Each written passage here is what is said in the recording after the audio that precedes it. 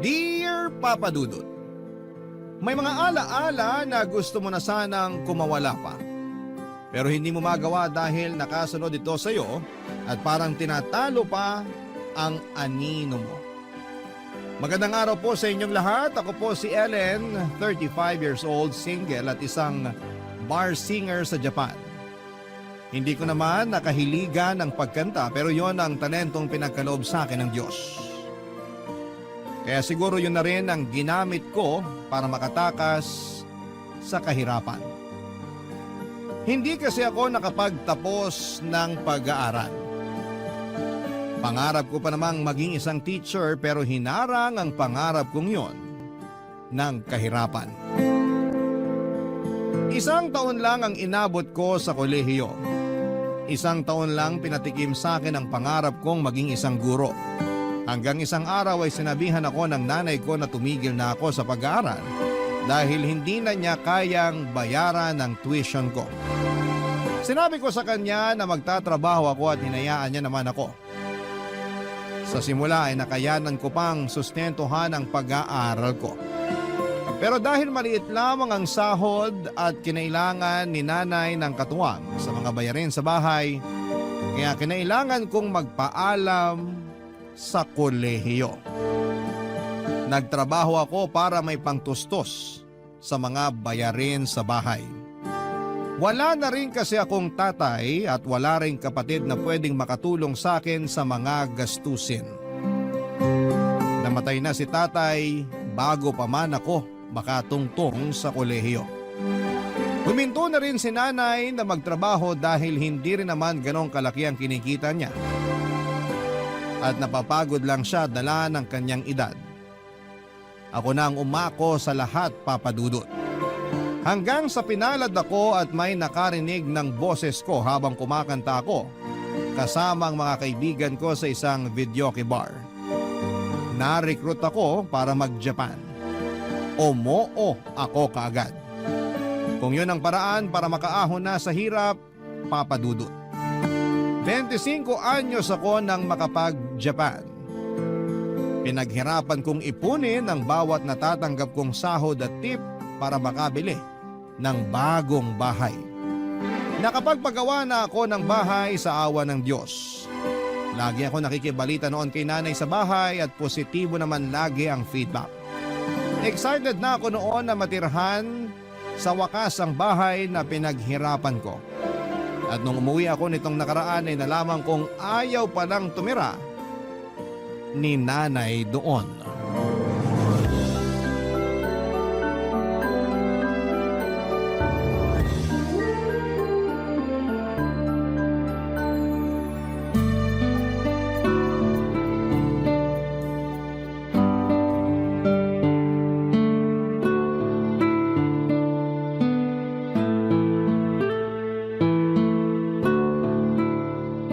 Bakit ba nakasimangot ka riyan? Nagtataka lang po, Nay.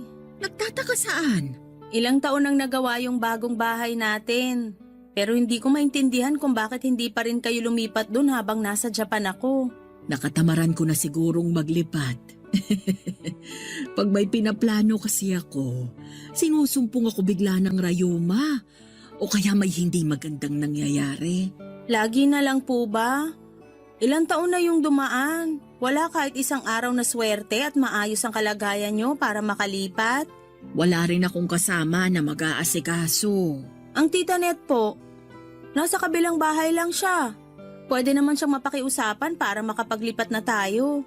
Ayoko nang abalahin pa ang tita Net mo. Busy na rin yun sa mga apo niya. O ikaw ba? Anak, kailan mo ba ako bibigyan ng apo? Nay, wag nating ilihis ang usapan. Maghahanap ako na maglilipat ng mga gamit natin habang hindi pa ako bumabalik ng Japan. Huwag ka nang mag-abala. Ako na lang ang mag-aasikaso. Magpahinga ka na lang at sumama sa mga kaibigan mo rito sa Pinas. Magkumustahan kayo. Ako nang bahala rito sa bahay. Lagi niyong sinasabi na kayo na ang bahala pero nung hinayaan ko kayo, parang wala naman nangyari. Hindi ko lang talaga maharap dati. Kahit magtanong ka pa sa mga kapitbahay natin. Nasasayang lang kasi yung pinagawa kong bahay doon. Baka mas mauna pang tira ng mga ligaw na kaluluwa. Alam mo anak, isa rin yan sa mga dahilan ko kung bakit ayokong lumipat. Paano kung pinamahayan na yun ng mga multo? Lalo maraming bakante at masukal na lote ron. Mas okay na rito sa bahay natin ngayon. Laging nabibless ni Father Sanchez. Hindi makakapasok ang kahit anong klaseng multo. Kahit mayamang multo pa yan. Eh di ipabless natin kay Father Sanchez yung pinagawa kong bahay. Hindi kasi lumalayo ng binibless na bahay si Father Sanchez. Yung malapit lang ang gusto niyang i-bless na bahay. May katandaan na rin kasi. Hindi na kayang bumiyahe. Kung ganun, maghanap tayo ng pari na malapit lang dun sa bahay at bata pa. Pwede na po ba yon? Pag lumipat tayo, mamamahay ako. Matagal pa naman bago ako masanay. Kung lumipat na sana kasi kayo noon, eh di sana sanay na kayo at hindi na po problemahin kung mamamahay kayo ngayon. Malungkot dun, sigurado ako. Mag-isa lang ako. Buti sana kung hindi ka na babalik ng Japan para kasama kita ron. Eh tignan mo nga. Isang buwan na lang, babalik ka na naman sa Japan, maiiwan na naman akong mag-isa. Marami kayong makikilalang kapitbahay doon. At saka pwede kong pakiusapan lagi si Tita Net na dalawin kayo. Ako na magbabayad lagi ng pamasahe at pagkain niya. Para may kasama lang po kayo habang nasa Japan ako. Sabi ko nga, wag mo nang abalahin pa ang Tita Net mo. Nagbibigay lang po ako ng mga pwedeng solusyon para matapos na yung mga rason nyo kung bakit ayaw nyo pa rin lumipat dun sa bagong bahay natin. Ang dami kasing dapat isaalang-alang. Hindi basta-basta ang paglilipat. Kaya nga nagmamadali akong makauwi dito sa Pilipinas para matulungan na kayo sa pag-aasikaso sa paglilipat. Hindi na ako masaya na hindi pa rin kayo lumilipat. Ilang taon ko na kayong pinagbigyan, Nay. Ako naman ang pagbigyan nyo ngayon. Nasasayang lang yung upa dito sa bahay. Yung upa na ginagamit ko galing sa pensyon ko at hindi galing sa padala mo. Lahat ng pinapadala mo napupunta lang sa pagkain ko at ibang pangangailangan. Yung karamihan, nasa bangko, hindi ko ginagalaw. Kaya nga sayang naman na napupunta lang sa upa yung pensyon nyo. Sana pinangbibili nyo na lang ng mga gusto nyong gamit o panlibre kay Tita Net kapag sinasamahan niya kayo. Ang daming pwedeng gawin sa pensyon nyo, Nay. Huwag na sana upa rito sa bahay kasi may sarili na tayong bahay. Naintindihan nyo po ba? Ako naman ata ang hindi mo maintindihan. Sabihin nyo sa akin, Nay, kung paano ko kayo iintindihin. Kasi hindi ko talaga maintindihan kung bakit mas pinipili nyo pa ring manirahan dito sa lumang inuupahan natin. Puro nasira, mainit na at masikip. Ang laki ng bahay na pinagawa ko para sa inyo. Hindi mo talaga ako maintindihan.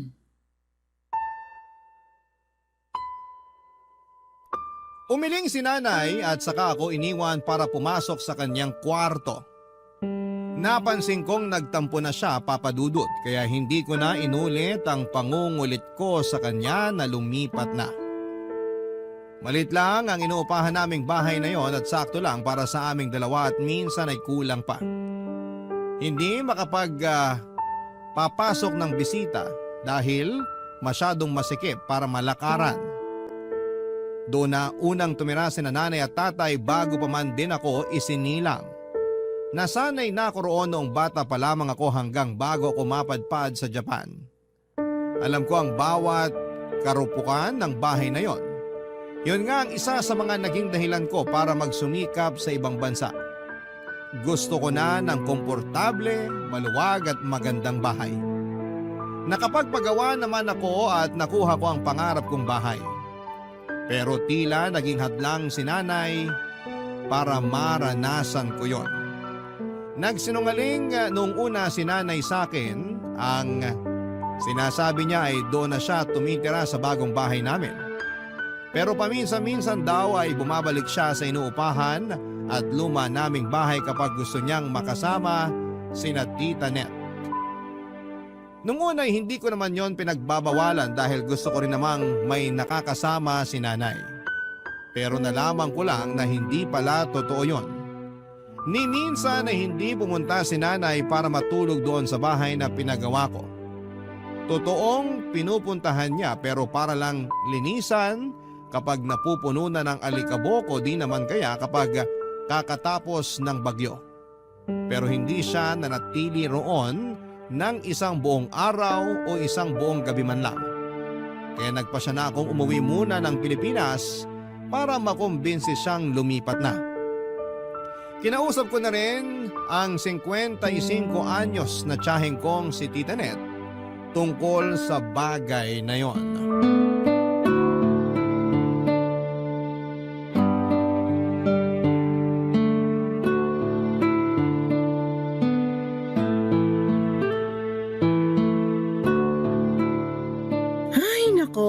Ilang taong ko na pinagsasabihan ng nanay mo na lumipat na doon sa bahay na pinagawa mo.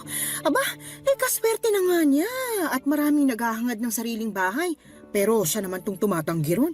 Hindi niyo po ba siya makumbinse para makalipat na bago ako bumalik ng Japan? Nako, ang problema riyan, kahit makumbinsi mo siyang lumipat doon, baka bumalik siya ulit sa dati niyong bahay kapag nakaalis ka na ng Pinas. Kilala ko ang nanay mo. Alam kong gagawin niya yon. Kilala ko rin po ang nanay ko at tama kayo. Gagawin nga niya yon. Ilang taon din niya akong pinaniwala noon na doon siya nakatira sa pinagawa kong bahay. Kung hindi ko pa kayo kinausap, hindi ko pa malalaman. Ayoko nga sanang sabihin sa'yo dahil ayoko namang makialam sa buhay niyo mag-inay. Pero dapat na ring matauhan ang bahay niyo. Di naman sa dinadalangin, pero paano kung may masasamang loob at pag nakawan yon? Lalo't walang nagbabantay. Madali lang matiktikan, ha? Isa nga rin yan sa kinatatakutan ko. Sinabi ko na yan kay nanay. Anong sabi niya? Mas lalo raw niyang ayaw lumipat dahil baka pag nanakawan daw yung bahay naming yon, baka pati siya mapano. Ang nanay mo talaga, laging may dahilan para hindi tumira sa bahay na yun. Nagtataka na rin kasi ko. Maganda yung pinagawa kong bahay. Malawak at safe para sa katulad niyang may edad na. May hardin din para may mapagkakaabalahan siya. Lalo na't lagi niya nirereklamo na hindi siya natutuwa sa mga depaso na halaman namin. Gusto raw niya malawak na hardin. Yun naman yung binigay ko. Pero ayaw pa rin niyang tumira doon. Kung di pa yun maasikaso, baka pati ahas at daga maligaw na rin doon.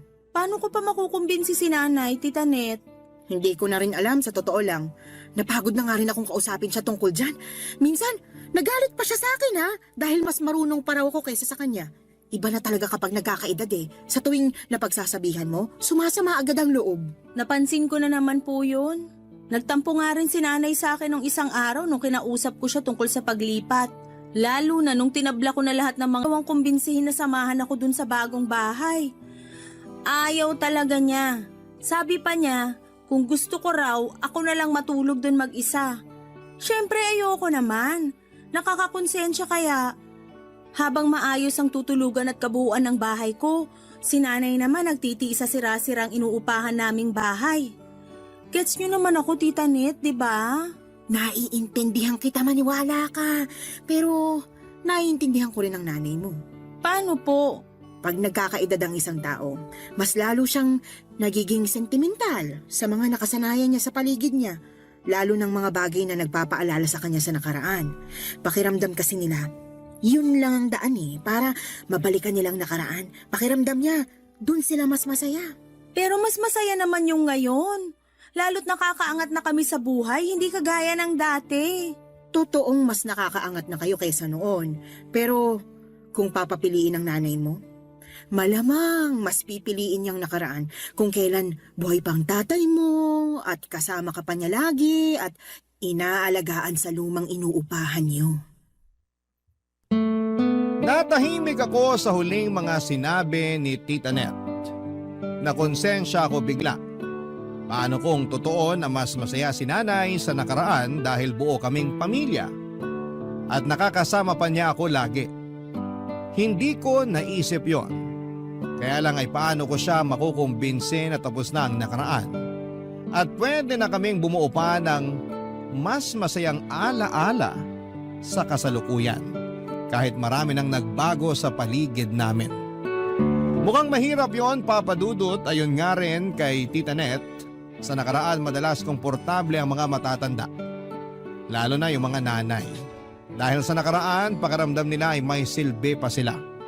Kahit na hindi naman yon totoo, minsan daw o madalas ang mga tumatandang nanay ay nagiging emosyonal, lalo kapag may sariling buhay na ang mga anak nila.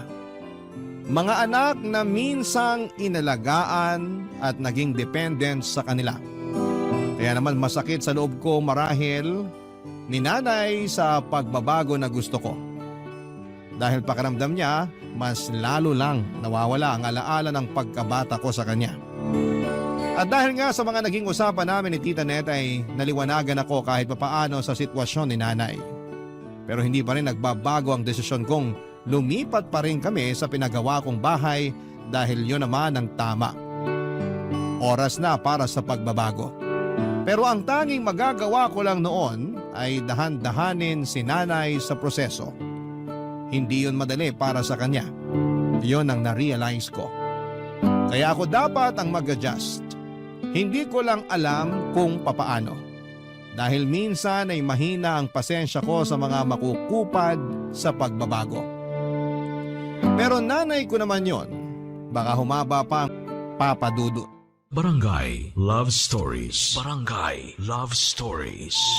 Ang lumang inuupahan namin, kung tatanungin ninyo ang itsura, papadudot, ay hindi talaga kaaya-aya sa paningin.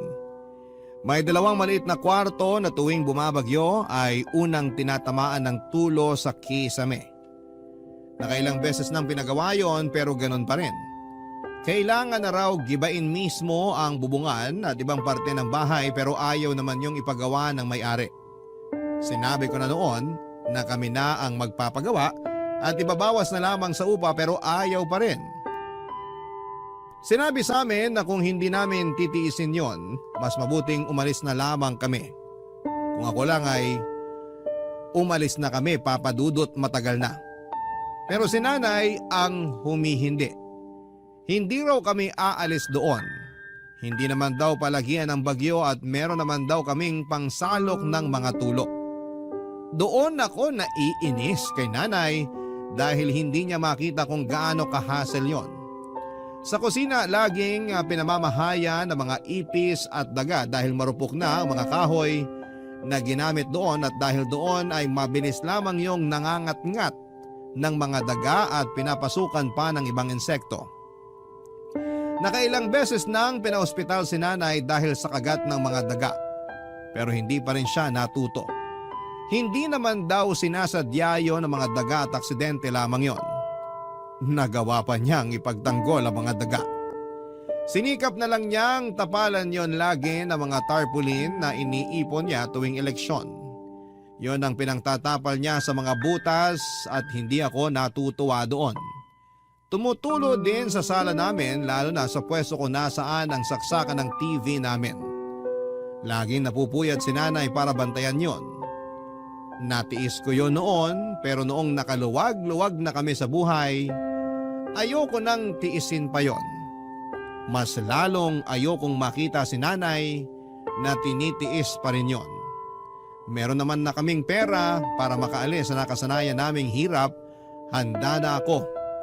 Kay nanay na lamang talaga nagkakatalo, papadudot.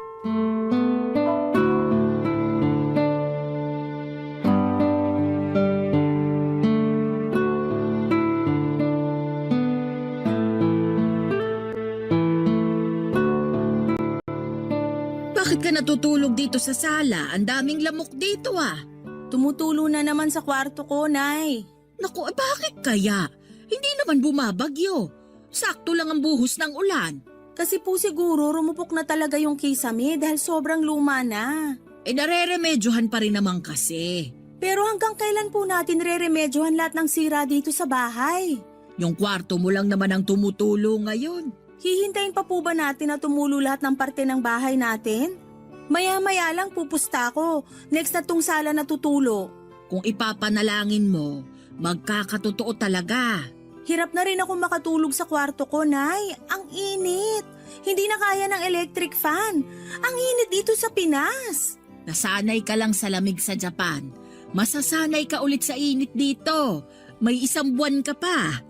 Gusto ko nang makatikim ng lamig ng aircon, Nay. Kung bakit naman kasi pinalagay mo yung aircon doon sa pinagawa mong bahay eh. Imbes na dito mo nalang pinalagay. Talagang doon ko ipapalagay kasi doon ko naman balak gamitin. Di magtiis ka sa init sa kwarto mo ngayon. Nay, hindi na talaga ako komportabling tumira dito sa bahay. Komportable pa naman ako. Paano naman po ako? Isang beses ka lang naman sa loob ng 2 taon bago umuwi. Tiisin mo na lang. Hindi ko na dapat tiisin to kasi nakapagpagawa na ako ng bahay na magiging komportable tayo pareho. Para saan pa lahat ng pinaghirapan ko sa Japan kung hindi naman magiging maginawa ang pagstay ko dito sa Pinas? Parang walang nangyari. Parang balik hirap uli. Paanong walang nangyari? Naipagawa mo na nga yung kusina natin dito. Hindi na sinisira ng mga daga. Opo, kasi sa likuran ng kwarto nyo naman ngayon dumadaan yung mga daga para manira doon. Nagtatago lang sila ron. Hinahabol kasi ng mga pusa. Ay, bakit kaya ayaw nyong tumira sa bahay na walang daga, no? Hindi naman nananakit ang mga daga. Pero may naitutulong ba sila sa atin? Nakakatulog ako ng maayos sa kwarto ko. Parang pugo ng kwarto nyo, Nay. Mas mainit pa kaysa sa kwarto ko. Pag pumapasok ako doon, para akong ensaymada na mina-microwave. Ako naman ang natutulog sa kwarto ko. Komportable ako roon kahit mainit. Sanay na ako. Hindi nyo naman kasi kailangang masanay sa ganun. Subukan lang nating matulog isang gabi dun sa pinagawa kong bahay. Isang gabi lang, para makita nyo ang kaibahan. Matanda na ako masyado para masanay sa mga bago. Hindi na natin pwedeng gamitin yan, Nay. Kaya nga ako nagtrabaho sa Japan para makapagbigay ng magandang pagbabago sa inyo. Ayoko nang nakikitang napeperwisyo kayo tuwing tag-ulan dito sa bahay. Ako yung napapagod sa kakareklamo nyo sa mga tulo sa kisame. Pati yung mga saksakan na hindi na gumagana dahil laging pinapasukan ng tubig at mga insekto. Ako yung natatakot para sa inyo. Paano kung isang araw hindi nyo mabantayan yung mga saksakan natin? Pwedeng pagmulan nyo ng sunog. Mabilis lang ako makaamoy ng usok kahit natutulog ako. Huwag mo na akong problemahin. So mas gusto nyo na sinasayang nyo lang yun. Ang daming gustong magkaroon ng sariling bahay pero kayo mas gusto nyo pa dito. Mas gusto nyo pang nagbabayad ng upa sa bahay na dapat hindi na nga ginagawang bahay. Dala siguro ng kawalan ko ng maayos na tulog kaya nasagot ko si nanay ng ganon. Hindi ko naman yon sinasadya, Papa Dudut. Napuno na lamang din ako kung paano niya sabihin ang mga rason niya. Ang dami ng negatibong nakikita sa bawat sulok ng inuupahan naming bahay pero nagagawa pa rin ni nanay na makitang maganda ang mga yon. Alam kong sinasabi niya lamang yon, Papa Dudut, dahil ayaw niyang lumipat kami ng bahay. Hindi naman na nakipagtalo pa sa akin si nanay, Papa Dudut. Pinasok na lamang niya ang kwarto ko at doon ay nagbantay ng tulo. Nilabas niya ang isa sa arenola na ginagamit lang kapag may tumutulo sa bahay. Sinabi niyang doon muna siya matutulog sa kwarto ko para makapagtapon ng mga maiipong tulo sa kisame. Hinayaan ko na siya para hindi na kami magtalo pa at para makita niya kung gaano kahasel ang bahay na sira na. Kilala ko naman si nanay bilang isang taong mahirap mag-let go. Mula sa mga tao sa buhay niya hanggang sa mga pinakalumang garapon ng mayonnaise. Hindi niya yon tinatapon dahil ang rason niya ay may paggagamitan pa naman daw. Pero lumipas na ang ilang dekada ay hindi pa rin niya alam kung saan niya gagamitin ang ilang karton ng garapon ng mayonnaise na naipon niya. Sinabi kong ipagbili na lamang niya sa mga nangangalakal pero sinabi niyang mas mapapakinabangan niya raw yon. Pero halos bumagsak na ang isang cabinet namin kung saan nakalagay ang mga inipon niyang garapon ng mayonnaise. Ay hindi pa rin niya yon nagagamit. Sa pagkakatanda ko, Papa Dudut, buhay pa noon si tatay nang itambak ni nanay ang mga garapon na yon sa aming cabinet. Kinabukasan habang nagkakape ako sa kusina, nilapitan ako ni nanay para ipakita ang mga lumang gamit na tinatago niya. Binida niya lahat ng alaalang meron ang bawat gamit na pinapakita niya.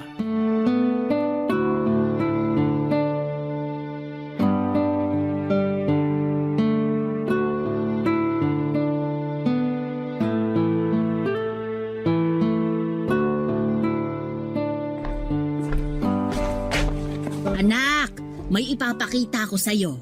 Ano po yon? Tignan mo tong karton na bitbit ko. Oy, teka, ilalapag ko lang sa mesa. Wag naman sa mesa, Nay. Ang daming alikabok niyan eh. Sa upuan na lang, please. Mahina po yung ilong ko sa alikabok. O sige, teka. Matutuwa ka rito sa mga ipapakita ko sa'yo. Mga garapon po ba ng mayonnaise yan? Naku, hindi! Mga pinaglumaang gamit mo. Baka mamaya may magsilabasan pang ipis dyan at mga bubuit. Nay, ayoko pong makita yan. Bakit naman hindi? Habang nagbabantay ako ng tulo sa kwarto mo, naalala kong nilagay ko pala ito sa pinakataas na parte ng cabinet mo. Kinuha ko. Natuwa ako na hindi pa nasira ang mga inilagay ko rito sa karton. Nakakapagtaka nga. Halos lahat ng gamit ko sa kwarto nasira na dahil sa mga tulo sa kisame. Himala na nakasurvive yung laman ng karton na yan. Siniksik ko talaga sa dulo ng cabinet itong karton, kaya hindi naapektuhan ng mga tulo sa kwarto mo. Pag hindi na mapapakinabangan at makakadagdag lang po ng kalat dito sa bahay, ibigay na lang sa mga nangangalakal o kaya itapon na lang. Ay, hindi pwede! Bakit ko naman itatapon tong unang tsupo na ginamit mo? Regalo sa'yo to ng tita net mo. Binili niya sa unang sahod sa unang trabaho niya. Ang cute! Sige na nga, itago po natin yan. O, andito pa rin ang pusod mo. Nakasiksik sa lumang medyas mo nung bata ka. Tinago niyo talaga yan, Nay? Pampaswerte raw kasi ito, lalo kapag binitin sa kisame. Kaso laging tumutulo sa kisame natin, kaya itinago ko na lang sa medyas mo. Saka paalala ito na minsang koneksyon nating mag-ina. Paalala ito na galing ka sa akin.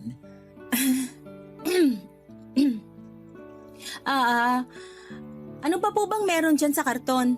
Andito rin ang coloring book mo nung kinder ka. Patingin nga po. Grabe! Kinulayan ko talaga ng blue yung puno at green ang kalangitan. Sabi mo kasi pangarap mong makakita ng puno na kulay blue. Tapos inaabangan mo lagi tuwing tanghali kung magiging berde ang kulay ng langit. Hawak mo lagi ang coloring book na to kapag lumalabas ka ng bahay para maghanap ng blue na puno at berde na langit. Hindi ko na maalala kung bakit ko sinabi yan. Pero nakakatuwa po na tinago niyo tong mga gamit ng bata ako. Andito rin pala ang report card mo nung grade 6 ka, oh! Patingin nga po ako ng grades ko noon. Hala, bakit puro pasang-awa? Saka bakit parang iniba tong grade ko sa math? Hindi mo na ba maalala? Ikaw ang nagbura ng grade mo sa math. 70 yan, pero pinalitan mo ng 75 para kunwari pumasa ka. Nalaman ko rin ang totoo dahil pinatawag ako ng teacher mo. Naalala ko na nga. Nakakahiya naman. Ito pa ang unan mo. Unan mo to nung baby ka. Pero palagi mo pa rin ginagamit hanggang tumungtong ka ng high school.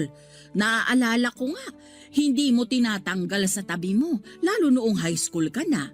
Ni hindi ko nga maitakas sa'yo para labhan eh. Lagi kang nagagalit kapag kinukuha ko. O kaya heto, nakaipit pa rin ang amoy at marka ng laway mo sa una na to. Siguro naman ipapalaba mo na ito ngayon, ano? Huwag niyo na pong laban. Itapon niyo na. Sunugin niyo kung pwede. Pero paborito mo ang una na to. Sabi mo noon sa akin, ito ang naging proteksyon mo sa mga mumo na pumapasok sa kwarto mo. Hindi naman ako totoong naproteksyonan yan. Itapon niyo na po. Pero... Itago niyo na lahat ng garapon ng mayonnaise. Pati na yung pusod kotso po na regalo ni Tita Net. Pero parang awa niyo, Nanay. Itapon niyo yung una na yan. Nagulat si nanay sa mga sinabi ko, Papa Dudut. Alam niyang naging paborito ko ang una na yon. Hindi niya alam ang isasagot sa akin noon. Sa halip ay binalik niya lahat ng mga nilabas niyang laman ng karton at saka pumasok sa kanyang kwarto. Hindi na niya muling binalik sa kwarto ko ang karton na yon. Hindi na rin namin muling pinag-usapan yon. Lumipas na lang ang mga araw pero parang hindi naganap ang pagpapakita sa akin ni nanay sa laman ng karton, Papa Dudut. Hindi ko alam kung tinapon na niya o nilabhan man lang ang unan. Wala na rin akong balak na alamin pa. Basta't hindi ko yon nakikita sa paligid ko ay ayos na ako. Sinumpa ko kasi ang una na yon, lalo na noong nagdalaga na ako. Maraming sekretong nalaman ang una na yon, mga sekretong tinakasan ko hanggang ngayon. Isa sa mga dahilan kung bakit gusto ko nang makaalis kami ni nanay sa inuupahan naming bahay ay dahil marami akong masalimuot na alaala sa bawat sulok ng bahay. Mga alaalang hindi ko nagawang ikwento kahit na kanino. Kahit kay nanay mismo, mga alaalang pilit kong tinatago sa pinakasulok ng puso at isipan ko. Hindi ko yon nakayanang harapin, Papa Dudut. Kaya nga nang pumunta ako ng Japan, inakala kong matatakasan ko na ang mga alaalang yon. Pero hindi pala, Papa Dudut. Sinundan ako ng mga alaalang yon hanggang sa pag-alis ko ng bansa. Akala kong malaking tulong na hindi na ako nakatira sa inuupahan naming bahay pero hindi pala. May mga bagay akong handa nang sabihin ngayon. Sa susunod na parte ng kwento ko, sisiguraduhin kong maiintindihan ninyo kung bakit kating-kati akong lumayas sa inuupahan naming bahay ni nanay ng mga panahong yon. Papa Dudut. Barangay Love Stories. Barangay Love. Ginip na binalikan ako dahil hindi ko nagawang kumprontahin. At nang mga oras na yon ay para akong inuusig para sa wakas ay harapin na. Pero hindi ko kaya. Muli na naman akong nagtago. Nagpaalam ako kay nanay na roon muna tutuloy sa pinagawa kong bahay. Nagbaon ako ng mga kailangan ko para sa ilang araw na pananatili ko doon.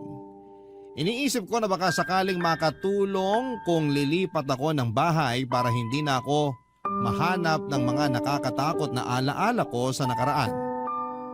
Dahil masyado ng maraming sakit ang dinulot sa akin ng lumang bahay namin. Hindi ko na kayang balikan lahat ng yon. Kaya naman tinungo ko na ang bagong bahay namin. At sa unang gabi na natulog ako sa pinagawa kong bahay ay naging maayos yon. Kinabukasan habang naglilinis ako ng kusina ay bigla na lamang ako nagkaroon ng flashback tungkol sa tinatakasang kong trauma. Muli na naman akong nanginig, natakot at nagtago.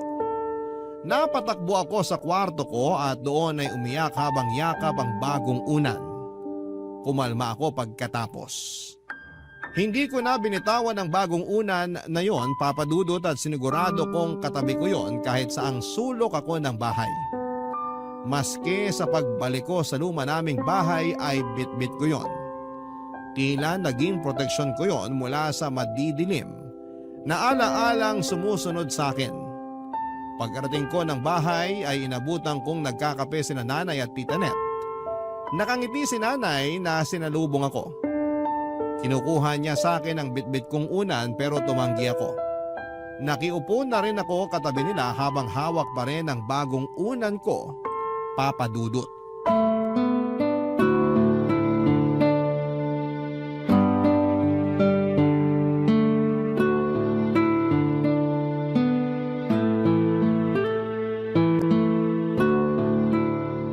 Ayaw mo talagang bitawan muna ang unan mo, anak? Baka matapunan ng kape mo. Ang hirap pa namang magpatuyo ng unan ngayon. Oo nga, Ellen. Ayoko. Mabuti pa. Ilagay mo na lang muna ang una na yan dito sa katabi kong upuan. Maingat naman ako sa iniinom ko. Hindi ko yan matatapunan. Mas komportable kung hawak at yakap tong una na to. Hayaan nyo na ako. Salamat. O sige. Napaaga ata ang uwi mo. Akala ko hanggang Sabado ka pa rin sa pinagawa mong bahay natin. May mga kailangan akong asikasuhin malapit dito sa atin. Para malakad ko lang at matapos ko agad bago ako bumalik ng Japan. Sabi ko sa iyo maganda talaga tong pwesto ng bahay natin. Malalapit sa mga kailangang puntahan. Nako, baka gagamitin mo na namang dahilan yan kay Ellen para hindi ka umalis dito sa lumang bahay ninyo, ha? Marami kasing dahilan para hindi na kailangang umalis dito. Joke lang, anak. Baka magalit ka na naman, ha? Nay, wag ngayon. Please. Gusto ko lang malaman ng tita Net mo ang dahilan ko. Para naman hindi niya ako hinuhusgahan. Magkapatid tayo. Kahit ano pang sabihin mo, trabaho kung husgahan ka. May bago pa ba? Nung nagpakasal ako, tinutulan mo. Pero ikaw naman tong nakarami ng kain sa handa namin. Kahit ano pang sabihin mo, trabaho kung kumain sa kasal mo. Naaalala ko pa nga, yung inuwi naming cake sa kasal namin, hindi nagkasya sa rep. Yan ba yung pagkagising nyo kinaumagahan? Nakita nyo na lang yung 2 bubuit na nakapatong na sa cake at busog na busog sa icing ng cake? Hindi sila nakagalaw dala ng kasibaan sa matamis. Sana talaga pinauwi nyo na lang sa akin yung natira nyong cake eh. Di sana sikmura akong nakinabang, hindi sikmura ng mga bubuit sa kusina ninyo. Ang mga daga na yon ang nakakasama ko, lalo na nung umalis na papuntang Japan si Ellen. At sila rin ang salarin sa mga butas sa dingding natin at kung saan-saan pa. Kaya nga, bago sirain ang mga dagatong bahay, lumipat na kayo mag-ina sa bagong bahay ninyo. Doon kahit may ilang daga ang umaligid sa bahay nyo, paniguradong hindi nila matitibag yon. Hindi ka sigurado, mauutak na ang mga daga. Sigurado kung kaya nilang tibagin kahit sementado pa ang dingding. Nakahanap na naman kayo ng dahilan para ipagtanggol tong lumang bahay. Alam mo naman ang nanay mo, loyal sa bahay na to. Ay talaga, nung walang-wala kami, ito ang sumaklolo sa amin. Napag-aral ko hanggang first year college si Ellen dahil mura lang ang upa namin dito. Hindi nyo na ako pinag-aaral, Nay. Kaya wala na kayong ibang dahilan para manatili rito. Doon na tayo sa bagong bahay, wala nang babayarang upa. Kung gusto nyo pa rin may paglaanan sa pensyon nyo, kayo na magbayad ng kuryente at tubig. Basta makalipat lang tayo. Oo nga naman, tama talaga tong anak mo eh. Hindi na practical na tumira dito. Baka 2 taon na lang, mapulbos na lang to ng mga daga. Ang daming naghahangad ng sariling bahay na maayos, bakit tumatanggi ka pa? Trabaho mo rin bang pakialaman ng mga desisyon ko? Namula ang pisngi ni Tita Net sa mataray na pagkakasagot ni nanay sa kanya. Hindi na nga nito tinapos ang kape niya, Papa Dudut. Nagkunwari na lamang siya na may aasikasuhin pa sa bahay. Nagpaalam na ito sa akin at hindi na kinausap pa si nanay. Habang inaayos ni nanay ang pinagkapihan nilang magkapatid ay nakaupo pa rin ako habang yakap ang unan ko. Hindi rin ako kinausap ni nanay, Papa Dudut. Nanatili siyang tahimik hanggang sa paghuhugas ng mga tasang ginamit nilang magkapatid. Nagtungo ako sa kwarto ko, bitbit ang bagong unan ko. Hindi ko may paliwanag ang nararamdaman ko noon at halos 2 linggo na lamang ay babalik na akong muli sa Japan. Pero wala pa rin progress pagdating sa pagkumbinsi ko kay nanay na lumipat na kami. Nakahanda na roon sa bahay namin ang mga bagong gamit. Kompleto na lahat ng mga appliance. Mga appliance na matagal na niyang hinihiling kay tatay noong nabubuhay pa ito. Binigay ko naman pero bakit parang nawala na ang pangarap niyang yon. Nakatulugan ko na ang kakaisip sa kung paano pa makukumbinsi si nanay na lumipat na hanggang sa naklakbay ang isipan ko patungo sa isang nakaraan na pilit kong tinatalikuran. Nanaginip ako. Nasa kwarto raw ako noon natutulog at naririnig ko ang pagtatalo ni nanay at tatay dahil natanggal sa trabaho si tatay. Niyakap ko ang lumang unan ko. Ang unan na nakasilid sa karton na ipinakita sa akin ni nanay. Niyakap ko yon na para bang nakadepende roon ang proteksyon ko. Hanggang sa biglang nagbukas ng dahan-dahan ng kwarto ko. Hindi ako lumingon. Alam ko na kung ano ang iniluwa ng pintuang yon. Napahigpit muli ang yakap ko sa lumang unan, Papa Dudut. Hanggang sa bigla na lang akong nagising at napasigaw. Doon na pumasok si nanay sa kwarto ko. Nanginginig ako noon habang yakap ang bagong unan ko, Papa Dudut.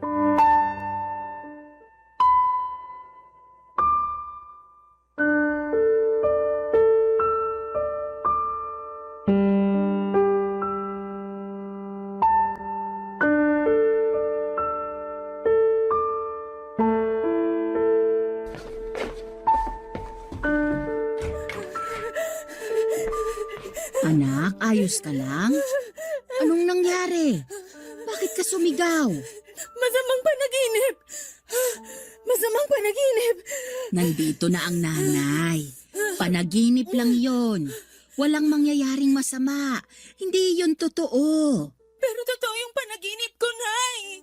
Totoo! Kaya iyon panaginip. Gawa-gawa ng isipan nating laging pagod. Huwag mong paniwalaan yun. Halika sa labas. Uminom ka ng malamig na tubig para kumalma ka. Halika na. Totoong panaginip ko! Natutuliro ka lang ngayon. Okay lang yan. Tara sa labas para mahanginan ka. Hindi to okay, Nay! Kailan ba kayo makikinig sa akin? Nakikinig naman ako. Kung nakikinig ka, bakit hinayaan mo ako umiyak lagi sa kwarto ko? Ano bang sinasabi mo? Nung bata ako, alam ko naririnig mo akong umiiyak. Siguro. Oo. Hindi ko na matandaan. Alam mo naman ang nanay. Maraming inaasikaso, lalo na nung nawala ng trabaho ang tatay mo. Hindi na kita nabantayan o napakinggan. Pasensya ka na ha. Gusto mo bang pag-usapan? Ang tagal ko nang gustong pag-usapan, Nay. Pero lagi niyo lang ako hinahayaang magkulong sa kwarto. Gusto kong bumawi sa iyo ngayon. Kung ano man yung pagkukulang ko. Kausapin mo ko. Ibibigay ko lahat ng kailangan mo. Gusto ko nang umalis dito. Parang awa niyo na, umalis na tayo rito. Anak, wag muna kaya nating pag-usapan yan.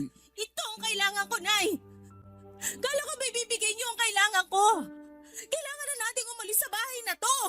Bakit ba nagmamadali kang umalis? Minamadali po ba kita? Kasi ilang taon na ako nangungulit sa inyo na lumipat na kayo dun sa bagong bahay para makapagsimula na tayo ng bagong buhay natin. Bakit ba kailangan baguhin ang buhay natin? Masaya naman tayo sa ganito. Sa dati. Kayo lang! Hindi ako naging masaya sa bahay na to! Dahil masyado ng maganda ang tinirhan mong bahay sa Japan. Dahil mas matibay ang pinagawa mong bahay kaysa rito. Baka nakakalimutan mo. Malaki ang naiambag nito sa buhay mo. Kung alam niyo lang kung ano pang naiambag ng bahay na to sa akin, maintindihan niyo kung bakit gusto ko nang sunugin. Wala akong maalalang ginawang masama sa'yo ng bahay na to para pagsalitaan mo ng ganyan. Siguro nga hindi itong bahay na tong nakagawa ng masama sa akin, pero yung taong tumira dito, meron! Anong ginawa ko sa'yong hindi maganda? Bukod sa hindi kita pinuntahan nung umiiyak ka sa kwarto mo. Sabihin mo sa akin lahat para bago ka bumalik ng Japan, matapos na tong nararamdaman mong hinanakit sa akin at sa bahay na ito. Nay! Nay! Pinagsamantalahan ako ni tatay! Ano? Bawat sulok ng bahay na to sa tuwing umaalis kayo para magtrabaho. Doon ako sinisimulang pagsamantalahan ni tatay. Kung gumagawa ka lang ng kasinungalingan para makalipat na tayo ng bahay, tigilan mo yan. Parang awa mo na. Magbigay ka naman ng respeto sa yumao mong ama. Tama nga yata yung desisyon kong wag magsumbong sa'yo nun. Kasi hindi mo rin ako papaniwalaan sigurado. Tulad ng ginagawa mo ngayon. Gusto kitang paniwalaan. Pero ang imposible na mga bintang mo sa iyong ama. Disente at maayos ang tatay mo. Bigyan mo naman ng respeto ang kaluluwa niya. Hindi ito pagbibintang, Nay. Totoo lahat. Hindi mo alam kung ilang dekada kong tiniis lahat ng masasamang panaginip ko tungkol kay tatay. Kung paano ako laging kinakabahan sa tuwing may nagbubukas ng pintuan ng dahan-dahan. Hindi niyo alam. Hindi niyo alam na halos magdugo na yung mga mata ko sa kakapuyat para makapag-ipon. Para makapagpagawa na tayo ng bahay at makaalis na sa bangungot na bahay na to. Hindi niyo alam. Kasi parang wala na ba kayong pakialam? Anak! Sa kusina. Doon niya ako unang pinagsamantalahan. Hinawakan niya yung hita at balakang ko, tapos pinilit niya yung sarili niya sa akin. Tinakot niya ako. Papatayin daw tayo ni tatay kapag nagsumbong ako, kapag hindi ako pumayag. Kaya wala akong nagawa. Wala naman ako kasama kasi lagi kang wala. Pumayag ako. Sa mesa sa sala yung sumunod. Sa banyo rin nung minsan nagluluto kayo sa kusina. Sinubukan ko magpasak lolo pero nilakasan ni tatay yung tubig sa gripo. At madalas sa kwarto na to. Tuwing madaling araw. Tuwing tulog kayo. Diyos ko! Diyos ko! At ang paborito kong una na kinamumuhian ko ngayon. Yun ang lagi kong pagtakip sa mukha ko sa tuwing hinaharap ako ni tatay habang pinagsasamantalahan. Akala ko mapoprotektahan ako noon para hindi ko makita ang kahiyupan ni tatay. Pero hindi. Tulad mo rin yung unan na yon. Walang kamalay-malay. Walang alam.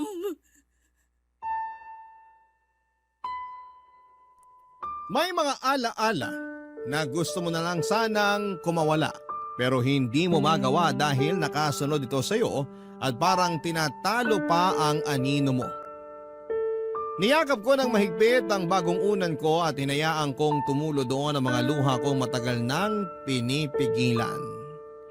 Hindi malaman ni nanay ang gagawin noon at palakad-lakad siya habang kagat ang kanyang mga daliri. Alam kong ikinabigla niya ang mga revelasyon ko, Papa Dudut, hanggang sa bigla na lamang siyang lumabas ng bahay. Nilabas lahat ng mga bag namin at siniksik doon ang mga damit ko, Papa Dudut. Nagtaka ako. Nang mapuno niya ang dalawang malaking bag ng mga damit ko ay sa kanya ako niyakap at sinabing aalis kami sa bahay na yon. Tinulungan ko siyang mag-impake ng mga damit niya. Iniwan namin ang mga lumang kagamitan namin, kabilang na ang lumang unan ko. Oras na para makapagsimula ng bago. Yun ang sinabi ni nanay. Si nanay na sa una ay natakot sa pagbabago pero kinaya niya para sa kapakanan ko. Alam ko naging mabigat para kay nanay ang mga inamin ko, lalo't alam kong minahal niya ng totoo si tatay hanggang sa huling hininga nito. Pero minsan matatapos na lamang ang pagmamahal na yon kapag nalaman mo ang kadilimang bumabalot sa taong yon. Nakalipat kami kaagad sa pinagawa kong bahay. Sa bagong bahay na yon kami nagsimula, Papa Dudut. Pinasya ko na ring huwag na munang bumalik ng Japan at makasama muna si nanay. Parehas kaming kailangang hilumin ang naging sugat na dala ni tatay sa buhay namin. Magsisimula ulit. Wala na ang anino na mga masasamang nangyari sa lumang bahay dahil sa wakas, nakatakas na kami doon. Nakatakas na kami mula sa mga multo ng nakaraan at matagal kong inasam yon. Sa ngayon, Papa Dudut, ay kapwa kami nagpapaterapi ni nanay dahil sa mga trauma na inabot ko sa aking ama. Kinailangan namin ng mga makakatulong sa aming sitwasyon para hindi na kami dalawin pa ng mga nakakatakot na pangyayaring yun. Kaya sana para sa lahat ng mga inabuso ay magawa ninyo sanang makatakbo palayo sa mga taong gumawa niyan sa inyo at makakapamuhay kayo sa mas maayos na lugar. Kasama ang mga taong mahal kayo at bibigyan kayo ng proteksyon. At ang pangako, hindi na mauulit ang naranasan ninyong kadiliman.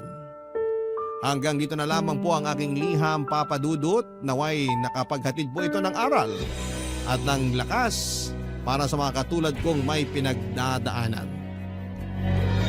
Muli maraming salamat sa pakikinig.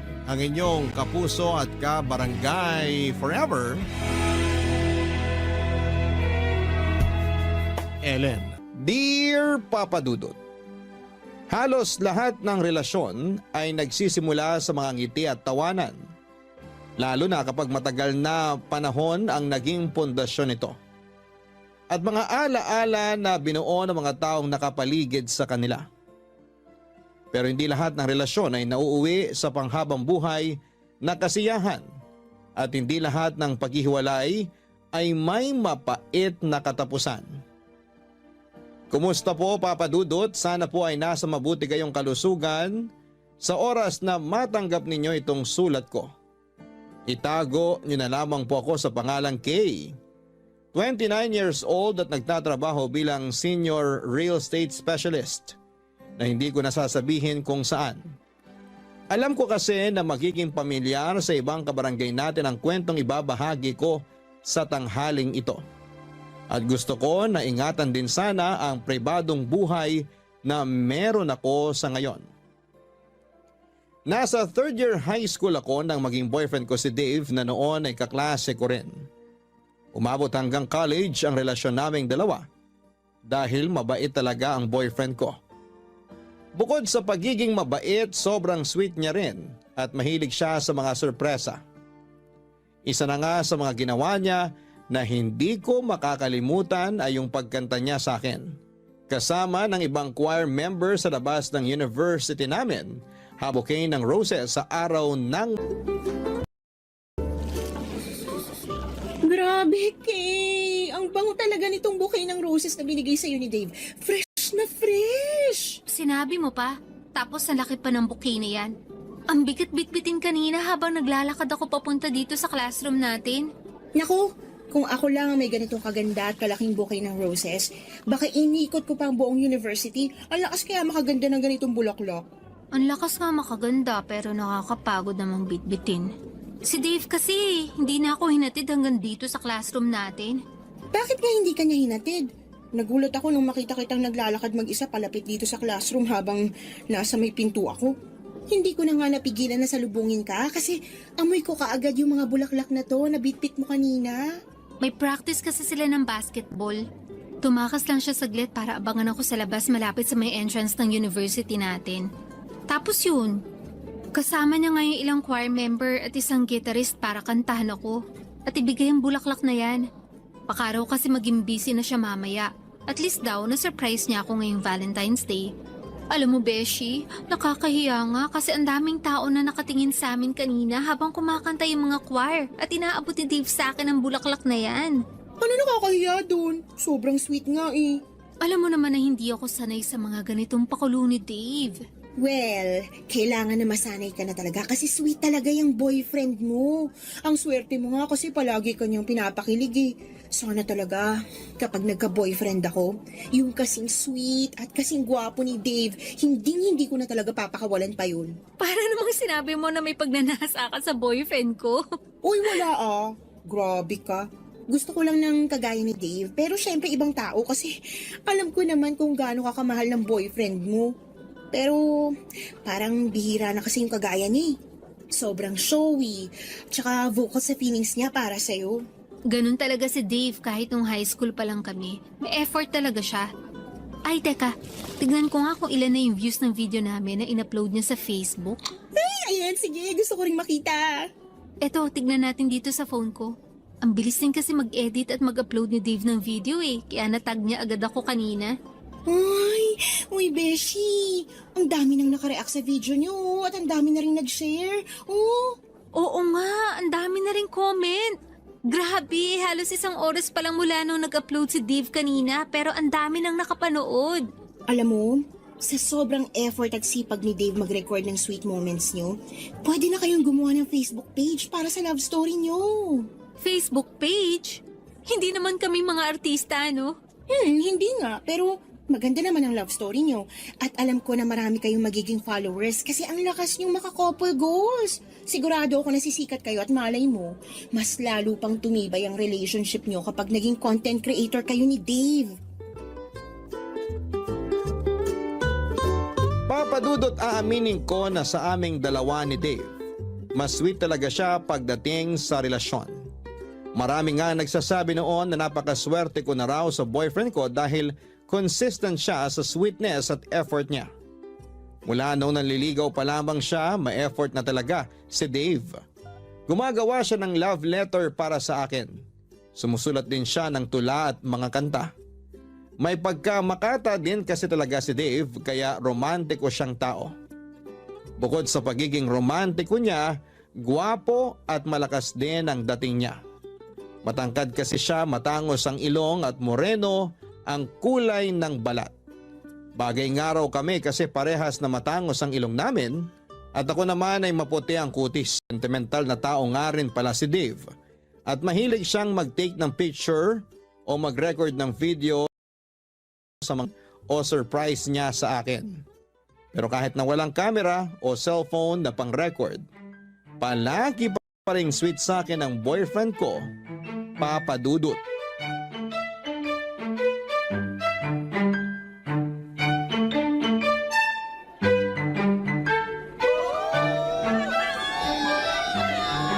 Congratulations, mahal!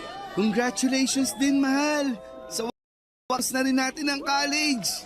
Nakatapos tayo ng walang kahit na anong binagsak na subject. Mahal, kahit pareho tayong nahirapan talaga, walang sumuko sa atin. Tinutulungan din kasi natin noon ang isa't isa. Lalo na kapag finals natin. Kahit magkaiba tayo ng course at mga subject, sabay pa rin tayo nagre-review. Alam mo, mahal, akala ko nga hindi na ako makakasabay sa'yo na graduate. Bakit naman? Kasi di ba, may 2 major subject ako na muntik ko nang maibagsak. Oo, naaalala ko yun. Masyado kasing nabaling ang focus mo sa basketball eh. Pero nakabawi ka naman, di ba? Nakabawi ako kasi tinulungan review. Kaya thank you, mahal. Kasi kahit alam ko na pagod ka rin, hindi mo yun pinakita at pinaramdam sa akin. Alam ko rin kasi na kailangan mo ko. Kaya binigay ko lahat ng suporta at pagmamahal ko sa iyo. At dahil dyan, may gusto akong ibigay sa'yo. Ano yun? Eto, oh. Anong laman ng maliit na kahon na yan? Buksan mo para malaman mo. O sige, ito, bubuksan ko na. Mahal, ang ganda naman ng singsing na to. Teka, isusuot ko muna sa daliri mo ang singsing. Ayan, bagay sa daliri mo, mahal. Sana nagustuhan mo ang regalo ko sa'yo. Sobrang nagustuhan ko kasi ang ganda ng design niya. Ang kinang, tsaka bagay na bagay sa daliri ko. Hindi pa yan engagement ring, ha? Promise ring pa lang yan. Naaalagaan at mamahalin kita palagi. At ganun din ang mahal. Nandito lang ako palagi para mahalin at alagaan ka. Thank you para sa singsing na to, ha? At sa lahat ng pag-aalaga mo. Wala yun, mahal. Masaya ako at nagustuhan mo ang regalo ko sa'yo. Sakto talaga sa'yo ang singsing na to. Alam mo talagang sukat ng daliri ko, ha? Siyempre naman, kasi palagi kong hawak ang kamay mo. Kung pwede nga lang, hindi ko nabitawan para masigurado ko na sa akin ka na talaga forever. Kahit naman yung kamay ko, sinisiguro ko sa'yo na sa'yo lang ako, mahal. Forever! Grabe! Napaka-sweet naman talaga ng couple na to. Ayan po guys, naka-live po tayo ngayon at kita nyo naman kung gaano ka-sweet ang dalawang kaibigan ko. Friends, mag-hi naman kayo bago ko i-stop ang live na to sa Facebook page nyo. Naka-live ka, Beshi? Oo, sa Facebook page nyo. Mag-hi na kayo ni Dave kasi ang daming nanonood ngayon dito sa live video ko. Hi guys! Thank you sa mga nanonood palagi ng live namin sa Facebook. Thank you rin sa mga nag-congrats, guys. Lalo na sa palaging nagme-message at comment sa mga posts namin. Thank you always for all your support. Ayun guys, salamat ulit sa mga nanood. I-end ko na muna tong live natin ngayon ha. Bye! Uy, Beshi! Kanina ka pa ba talaga dyan?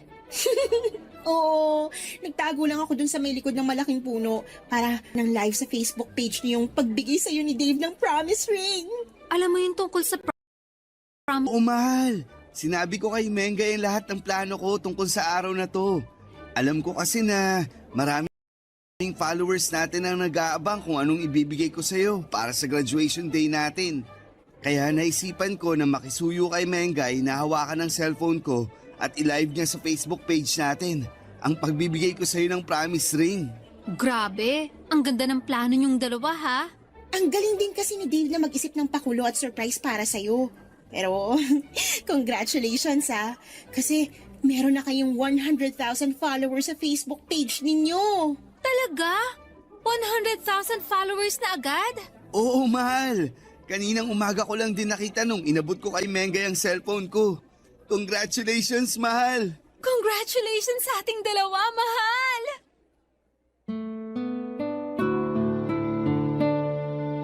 Papadudot marami rin kaming sweet moment videos na nagtitrending noon sa social media. Pinakamaraming shared and reacts yung pinakaunang video namin na nagtrending kung saan ay kinantahan ako ni Dave sa labas ng university namin. Ang daming nagsabi na sana lahat ay may kagaya ni Dave na sobrang sweet na boyfriend. Vocal and showy si Dave mula pa lang noong manligaw siya sa akin. Ang nakakatuwa pa doon ay gumagawa siya ng paraan para mapalapit sa mga kaibigan ko. Tapos pumunta rin siya sa bahay para formal na magpaalam sa mga magulang ko. Naliligawan niya ako noong nasa second year high school pa lamang ako. Hindi naman mahigitan ni na daddy nang malaman nila na sinagot ko na si Dave noong nasa third year high school ako. Papa Dudut. Barangay Love Stories. Barangay Love Stories.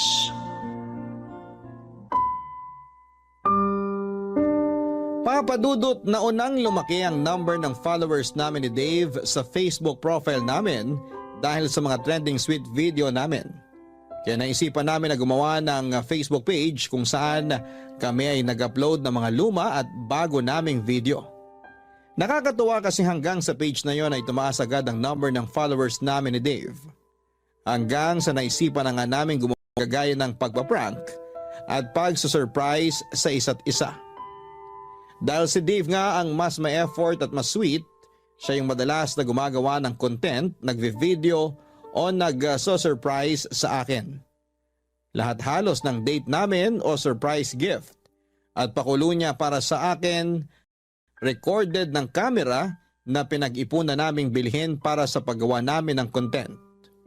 At sa paglaki pa ng number ng followers namin sa iba't ibang social media account, nagsimula na rin kaming kumita ng pera dahil sa mga content na ina-upload namin. Halos kami na nga ni Dave ang nagbabayad ng kalahati ng tuition fee namin noon. Pero hindi rin naman namin yon naging priority dahil pareho naming pangarap na makapagtapos ng pag-aaral. Bagay na natupad namin noon, Papa Dudut. Hi guys! Thank you sa nanood ng quick Facebook live namin ng mahal ko. Mahal, bumati ka rin sa mga nanonood ng Facebook live natin ngayon. Ito ang cellphone ko. Ay sige, hi po sa viewers namin dyan. Ang dami nyo ngayon Thank you po sa palaging panonood ng mga video namin ni Dave. Ingat po kayo palagi. Ingat kayo palagi guys. Magdi-dinner muna kami ng mahal ko. Pagsasaluan lang namin ang niluto kong special pasta para sa kanya. Bye guys! Grabe! Ang dami nating viewers sa live kanina. Ngayon lang ulit kasi tayo nakapag-live na magkasama tayong dalawa. Sobrang busy rin kasi natin sa trabaho. Lalo na nung na-promote ako 3 months ago. Sinabi mo pa, mahal.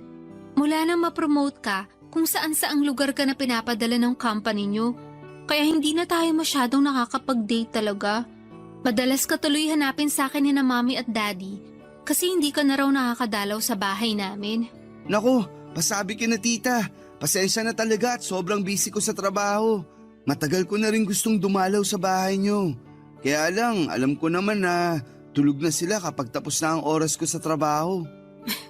Sinabi ko na yan sa kanila. Kaya huwag ka na mag-alala. Naiintindihan naman nila na busy ka talaga ngayon dahil kakapromote mo pa lang sa opisina nyo. Mabuti nga at nagtagpo na ang oras natin ngayon.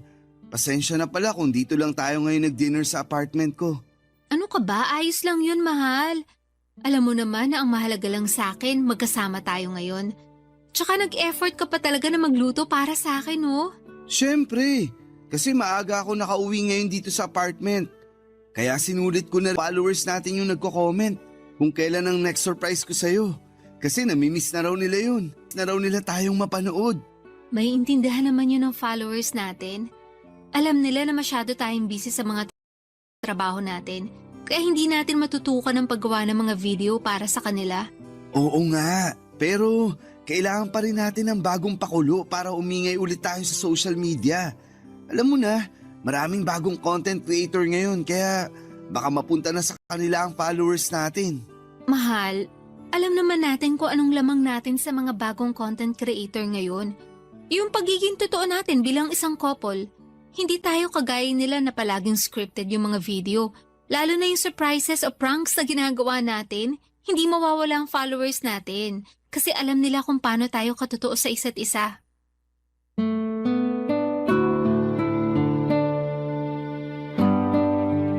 Papadudot, hindi talaga namin pinangarap o plinano ni Dave na maging sikat na content creator. Gusto lang namin na i-share ang love story naming dalawa. Gusto naming magpakilig, magbigay ng good vibes at inspirasyon, pero priority pa rin namin ang pag-aaral namin. Hindi kami nagpasilaw sa kasikatan kahit lumampas na sa 100,000 ang followers namin sa Facebook at kumikita na talaga kami ng sarili naming pera. Mas pinili pa rin namin na ibalanse ang oras namin sa pag-aaral at paggawa ng content.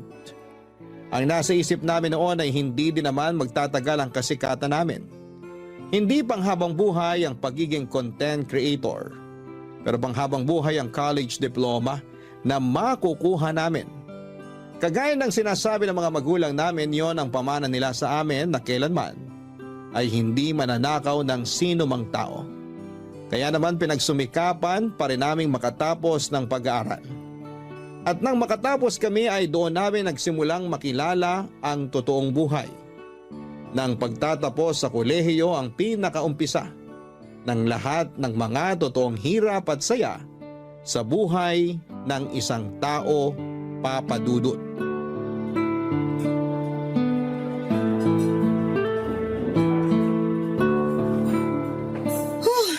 Beshi, sorry, ngayon lang ako nakarating. Ang traffic kasi sa dinaanan namin ng taxing sinakyan ko. Okay lang, Beshi. Medyo kakadating ko lang din naman dito sa restaurant. Ay, sakto lang din pala ako. Naka-order ka na ba ng pagkain natin? Oo, naka-order na rin ako kasama yung mga pagkain na chinat mo sa akin kanina. Buti naman, kasi gutom na rin talaga ako. Grabe kasi talaga yung traffic, kahit inagahan ko na yung alis sa bahay namin. Friday din kasi ngayon kaya traffic talaga. Ay, wait lang ha. Tumatawag si Dave. Hello, mahal? Mahal! Happy anniversary! Happy anniversary din. Nandito na ako sa restaurant kasama si Mengay. Ayan, mabuti naman at may kasama ka ngayon. Niyaya ko talaga si Mengay ngayon na mag-dinner kami. Kasi ayoko rin naman magmukmuk sa bahay. Sorry talaga, hindi tayo magkasama ngayon. Ayos lang. Kahit ang ganda na sana ng plano natin na out-of-town vacation para sa anniversary celebration natin. Mahal, sorry na talaga. Akala ko ba naiintindihan mo ako? Wala naman akong choice kundi ang intindihin ka, di ba? Kesa naman sa mag-away tayong dalawa. Ayoko rin naman na hindi ka makasama sa espesyal na araw na to. Isa pa, ginagawa ko rin naman to para sa future natin, mahal. Pero huwag kang mag-alala. May naisip na ako na mas magandang plano para sa anniversary natin. Aba, dapat lang na bumawi ka talaga sa akin. Kasi ang laki na ng atraso mo, mahal. Babawi talaga ako sa'yo, saka sa followers natin. Sakto rin yung naisip ko na celebration para sa content na gagawin natin, mahal. Okay, sige. Sige na, mahal. Kailangan ko na rin bumalik sa loob kasi magsistart na ulit ang conference namin. Happy anniversary ulit! I love you! I love you too. Bye. Kaya pala ang lalim ng buntong hininga mo kasi anniversary nyo ngayon ni Dave.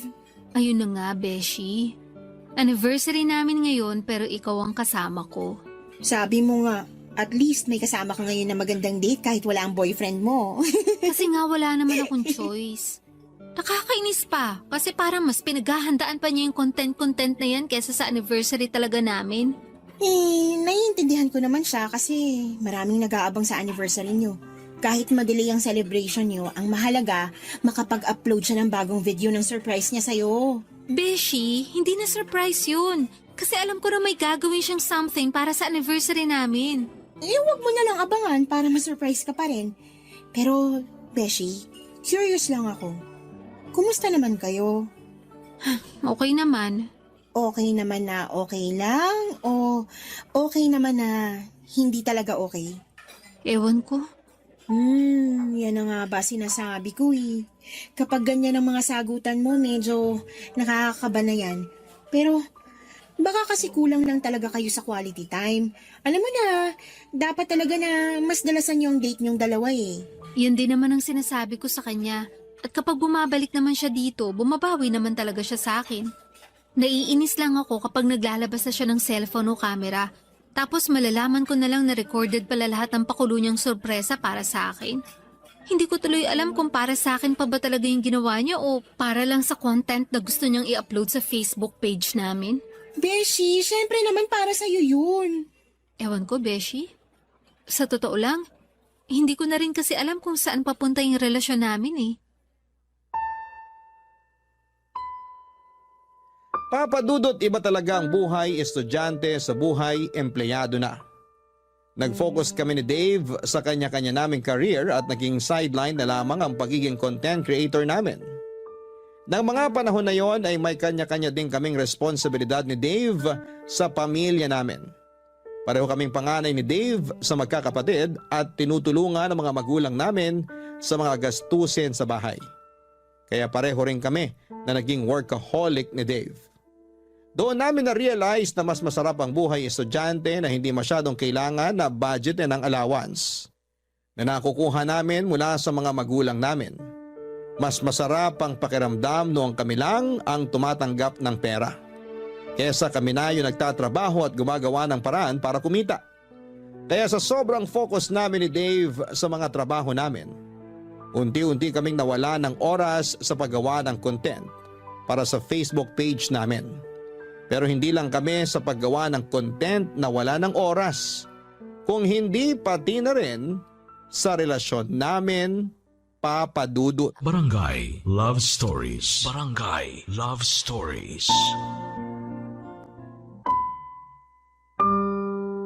Papadudot ng ma-mild stroke si Mommy ay mas nasubsob talaga ako noon sa pagtatrabaho. Sa awa ng Diyos, mabilis naman siyang nakarecover pero nag-resign na siya sa trabaho niya bilang teacher. Ayaw na rin kasi namin na mapagod pa siya sa pagtatrabaho at baka makasama pa sa kanya yon. Yon ang dahilan kung bakit mas madalas akong mapa-overtime sa opisina. Dahil dalawa na lamang kami ni Daddy na naging provider sa bahay namin. Bilang panganay, kailangan ko na tulungan ang mga magulang ko sa lahat ng responsibilidad sa bahay namin. Naging busy na rin noon si Dave sa pagtatrabaho niya dahil sunod-sunod ang naging promotion niya.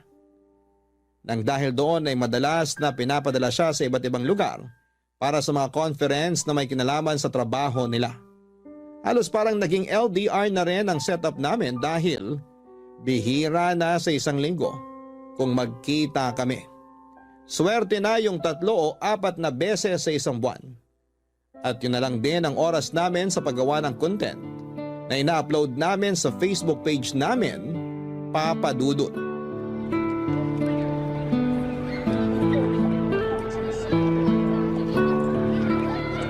Hello, Beshi. Nasa bahay ka ba ngayon? Naku, wala, Beshi. Naglalakad ako ngayon papunta sa apartment ni Dave. Ay, ganun ba? Yayayain sana kita manood ng sine ngayon kasi palabas na yung bagong rom-com movie na inaabangan natin. Pero mukha namang magtatagal yun sa sinihan kaya sa ibang araw na lang. Kapag bumenta ang movie na yon, magtatagal talaga yun sa sinihan. Ganun na nga, Beshi. Bakit pala kailangan mong pumunta sa apartment ni Dave ngayon? May pinapacheck kasi siyang document sa apartment niya. May duplicate naman ako ng susi niya kaya makakapasok din ako doon agad. Akala ko ba dapat kahapon pa yung balik niya dito sa Maynila? Ayun na nga rin ang akala ko eh. Pero na-extend na naman ang conference niya sa Davao. May kailangan siyang ipasa na document para sa tax niya. Pinasuyo niya sa akin na i-check sa apartment niya kung nandun. Kasi kung wala, yung mama naman niyang tatawagan niya para hanapin sa kwarto niya dun sa bahay nila sa Batangas. Okay, sige. Bukas na lang tayo manood ng sine kasi mukhang kailangan mo na naman ng heart-to-heart conversation. Pahala na. Tawagan na lang kita bukas ha. Beshi, ibababa ko na rin tong tawag kasi nandito na ako sa may harap ng gate ng apartment ni Dave. Sige, Beshi. Ingat ka dyan. Thank you, bye.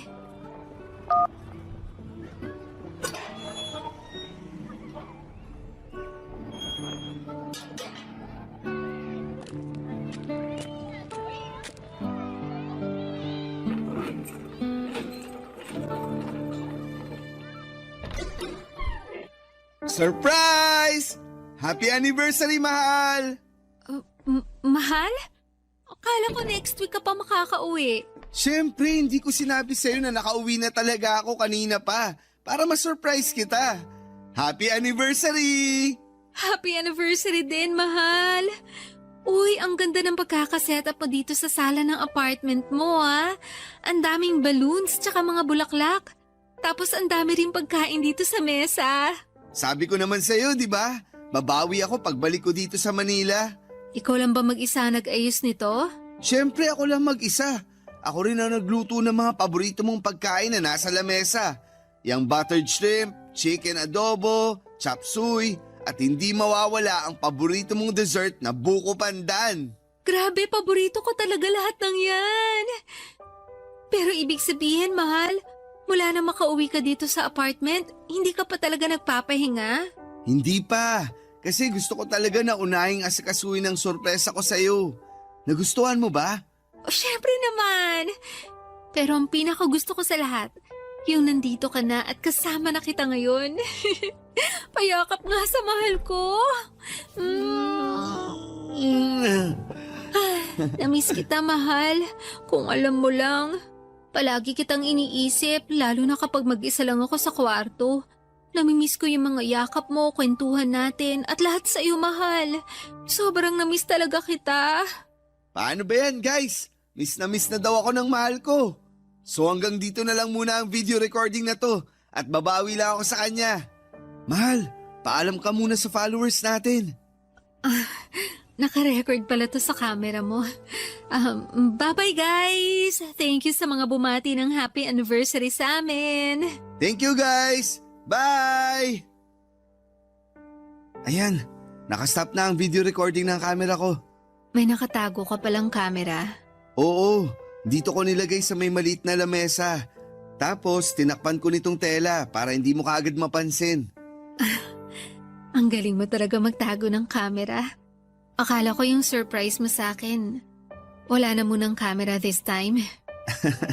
Alam mo naman na hindi makukumpleto ang surprise ko kung walang camera. Kasi malulungkot ang followers natin. Actually, sa kanila nga galing ang idea ng surprise na to. May nabasa akong mga comment na ganitong surprise daw ang gawin ko para sa'yo. Buti nga hindi mo napansin yun. Kaya sinunod ko ang suggestion nila. Okay. Okay, kain na tayo kasi nagugutom na rin ako, mahal. Mauna ka na, mahal. Hindi mo ako sasabayang kumain? Susunod ka agad ako. Mag-i-edit lang ako ng mabilisan ng video natin para maipost ko na rin mamaya. Hindi pa pwedeng unahin mo na lang munang sabayan akong kumain? Mabilis lang na pag-i-edit to, mahal. Sigurado kasi ako na maraming nag-aabang ng anniversary video natin. Kaya i-edit ko na para ma-post ko na rin kaagad. Matutuwa na naman ang followers natin at tataas na naman ang engagement natin. Kaya uunahin ko na muna to, mahal. Papadudot minsan naisip ko na parang nagiging scripted na lamang ang relasyon naming dalawa ni Dave. Yung mga sorpresa o pagiging sweet niya sa akin ay parang ginagawa na lamang niya para sa content namin. Pakiramdam ko ay hindi na siya sincere sa effort na ipinapakita niya sa akin. Minsan na lamang kasi kaming magkita at magkasama. Tapos kailangan pa na recorded yon sa camera niya. Wala namang problema sa akin kung nire-record niya ang mga ganong moment namin dahil sa sentimental siyang tao. Pero yung point na alam kong ginagawa niya lang yon para sa content na gusto niyang i-upload sa page namin, doon ako medyo naiilang. Lalo na nga kapag nalalaman ko na yung mga surprise na naging puppet na lamang kami na naging sunod-sunuran sa mga request ng fans namin, papadudot.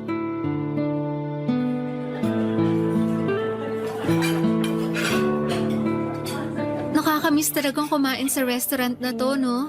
Sinabi mo pa. Naaalala ko nga nung unang beses na kumain tayo dito, hindi pa ganito kalaki ang restaurant na to. Pero ngayon tignan mo naman oh, ang laki na ng pinagbago ng lugar na to. Oo, tama ka, Mal. Ang babaitin kasi ng mga staff dito, tsaka ng manager. Kaya hindi nakakapagtaka na tumagal at lumaki ang restaurant na to. Alam mo, feeling ko nga, mas lalaki pa to sa mga susunod na taon. Feeling ko rin. Ano pa pinagkakaabalahan mo dyan at hindi maalis ang tingin mo sa cellphone na hawak mo? May pinapanood lang ako na videos ng mga couple na content creator. O tapos? Tapos, kumukuha ako ng idea para sa susunod na content na pwede nating gawin. Alam mo na, para lalong kiligin ang followers natin. Kailangan din kasi nating bumawi sa kanila. Dahil ang tagal nila palaging naghihintay ng mga video content natin. Kaya yung next na gagawin natin, kailangan na maging masaya sila kahit hindi na masaya para sa ating dalawa yung ginagawa natin?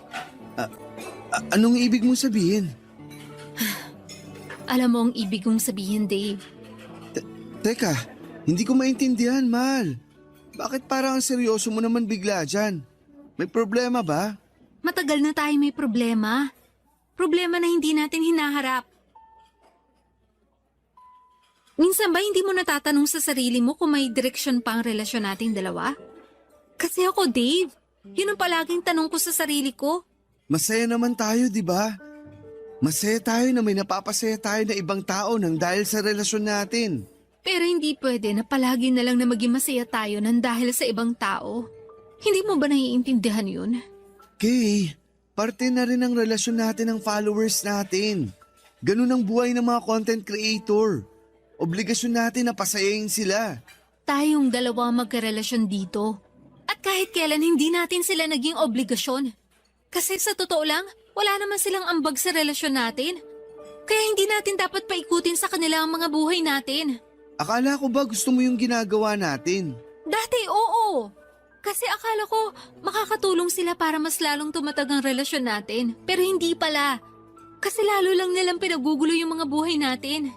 Ayaw mo na bang ituloy ang pagiging content creator natin?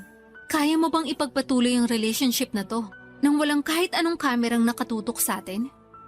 Kasi Dave, sasabihin ko na sa iyo ang totoo. Napakiramdam ko, nagiging puppet na lang tayo ng sinasabi mong followers na kailangan nating pasayahin. Nagiging scripted na lang yung buhay at relasyon nating dalawa. Gusto ko lang naman na pasalamatan sila. Kaya minsan, pinagbibigyan ko sila sa mga request na surprise para sa'yo. Kay, pareho naman nating ginusto to, di ba? Ang maging content creator at makapagbigay ng saya sa kanila. Ang gusto ko lang, maka-inspire at makapagpasaya tayo ng ibang tao. Pero hindi yung binabase natin sa kanila yung buhay natin. Dave, taputin mo nga ako. Mahal mo pa rin ba talaga ako o gusto mo lang ituloy itong relasyon na to nang dahil sa followers natin? Okay, sige. At least ngayon, alam ko na ang sagot. Kahit hindi ka sumagot. Kay! Kay, sandali! Kay!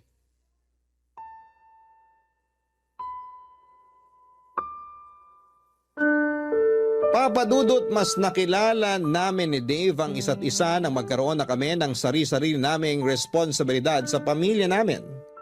Hindi pala talaga biro ang maging adult. Hindi na kami kagaya ng dati na puro sarili na lamang ang pwedeng isipin. Pareho pa kami ni Dave na may responsibilidad sa mga pamilya namin. Pareho naming hindi pwede na maging priority ang relasyon naming dalawa. Umasa rin ako noon na makakatulong ang relasyon namin ang pagiging content creator na baka mas lalo naming mahalin at i-appreciate ang isa't isa pero iba pala ang nangyari. Parang mas naging mababaw ang relasyon namin noon dahil sa mga taong nakasubaybay sa aming dalawa. Kagaya ng nabanggit ko kanina ay parang naging mga puppet na lamang kami na sumusunod sa gusto nila sa relasyon namin. Aaminin ko na may mga videos kami noon na naging scripted na lamang din para lang mag-trending kami at hindi mawala sa spotlight. Mga fake pranks o scripted na surprises, date at kilig moment. Madalas na pinipeke na lamang namin ang saya na ipinapakita namin sa mga tao.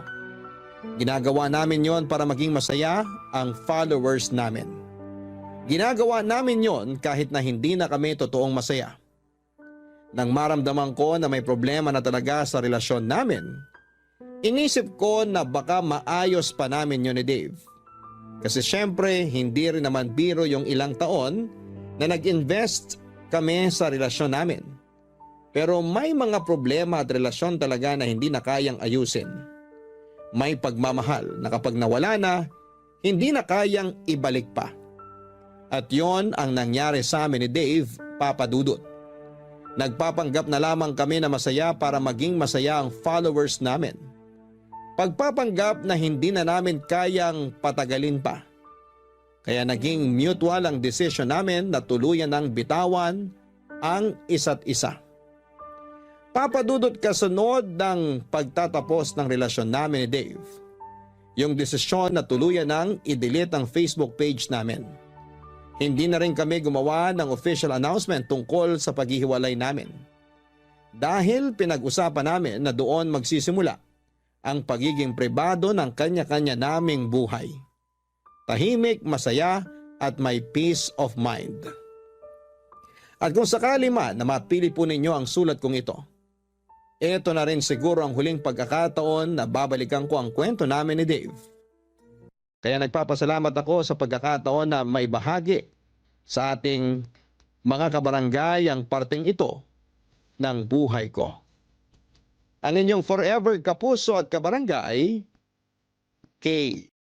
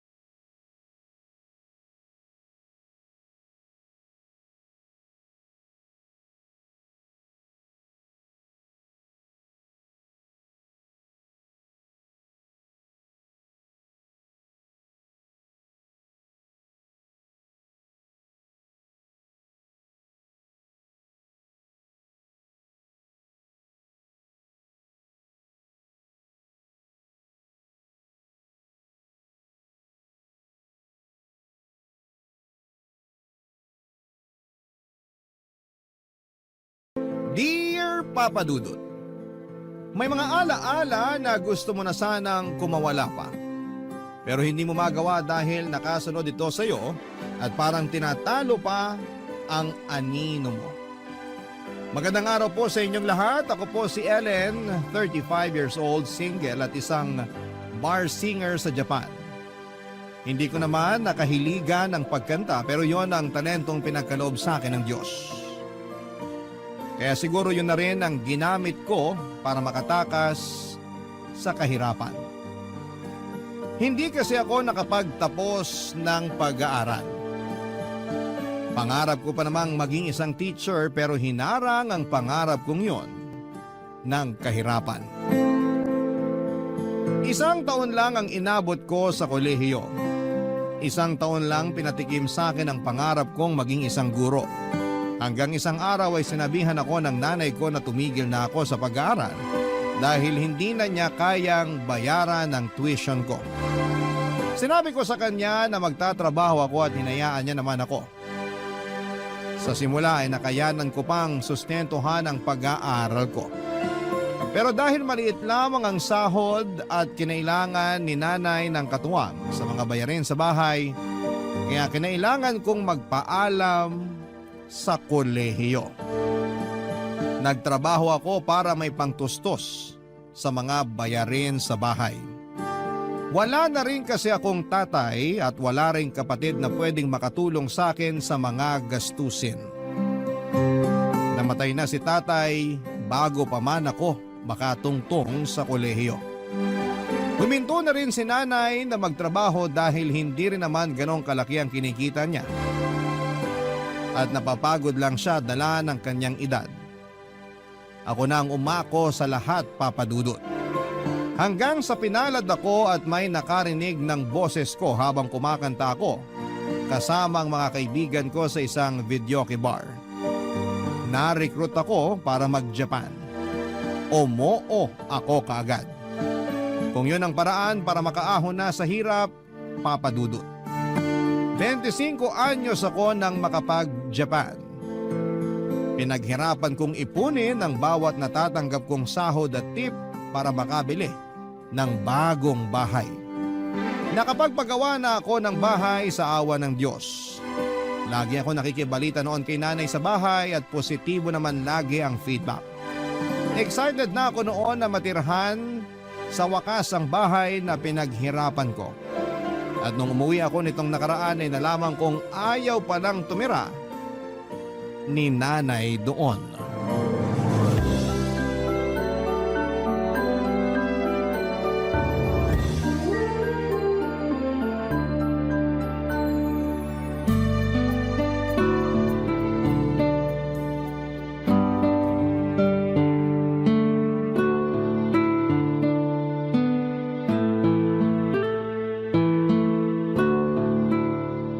Bakit ba nakasimangot ka riyan? Nagtataka lang po, Nay. Nagtataka saan? Ilang taon nang nagawa yung bagong bahay natin. Pero hindi ko maintindihan kung bakit hindi pa rin kayo lumipat dun habang nasa Japan ako. Nakatamaran ko na sigurong maglipat. Pag may pinaplano kasi ako, sinusumpong ako bigla ng rayuma o kaya may hindi magandang nangyayari. Lagi na lang po ba? Ilang taon na yung dumaan. Wala kahit isang araw na swerte at maayos ang kalagayan nyo para makalipat. Wala rin akong kasama na mag-aasikaso. Ang tita Net po, nasa kabilang bahay lang siya. Pwede naman siyang mapakiusapan para makapaglipat na tayo. Ayoko nang abalahin pa ang tita Net mo. Busy na rin yun sa mga apo niya. O ikaw ba? Anak, kailan mo ba ako bibigyan ng apo? Nay, wag nating ilihis ang usapan. Maghahanap ako na maglilipat ng mga gamit natin habang hindi pa ako bumabalik ng Japan. Huwag ka nang mag-abala. Ako na lang ang mag-aasikaso. Magpahinga ka na lang at sumama sa mga kaibigan mo rito sa Pinas. Magkumustahan kayo. Ako nang bahala rito sa bahay. Lagi niyong sinasabi na kayo na ang bahala pero nung hinayaan ko kayo, parang wala naman nangyari. Hindi ko lang talaga maharap dati. Kahit magtanong ka pa sa mga kapitbahay natin. Nasasayang lang kasi yung pinagawa kong bahay doon. Baka mas mauna pang tira ng mga ligaw na kaluluwa. Alam mo anak, isa rin yan sa mga dahilan ko kung bakit ayokong lumipat. Paano kung pinamahayan na yun ng mga multo? Lalo maraming bakante at masukal na lote ron. Mas okay na rito sa bahay natin ngayon. Laging nabibless ni Father Sanchez. Hindi makakapasok ang kahit anong klaseng multo. Kahit mayamang multo pa yan. Di ipabless natin kay Father Sanchez yung pinagawa kong bahay. Hindi kasi lumalayo ng binibless na bahay si Father Sanchez. Yung malapit lang ang gusto niyang i-bless na bahay. May katandaan na rin kasi. Hindi na kayang bumiyahe. Kung ganun, maghanap tayo ng pari na malapit lang dun sa bahay at bata pa. Pwede na po ba yon? Pag lumipat tayo, mamamahay ako. Matagal pa naman bago ako masanay. Kung lumipat na sana kasi kayo noon, di sana sanay na kayo at hindi na po problemahin kung mamamahay kayo ngayon. Malungkot dun, sigurado ako. Mag-isa lang ako. Buti sana kung hindi ka nababalik ng Japan para kasama kita ron. Tingnan mo nga. Isang buwan na lang, babalik ka na naman sa Japan, may iiwan na naman akong mag-isa. Marami kayong makikilalang kapitbahay doon. At saka pwede kong pakiusapan lagi si Tita Net na dalawin kayo. Ako na magbabayad lagi ng pamasahe at pagkain niya. Para may kasama lang po kayo habang nasa Japan ako. Sabi ko nga, wag mo nang abalahin pa ang Tita Net mo. Nagbibigay lang po ako ng mga pwedeng solusyon para matapos na yung mga rason nyo kung bakit ayaw nyo pa rin lumipat dun sa bagong bahay natin. Ang dami kasing dapat isaalang-alang. Hindi basta-basta ang paglilipat. Kaya nga nagmamadali akong makauwi dito sa Pilipinas para matulungan na kayo sa pag-aasikaso sa paglilipat. Hindi na ako masaya na hindi pa rin kayo lumilipat. Ilang taon ko na kayong pinagbigyan, Nay. Ako naman ang pagbigyan nyo ngayon. Nasasayang lang yung upa dito sa bahay. Yung upa na ginagamit ko galing sa pensyon ko at hindi galing sa padala mo. Lahat ng pinapadala mo napupunta lang sa pagkain ko at ibang pangangailangan. Yung karamihan, nasa bangko, hindi ko ginagalaw. Kaya nga sayang naman na napupunta lang sa upa yung pension nyo. Sana pinangbibili nyo na lang ng mga gusto nyong gamit o panlibre kay Tita Net kapag sinasamahan niya kayo. Ang daming pwedeng gawin sa pension nyo, Nay. Huwag na sana upa rito sa bahay kasi may sarili na tayong bahay. Naintindihan nyo po ba? Ako naman ata ang hindi mo maintindihan. Sabihin nyo sa akin, Nay, kung paano ko kayo iintindihin. Kasi hindi ko talaga maintindihan kung bakit mas pinipili nyo pa ring manirahan dito sa lumang inuupahan natin.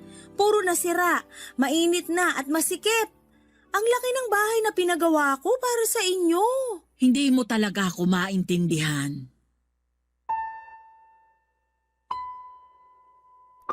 Umiling si nanay at saka ako iniwan para pumasok sa kanyang kwarto. Napansin kong nagtampo na siya, Papa Dudut, kaya hindi ko na inulit ang pangungulit ko sa kanya na lumipat na. Malit lang ang inuupahan naming bahay na yon at sakto lang para sa aming dalawa at minsan ay kulang pa. Hindi papasok ng bisita dahil masyadong masikip para malakaran. Doon na unang tumira si nanay at tatay bago pa man din ako isinilang. Nasanay na ako roon noong bata pa lamang ako hanggang bago ako mapadpad sa Japan. Alam ko ang bawat karupukan ng bahay na yon. Yun nga ang isa sa mga naging dahilan ko para magsumikap sa ibang bansa. Gusto ko na ng komportable, maluwag at magandang bahay. Nakapagpagawa naman ako at nakuha ko ang pangarap kong bahay. Pero tila naging hadlang si nanay para maranasan ko yon. Nagsinungaling noong una si nanay sa akin, ang sinasabi niya ay doon na siya tumitira sa bagong bahay namin. Pero paminsan-minsan daw ay bumabalik siya sa inuupahan at luma naming bahay kapag gusto niyang makasama sina Tita Net. Noong una ay hindi ko naman yon pinagbabawalan dahil gusto ko rin namang may nakakasama si nanay. Pero nalaman ko lang na hindi pala totoo yon. Ni minsan ay hindi pumunta si nanay para matulog doon sa bahay na pinagawa ko. Totoong pinupuntahan niya pero para lang linisan kapag napupuno na ng alikabok o di naman kaya kapag kakatapos ng bagyo. Pero hindi siya nanatili roon ng isang buong araw o isang buong gabi man lang. Kaya nagpasya na akong umuwi muna ng Pilipinas para makumbinsi siyang lumipat na. Kinausap ko na rin ang 55 anyos na tiyaheng kong si Tita Net tungkol sa bagay na yon.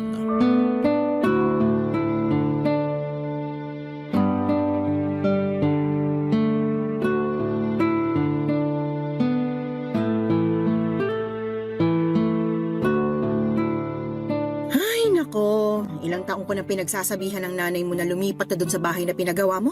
Aba, kaswerte na nga niya at maraming naghahangad ng sariling bahay. Pero siya naman tong tumatanggi ron. Hindi niyo po ba siya makumbinse para makalipat na bago ako bumalik ng Japan? Nako, ang problema riyan, kahit makumbinsi mo siyang lumipat doon, baka bumalik siya ulit sa dati niyong bahay kapag nakaalis ka na ng Pinas. Kilala ko ang nanay mo, alam kong gagawin niya yon. Kilala ko rin po ang nanay ko at tama kayo. Gagawin nga niya yon. Ilang taon din niya akong pinaniwala noon na doon siya nakatira sa pinagawa kong bahay. Kung hindi ko pa kayo kinausap, hindi ko pa malalaman. Ayoko nga sanang sabihin sa'yo dahil ayoko namang makialam sa buhay niyo mag-inay. Pero dapat na ring matauhan ang bahay niyo. Di naman sa dinadalangin, pero paano kung may masasamang loob at pag nakawan yon? Lalo't walang nagbabantay. Madali lang matiktikan, ha? Isa nga rin yan sa kinatatakutan ko. Sinabi ko na yan kay nanay. Anong sabi niya? Mas lalo raw niyang ayaw lumipat dahil baka pag nanakawan daw yung bahay naming yon, baka pati siya mapano. Ang nanay mo talaga, laging may dahilan para hindi tumira sa bahay na yun. Nagtataka na rin kasi ko. Maganda yung pinagawa kong bahay. Malawak at safe para sa katulad niyang may edad na. May hardin din para may mapagkakaabalahan siya. Lalo na't lagi niya nirereklamo na hindi siya natutuwa sa mga depaso na halaman namin. Gusto raw niya malawak na hardin. Yun naman yung binigay ko. Pero ayaw pa rin niyang tumira doon. Kung di pa yun maasikaso, baka pati ahas at daga maligaw na rin doon. Paano ko pa makukumbinsi si nanay, Tita Net? Hindi ko na rin alam, sa totoo lang. Napagod na nga rin akong kausapin siya tungkol dyan. Minsan, nagalit pa siya sa akin ha, dahil mas marunong pa raw ako kaysa sa kanya. Iba na talaga kapag nagkakaedad eh. Sa tuwing napagsasabihan mo, sumasama agad ang loob. Napansin ko na naman po yun. Nagtampo nga rin si nanay sa akin nung isang araw nung kinausap ko siya tungkol sa paglipat. Lalo na nung tinabla ko na lahat ng mga rason niya kung bakit ayaw niyang lumipat. Naku! Panigurado umusok ang ilong ng nanay mo sa tampo. Ayaw pa naman nun na hindi mo iniintindi ang mga rason niya kahit gaano pa yung kabaluktot. Huwag mo ako isusumbong ha. Kaya nga, hindi ko na rin alam ang gagawin. Gusto ko na rin tumira ron, lalo na ngayong nagbabakasyon lang ako. Pero hindi ko naman siya magawang kumbinsihin na samahan ako dun sa bagong bahay. Ayaw talaga niya. Sabi pa niya, kung gusto ko raw, ako na lang matulog dun mag-isa. Siyempre ayoko naman. Nakakakonsensya kaya. Habang maayos ang tutulugan at kabuuan ng bahay ko, si nanay naman nagtitiis sa sira-sirang inuupahan naming bahay. Gets niyo naman ako, Tita Net, di ba? Naiintindihan kita, maniwala ka. Pero naiintindihan ko rin ang nanay mo. Paano po? Pag nagkakaedad ang isang tao, mas lalo siyang nagiging sentimental sa mga nakasanayan niya sa paligid niya, lalo ng mga bagay na nagpapaalala sa kanya sa nakaraan. Pakiramdam kasi nila, yun lang ang daan para mabalikan nilang nakaraan. Pakiramdam niya, dun sila mas masaya. Pero mas masaya naman yung ngayon. Lalo't nakakaangat na kami sa buhay, hindi kagaya ng dati. Totoong mas nakakaangat na kayo kaysa noon. Pero kung papapiliin ng nanay mo, malamang mas pipiliin niyang nakaraan kung kailan buhay pang tatay mo at kasama ka pa niya lagi at inaalagaan sa lumang inuupahan niyo. Natahimik ako sa huling mga sinabi ni Tita Net. Nakonsensya ako bigla. Paano kung totoo na mas masaya si nanay sa nakaraan dahil buo kaming pamilya? At nakakasama pa niya ako lagi. Hindi ko naisip yon. Kaya lang ay paano ko siya makukumbinsi na tapos na ang nakaraan. At pwede na kaming bumuo pa ng mas masayang alaala sa kasalukuyan. Kahit marami nang nagbago sa paligid namin. Mukhang mahirap yon, Papa Dudut, ayon nga rin kay Tita Net. Sa nakaraan madalas komportable ang mga matatanda. Lalo na yung mga nanay. Dahil sa nakaraan, pakiramdam nila ay may silbi pa sila.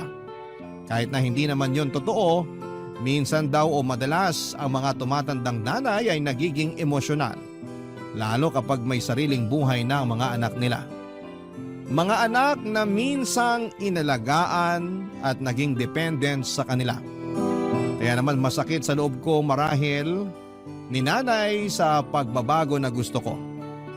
Dahil pakiramdam niya, mas lalo lang nawawala ang alaala ng pagkabata ko sa kanya. At dahil nga sa mga naging usapan namin ni Tita Net ay naliwanagan ako kahit papaano sa sitwasyon ni nanay. Pero hindi pa rin nagbabago ang desisyon kong lumipat pa rin kami sa pinagawa kong bahay dahil yun naman ang tama. Oras na para sa pagbabago. Pero ang tanging magagawa ko lang noon ay dahan-dahanin si nanay sa proseso. Hindi yun madali para sa kanya. Yun ang na-realize ko. Kaya ako dapat ang mag-adjust. Hindi ko lang alam kung papaano. Dahil minsan ay mahina ang pasensya ko sa mga makukupad sa pagbabago. Pero nanay ko naman yon. Baka humaba pa ang pasensya ko sa kanya basta't lagi ko lang tatandaan na malaki ang naging sakripisyo niya para sa akin. Isang maliit na bagay na lang ang pagpapasensya ko kapalit ng maraming magagandang bagay na sinantabi ni nanay para sa sarili niya.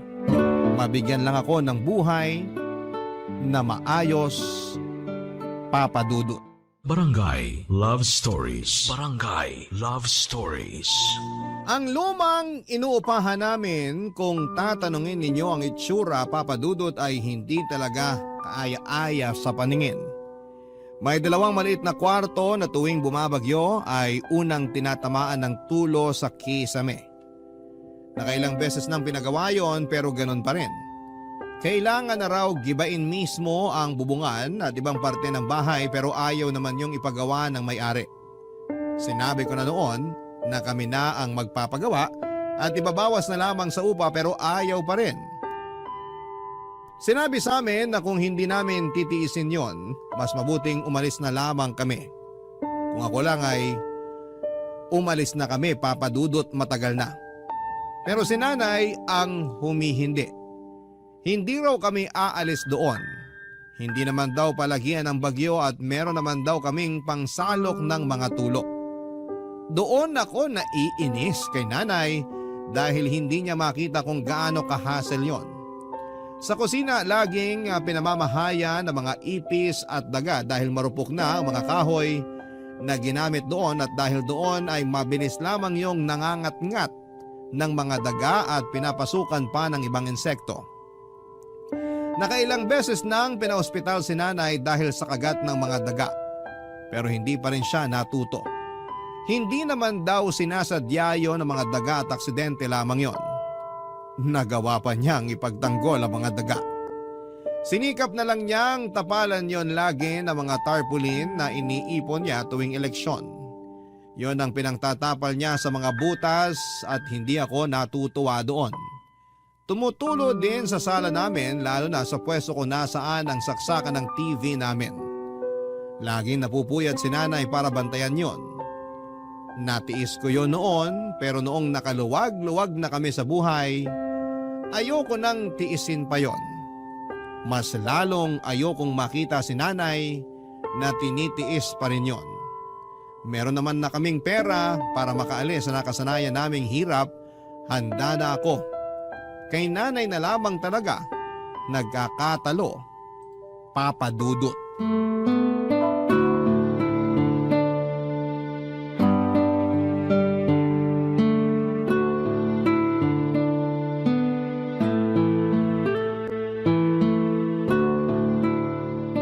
Bakit ka natutulog dito sa sala? Ang daming lamok dito ah. Tumutulo na naman sa kwarto ko, Nay.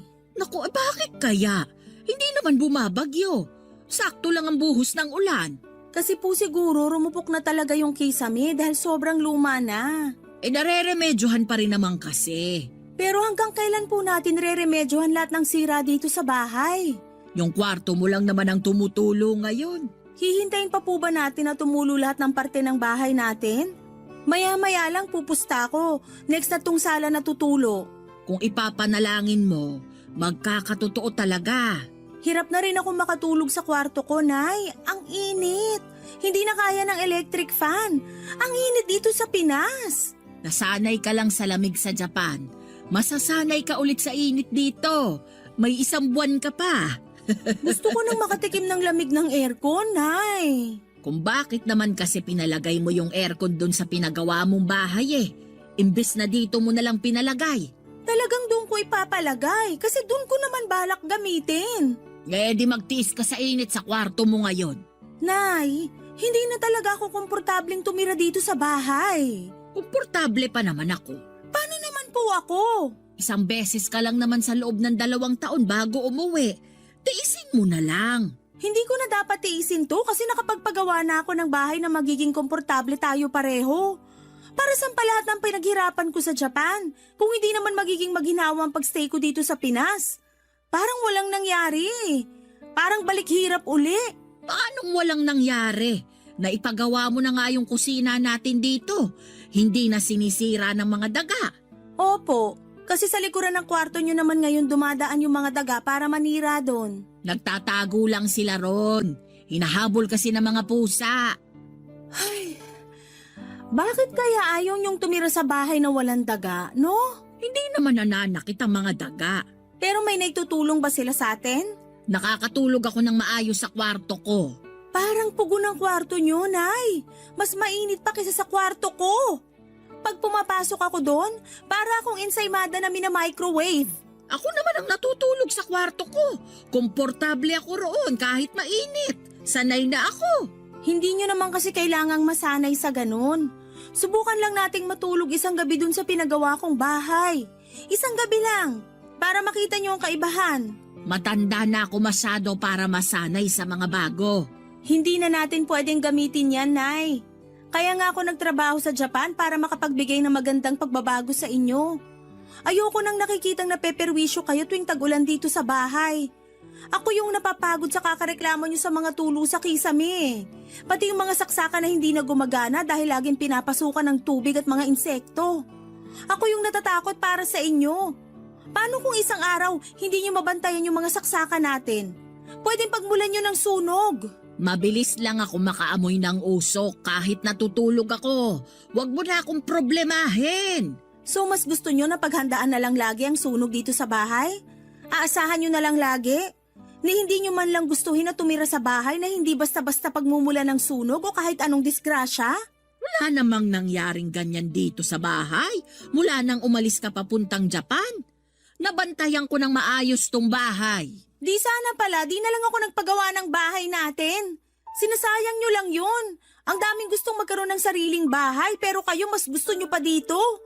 Mas gusto nyo pang nagbabayad ng upa sa bahay na dapat hindi na nga ginagawang bahay. Dala siguro ng kawalan ko ng maayos na tulog kaya nasagot ko si nanay ng ganon. Hindi ko naman yon sinasadya, Papa Dudut. Napuno na lamang din ako kung paano niya sabihin ang mga rason niya. Ang dami ng negatibong nakikita sa bawat sulok ng inuupahan naming bahay pero nagagawa pa rin ni nanay na makitang maganda ang mga yon. Alam kong sinasabi niya lamang yon, Papa Dudut, dahil ayaw niyang lumipat kami ng bahay. Hindi naman na nakipagtalo pa sa akin si nanay, Papa Dudut. Pinasok na lamang niya ang kwarto ko at doon ay nagbantay ng tulo. Nilabas niya ang isa sa arenola na ginagamit lang kapag may tumutulo sa bahay. Sinabi niyang doon muna siya matutulog sa kwarto ko para makapagtapon ng mga maiipong tulo sa kisame. Hinayaan ko na siya para hindi na kami magtalo pa at para makita niya kung gaano kahasel ang bahay na sira na. Kilala ko naman si nanay bilang isang taong mahirap mag-let go. Mula sa mga tao sa buhay niya hanggang sa mga pinakalumang garapon ng mayonnaise. Hindi niya yon tinatapon dahil ang rason niya ay may paggagamitan pa naman daw. Pero lumipas na ang ilang dekada ay hindi pa rin niya alam kung saan niya gagamitin ang ilang karton ng garapon ng mayonnaise na naipon niya. Sinabi kong ipagbili na lamang niya sa mga nangangalakal pero sinabi niyang mas mapapakinabangan niya raw yon. Pero halos bumagsak na ang isang cabinet namin kung saan nakalagay ang mga inipon niyang garapon ng mayonnaise. Ay hindi pa rin niya yon nagagamit. Sa pagkakatanda ko, Papa Dudut, buhay pa noon si tatay nang itambak ni nanay ang mga garapon na yon sa aming cabinet. Kinabukasan habang nagkakape ako sa kusina, nilapitan ako ni nanay para ipakita ang mga lumang gamit na tinatago niya. Binida niya lahat ng alaalang meron ang bawat gamit na pinapakita niya.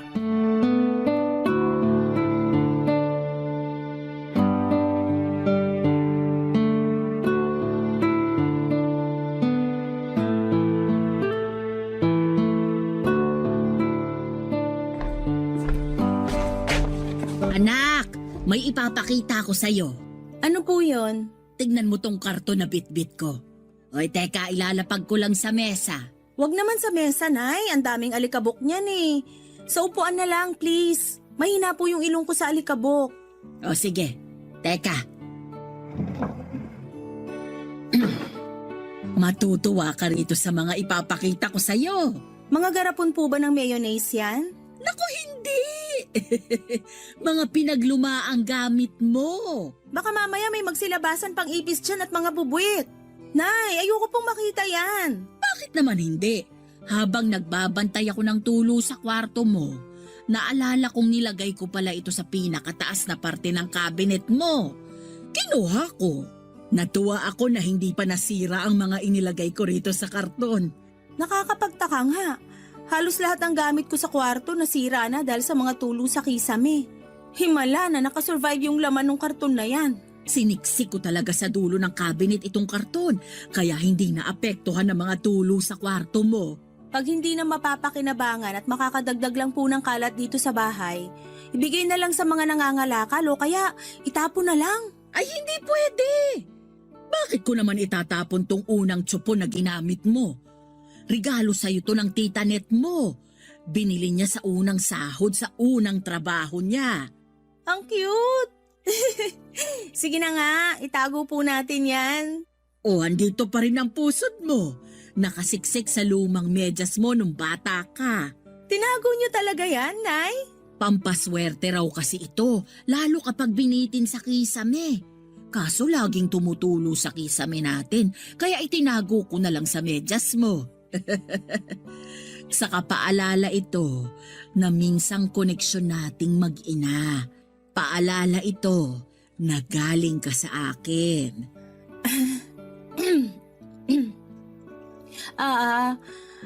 Ano pa po bang meron dyan sa karton? Andito rin ang coloring book mo nung kinder ka. Patingin nga po. Grabe! Kinulayan ko talaga ng blue yung puno at green ang kalangitan. Sabi mo kasi pangarap mong makakita ng puno na kulay blue. Tapos inaabangan mo lagi tuwing tanghali kung magiging berde ang kulay ng langit. Hawak mo lagi ang coloring book na to kapag lumalabas ka ng bahay para maghanap ng blue na puno at berde na langit. Hindi ko na maalala kung bakit ko sinabi yan. Pero nakakatuwa po na tinago niyo tong mga gamit ng bata ako. Andito rin pala ang report card mo nung grade 6 ka, oh! Patingin nga po ko na grades ko noon. Hala, bakit puro pasang-awa? Saka bakit parang iniba tong grade ko sa math? Hindi mo na ba maalala? Ikaw ang nagbura ng grade mo sa math. 70 yan, pero pinalitan mo ng 75 para kunwari pumasa ka. Nalaman ko rin ang totoo dahil pinatawag ako ng teacher mo. Naalala ko na nga. Nakakahiya naman. Ito pa ang unan mo. Unan mo to nung baby ka. Pero palagi mo pa rin ginagamit hanggang tumungtong ka ng high school. Naaalala ko nga, hindi mo tinatanggal sa tabi mo, lalo noong high school ka na. Ni hindi ko nga maitakas sa'yo para labhan eh. Lagi kang nagagalit kapag kinukuha ko. O kaya heto, nakaipit pa rin ang amoy at marka ng laway mo sa una na to. Siguro naman ipapalaba mo na ito ngayon, ano? Huwag niyo na pong laban. Itapon niyo na. Sunugin niyo kung pwede. Pero paborito mo ang una na to. Sabi mo noon sa akin, ito ang naging proteksyon mo sa mga mumo na pumapasok sa kwarto mo. Hindi naman ako totoong naproteksyonan yan. Itapon niyo na po. Pero... Itago niyo na lahat ng garapon ng mayonnaise. Pati na yung pusod kotso po na regalo ni Tita Net. Pero parang awa niyo, Nanay. Itapon niyo yung una na yan. Nagulat si nanay sa mga sinabi ko, Papa Dudut. Alam niyang naging paborito ko ang una na yon. Hindi niya alam ang isasagot sa akin noon. Sa halip ay binalik niya lahat ng mga nilabas niyang laman ng karton at saka pumasok sa kanyang kwarto. Hindi na niya muling binalik sa kwarto ko ang karton na yon. Hindi na rin namin muling pinag-usapan yon. Lumipas na lang ang mga araw pero parang hindi naganap ang pagpapakita sa akin ni nanay sa laman ng karton, Papa Dudut. Hindi ko alam kung tinapon na niya o nilabhan man lang ang unan. Wala na rin akong balak na alamin pa. Basta't hindi ko yon nakikita sa paligid ko ay ayos na ako. Sinumpa ko kasi ang una na yon, lalo na noong nagdalaga na ako. Maraming sekretong nalaman ang una na yon, mga sekretong tinakasan ko hanggang ngayon. Isa sa mga dahilan kung bakit gusto ko nang makaalis kami ni nanay sa inuupahan naming bahay ay dahil marami akong masalimuot na alaala sa bawat sulok ng bahay. Mga alaalang hindi ko nagawang ikwento kahit na kanino. kahit kay nanay mismo. Ako na mga ala-alang yon hanggang sa pag-alis ko ng bansa.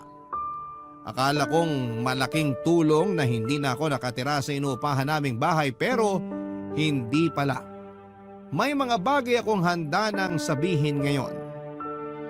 Sa susunod na parte ng kwento ko, sisiguraduhin kong maiintindihan ninyo kung bakit kating-kati akong lumayas sa inuupahan naming bahay ni nanay ng mga panahong yon. Papa Dudut. Barangay Love Stories. Barangay Love Stories. Nawala ako sa mood ng mga sumunod na araw, Papa Dudut. Dala yon ng mga nagsidagsaang mga alaala na nakabalot sa una na ipinakita sa akin ni nanay. Ilang gabi na akong hindi makatulog dahil dinadalaw ako ng mga hindi magagandang panaginip tungkol sa nakaraan ko. Mga panaginip na binalikan ako dahil hindi ko nagawang kumprontahin. At nang mga oras na yon ay para akong inuusig para sa wakas ay harapin na. Pero hindi ko kaya. Muli na naman akong nagtago.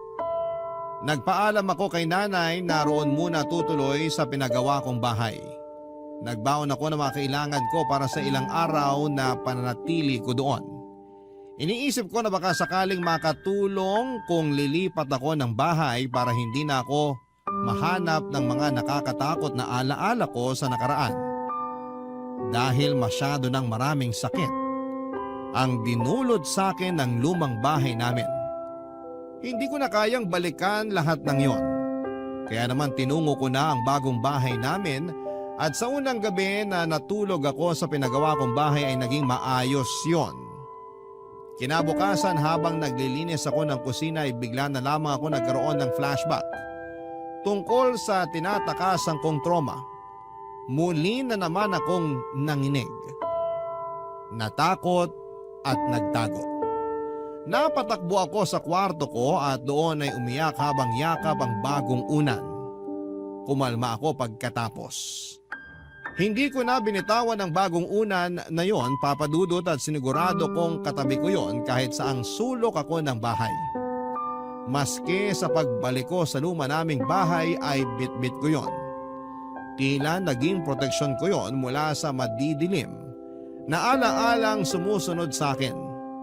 Pagkarating ko ng bahay ay inabutan kong nagkakape sina nanay at tita Net.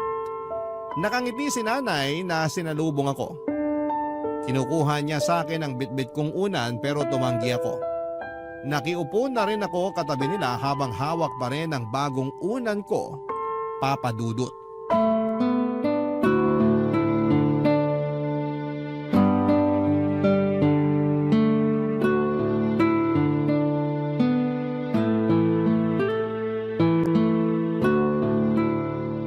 Ayaw mo talagang bitawan muna ang unan mo, anak? Baka matapunan ang kape mo. Ang hirap pa namang magpatuyo ng unan ngayon. Oo nga, Ellen. Ayoko. Mabuti pa. Ilagay mo na lang muna ang una na yan dito sa katabi kong upuan. Maingat naman ako sa iniinom ko. Hindi ko yan matatapunan. Mas komportable kung hawak at yakap tong unan na to. Hayaan nyo na ako. Salamat. O sige. Napaaga ata ang uwi mo. Akala ko hanggang Sabado ka pa rin sa pinagawa mong bahay natin. May mga kailangan akong asikasuhin malapit dito sa atin. Para malakad ko lang at matapos ko agad bago ako bumalik ng Japan. Sabi ko sa iyo maganda talaga tong pwesto ng bahay natin. Malalapit sa mga kailangang puntahan. Nako, baka gagamitin mo na namang dahilan yan kay Ellen para hindi ka umalis dito sa lumang bahay ninyo, ha? Marami kasing dahilan para hindi na kailangang umalis dito. Joke lang, anak. Baka magalit ka na naman, ha? Nay, wag ngayon. Please. Gusto ko lang malaman ng tita Net mo ang dahilan ko. Para naman hindi niya ako hinuhusgahan. Magkapatid tayo. Kahit ano pang sabihin mo, trabaho kung husgahan ka. May bago pa ba? Nung nagpakasal ako, tinutulan mo. Pero ikaw naman tong nakarami ng kain sa handa namin. Kahit ano pang sabihin mo, trabaho kung kumain sa kasal mo. Naaalala ko pa nga, yung inuwi naming cake sa kasal namin, hindi nagkasya sa rep. Yan ba yung pagkagising nyo kinaumagahan, nakita nyo na lang yung 2 bubuit na nakapatong na sa cake at busog na busog sa icing ng cake? Hindi sila nakagalaw dala ng kasibaan sa matamis. Sana talaga pinauwi nyo na lang sa akin yung natira nyong cake eh. Di sana sikmura akong nakinabang, hindi sikmura ng mga bubuit sa kusina ninyo. Ang mga daga na yon ang nakakasama ko. Lalo na nung umalis na papuntang Japan si Ellen. At sila rin ang salarin sa mga butas sa dingding natin at kung saan-saan pa. Kaya nga, bago sirain ang mga dagatong bahay, lumipat na kayo mag-ina sa bagong bahay ninyo. Doon kahit may ilang dagang umaligid sa bahay nyo, paniguradong hindi nila matitibag yon. Hindi ka sigurado. Mauutak na ang mga daga. Sigurado kung kaya nilang tibagin kahit sementado pa ang dingding. Nakahanap na naman kayo ng dahilan para ipagtanggol tong lumang bahay. Alam mo naman ang nanay mo, loyal sa bahay na to. Ay talaga.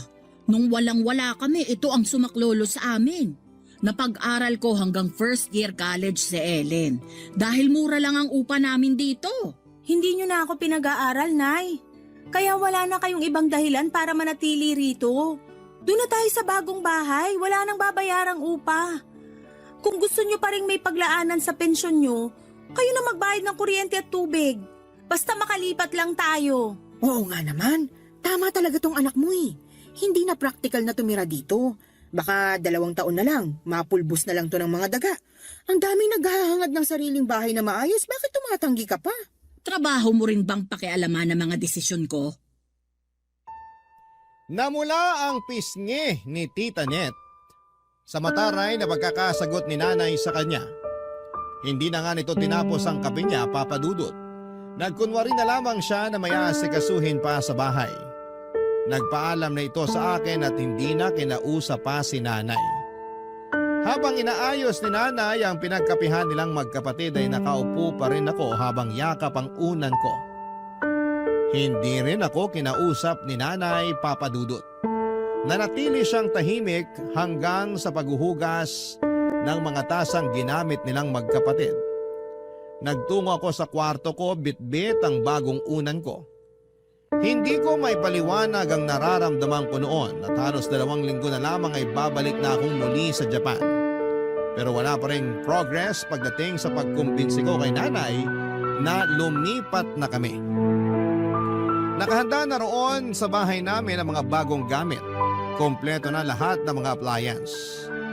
Mga appliance na matagal na niyang hinihiling kay tatay noong nabubuhay pa ito. Binigay ko naman pero bakit parang nawala na ang pangarap niyang yon. Nakatulugan ko na ang kakaisip sa kung paano pa makukumbinse si nanay na lumipat na hanggang sa naklakbay ang isipan ko patungo sa isang nakaraan na pilit kong tinatalikuran. Nanaginip ako. Nasa kwarto raw ako noon natutulog at naririnig ko ang pagtatalo ni nanay at tatay dahil natanggal sa trabaho si tatay. Niyakap ko ang lumang unan ko. Ang unan na nakasilid sa karton na ipinakita sa akin ni nanay. Niyakap ko yon na para bang nakadepende roon ang proteksyon ko. Hanggang sa biglang nagbukas ng dahan-dahan ng kwarto ko. Hindi ako lumingon. Alam ko na kung ano ang iniluwa ng pintuang yon. Napahigpit muli ang yakap ko sa lumang unan, Papa Dudut. Hanggang sa bigla na lang akong nagising at napasigaw. Doon na pumasok si nanay sa kwarto ko. Nanginginig ako noon habang yakap ang bagong unan ko, Papa Dudut.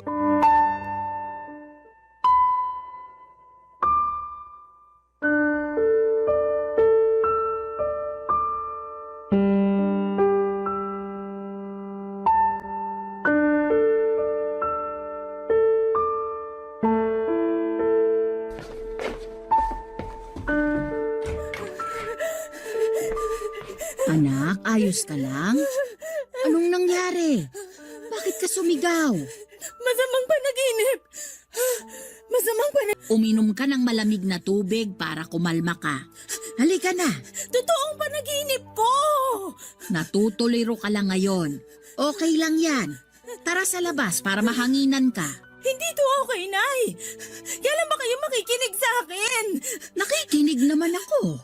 Kung nakikinig ka, bakit hinayaan mo ako umiyak lagi sa kwarto?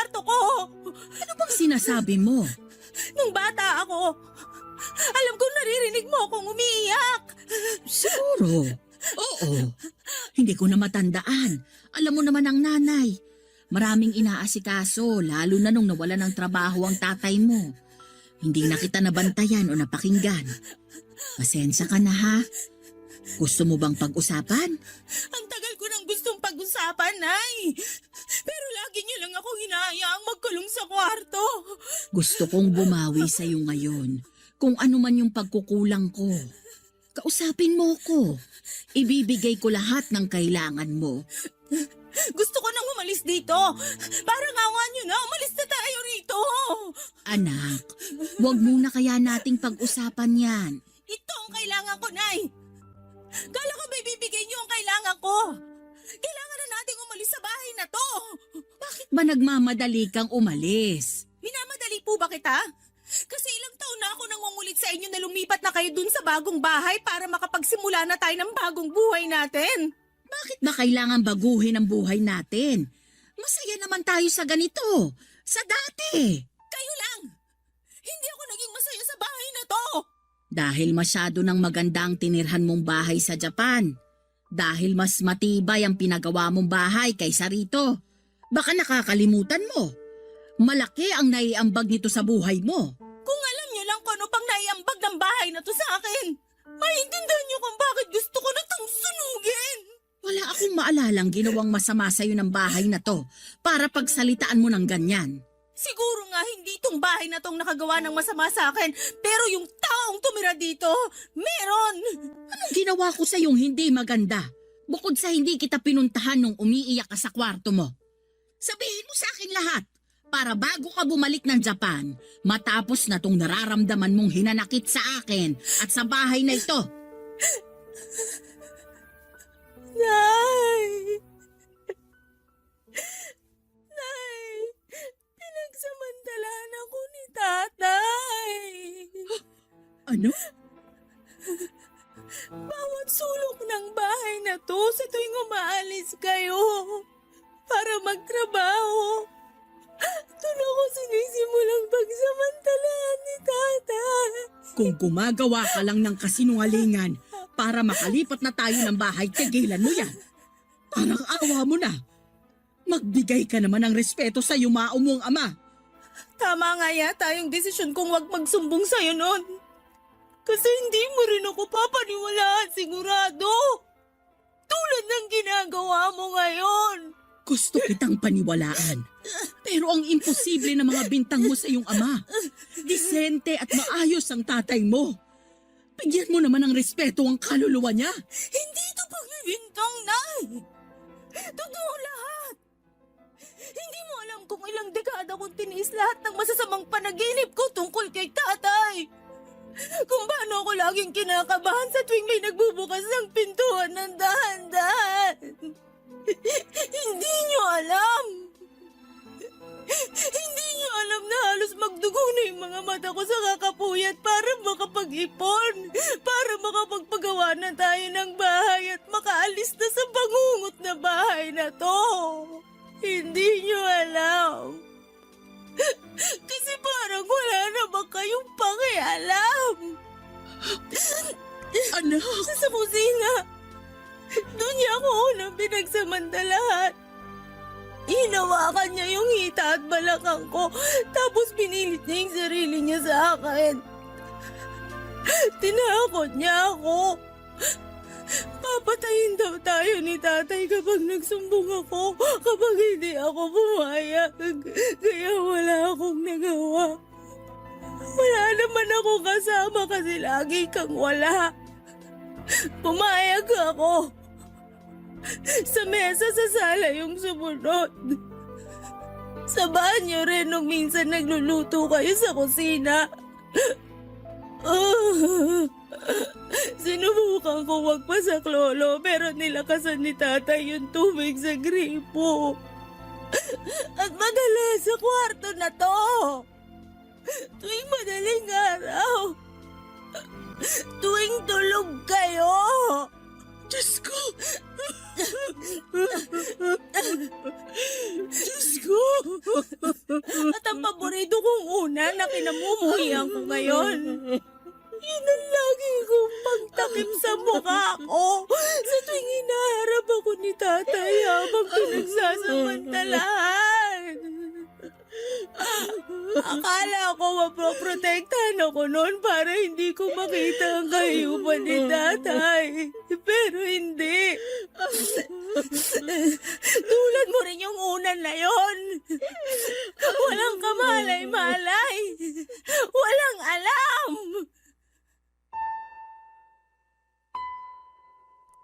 May mga alaala na gusto mo na lang sanang kumawala pero hindi mo magawa dahil nakasunod ito sa iyo at parang tinatalo pa ang anino mo. Niyakap ko ng mahigpit ang bagong unan ko at hinayaan kong tumulo doon ang mga luha kong matagal nang pinipigilan. Hindi malaman ni nanay ang gagawin noon at palakad-lakad siya habang kagat ang kanyang mga daliri. Alam kong ikinabigla niya ang mga revelasyon ko, Papa Dudut, hanggang sa bigla na lamang siyang lumabas ng bahay. Nilabas lahat ng mga bag namin at siniksik doon ang mga damit ko, Papa Dudut. Nagtaka ako. Nang mapuno niya ang 2 malaking bag ng mga damit ko ay sa kanya ako niyakap at sinabing aalis kami sa bahay na yon. Tinulungan ko siyang mag-impake ng mga damit niya.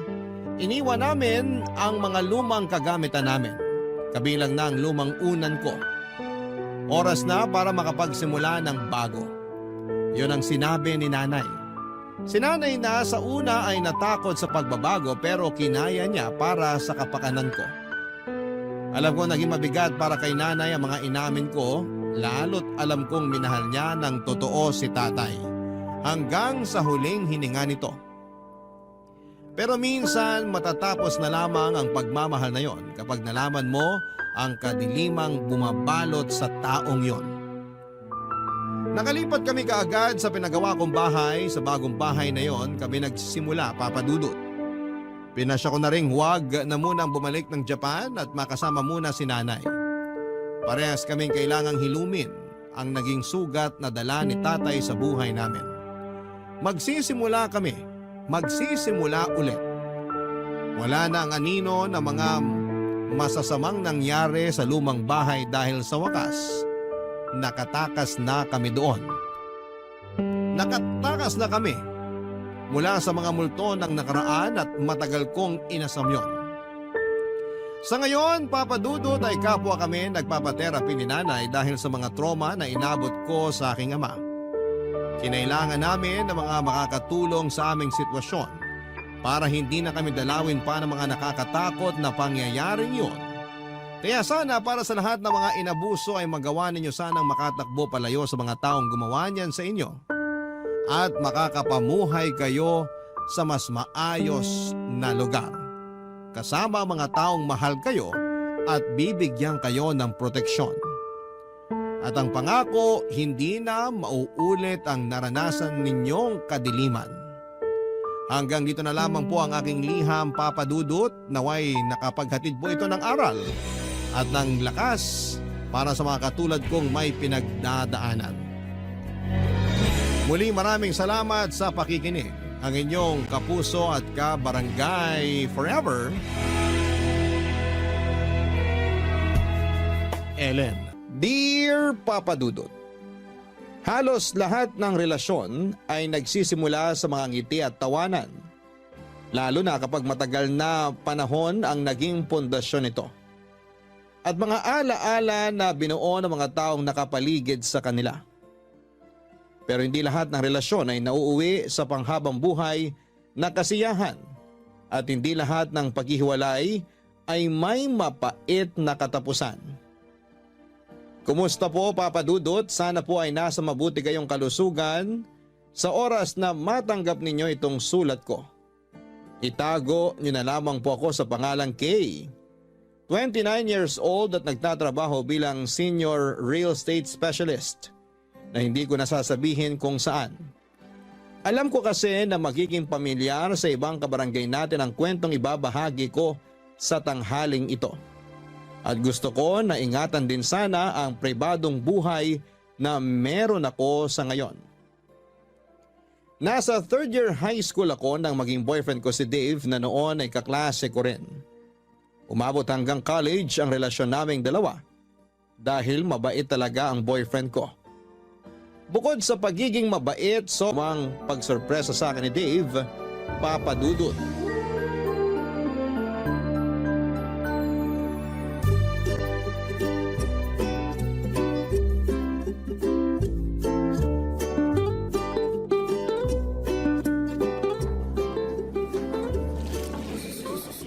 Grabe, Kay! Ang bango talaga nitong bouquet ng roses na binigay sa'yo ni Dave. Fresh na fresh! Sinabi mo pa, tapos ang laki pa ng bouquet na yan.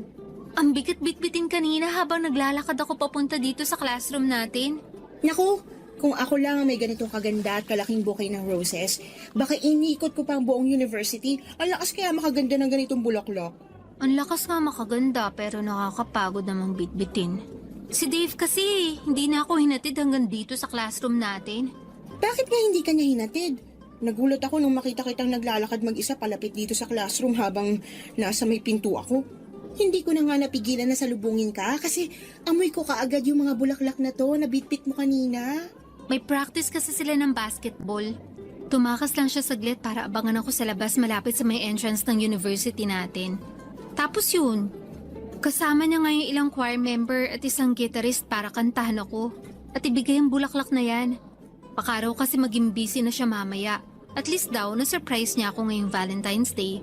Alam mo, Beshi, nakakahiya nga kasi ang daming tao na nakatingin sa amin kanina habang kumakanta yung mga choir at inaabot ni Dave sa akin ang bulaklak na yan. Ano nakakahiya dun? Sobrang sweet nga eh. Alam mo naman na hindi ako sanay sa mga ganitong pakulo ni Dave. Well, kailangan na masanay ka na talaga kasi sweet talaga yung boyfriend mo. Ang swerte mo nga kasi palagi kanyang pinapakilig eh. Sana talaga, kapag nagka-boyfriend ako, yung kasing sweet at kasing gwapo ni Dave, hindi ko na talaga papakawalan pa yun. Para namang sinabi mo na may pagnanasa ka sa boyfriend ko. Uy, wala ah. Grabe ka. Gusto ko lang ng kagaya ni Dave, pero syempre ibang tao kasi alam ko naman kung gaano ka kamahal ng boyfriend mo. Pero parang bihira na kasi yung kagaya niya eh. Sobrang showy, tsaka vocal sa feelings niya para sa'yo. Ganun talaga si Dave kahit nung high school pa lang kami. May effort talaga siya. Ay, teka. Tignan ko nga kung ilan na yung views ng video namin na in-upload niya sa Facebook. Ay, ayan, sige, gusto ko rin makita. Eto, tignan natin dito sa phone ko. Ang bilis din kasi mag-edit at mag-upload ni Dave ng video eh. Kaya natag niya agad ako kanina. Uy, Beshi, ang dami nang nakareact sa video niyo at ang dami na rin nag-share. Oh, Oo nga, ang dami na rin comment. Grabe, halos 1 oras pa lang mula nung nag-upload si Dave kanina pero ang dami nang nakapanood. alam mo, sa sobrang effort at sipag ni Dave mag-record ng sweet moments niyo, pwede na kayong gumawa ng Facebook page para sa love story niyo. Facebook page? Hindi naman kami mga artista, no? Hindi nga, pero maganda naman ang love story niyo. At alam ko na marami kayong magiging followers kasi ang lakas niyong maka-couple goals. Sigurado ako na sisikat kayo at malay mo, mas lalo pang tumibay ang relationship niyo kapag naging content creator kayo ni Dave. Papadudot aaminin ko na sa aming dalawa ni Dave, mas sweet talaga siya pagdating sa relasyon. Marami nga nagsasabi noon na napakaswerte ko na raw sa boyfriend ko dahil consistent siya sa sweetness at effort niya. Mula noong nanliligaw pa lamang siya, ma-effort na talaga si Dave. Gumagawa siya ng love letter para sa akin. Sumusulat din siya ng tula at mga kanta. May pagkamakata din kasi talaga si Dave kaya romantiko siyang tao. Bukod sa pagiging romantiko niya, gwapo at malakas din ang dating niya. Matangkad kasi siya, matangos ang ilong at moreno ang kulay ng balat. Bagay nga raw kami kasi parehas na matangos ang ilong namin at ako naman ay maputi ang kutis. Sentimental na tao nga rin pala si Dave at mahilig siyang mag-take ng picture o mag-record ng video sa mga date namin o surprise niya sa akin. Pero kahit na walang camera o cellphone na pang-record, palagi pa ring sweet sa akin ang boyfriend ko, Papa Dudut.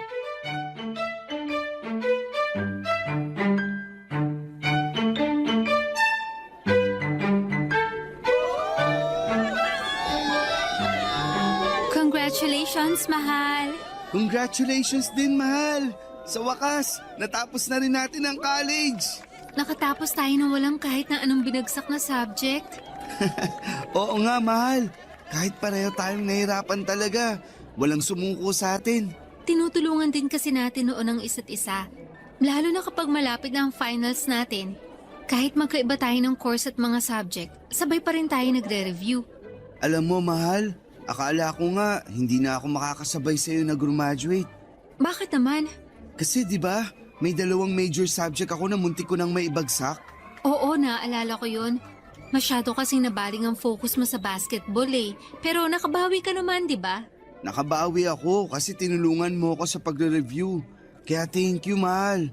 Kasi kahit alam ko na pagod ka rin, hindi mo yun pinakita at pinaramdam sa akin. Alam ko rin kasi na kailangan mo ko. Kaya binigay ko lahat ng suporta at pagmamahal ko sa iyo. At dahil dyan, may gusto akong ibigay sa'yo. Ano yun? Eto, oh. Anong laman ng maliit na kahon na yan? Buksan mo para malaman mo. O sige, ito, bubuksan ko na. Mahal, ang ganda naman ng singsing na to. Teka, isusuot ko muna sa daliri mo ang singsing. Ayan, bagay sa daliri mo, mahal. Sana nagustuhan mo ang regalo ko sa'yo. Sobrang nagustuhan ko kasi ang ganda ng design niya. Ang kinang, tsaka bagay na bagay sa daliri ko. Hindi pa yan engagement ring, ha? Promise ring pa lang yan. Naaalagaan at mamahalin kita palagi. At ganun din ang gagawin ko, mahal. Nandito lang ako palagi para mahalin at alagaan ka. Thank you para sa singsing na to, ha? At sa lahat ng pag-aalaga mo sa akin. Wala yun, mahal. Masaya ako at nagustuhan mo ang regalo ko sa'yo. Saktong-sakto rin pala talaga sa'yo ang singsing na to.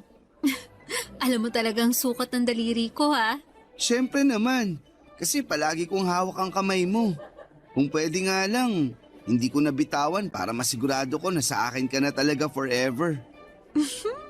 Kahit naman hindi mo hawak ang kamay ko, sinisiguro ko sa'yo na sa'yo lang ako, mahal. Forever! Grabe! Napaka-sweet naman talaga ng couple na to. Ayan po guys, naka-live po tayo ngayon at kita nyo naman kung gaano ka-sweet ang dalawang kaibigan ko. Friends, mag-hi naman kayo bago ko i-stop ang live na to sa Facebook page nyo. Naka-live ka, Beshi? Oo, sa Facebook page nyo. Mag-hi na kayo ni Dave kasi ang daming nanonood ngayon dito sa live video ko. Hi guys! Thank you sa mga nanonood palagi ng live namin sa Facebook. Thank you rin sa mga nag-congrats, guys! Lalo na sa palaging nagme-message at comment sa mga post namin. Thank you always for all your support. Ayun guys, salamat ulit sa mga nanood. I-end ko na muna tong live natin ngayon ha. Bye! Uy, Beshi! Kanina ka pa ba talaga dyan? Oo, nagtago lang ako dun sa may likod ng malaking puno para makunan ko ng live sa Facebook page niyo yung pagbigay sa'yo ni Dave ng promise ring. Alam mo yung tungkol sa promise ring? Oo, mahal. Sinabi ko kay Menga yung lahat ng plano ko tungkol sa araw na to. Alam ko kasi na maraming followers natin ang nag-aabang kung anong ibibigay ko sa'yo para sa graduation day natin. Kaya naisipan ko na makisuyo kay Mengay na hawakan ng cellphone ko at i-live niya sa Facebook page natin ang pagbibigay ko sa'yo ng promise ring. Grabe! Ang ganda ng plano niyong dalawa, ha? Ang galing din kasi ni Dave na mag-isip ng pakulo at surprise para sa'yo. Pero, congratulations ha. Kasi meron na kayong 100,000 followers sa Facebook page ninyo. Talaga? 100,000 followers na agad? Oo, mahal. Kaninang umaga ko lang din nakita nung inabot ko kay Mengay ang cellphone ko. Congratulations, mahal! Congratulations sa ating dalawa, mahal!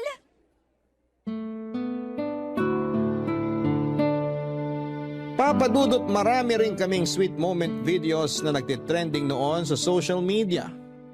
Pinakamaraming shared and reacts yung pinakaunang video namin na nagtrending kung saan ay kinantahan ako ni Dave sa labas ng university namin.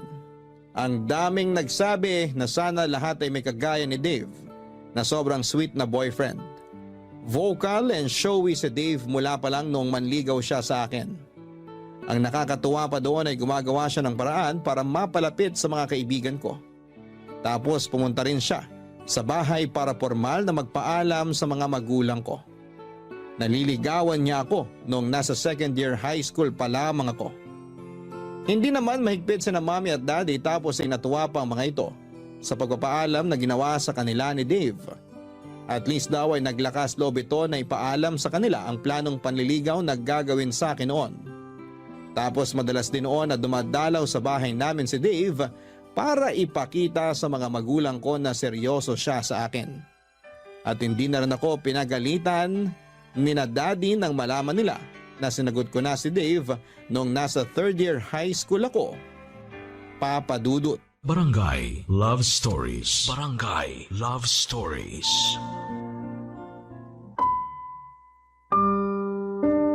Papa Dudut, naunang lumaki ang number ng followers namin ni Dave sa Facebook profile namin dahil sa mga trending sweet video namin.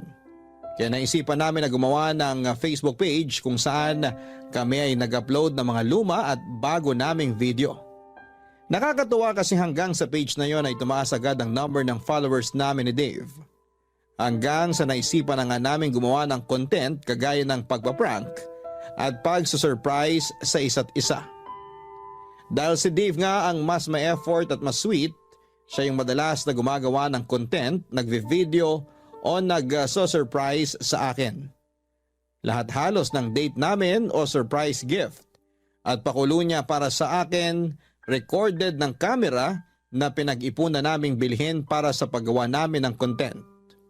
At sa paglaki pa ng number ng followers namin sa iba't ibang social media account, nagsimula na rin kaming kumita ng pera dahil sa mga content na ina-upload namin.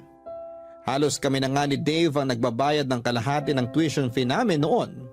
Pero hindi rin naman namin yon naging priority dahil pareho naming pangarap na makapagtapos ng pag-aaral.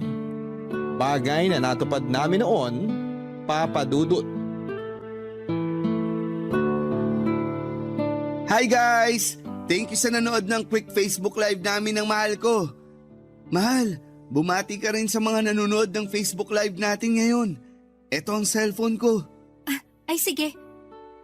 Hi po sa viewers namin dyan. Ang dami nyo ngayon Thank you po sa palaging panonood ng mga video namin ni Dave. Ingat po kayo palagi.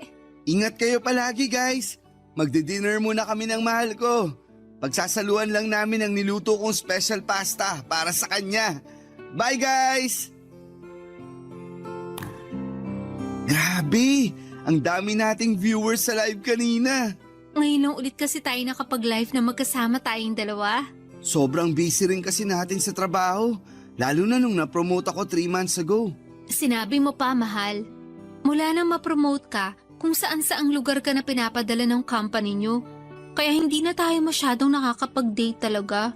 Madalas ka tuloy hanapin sa akin ni na mommy at daddy kasi hindi ka na raw nakakadalaw sa bahay namin. Naku, pasabi ka na tita. Pasensya na talaga at sobrang busy ko sa trabaho.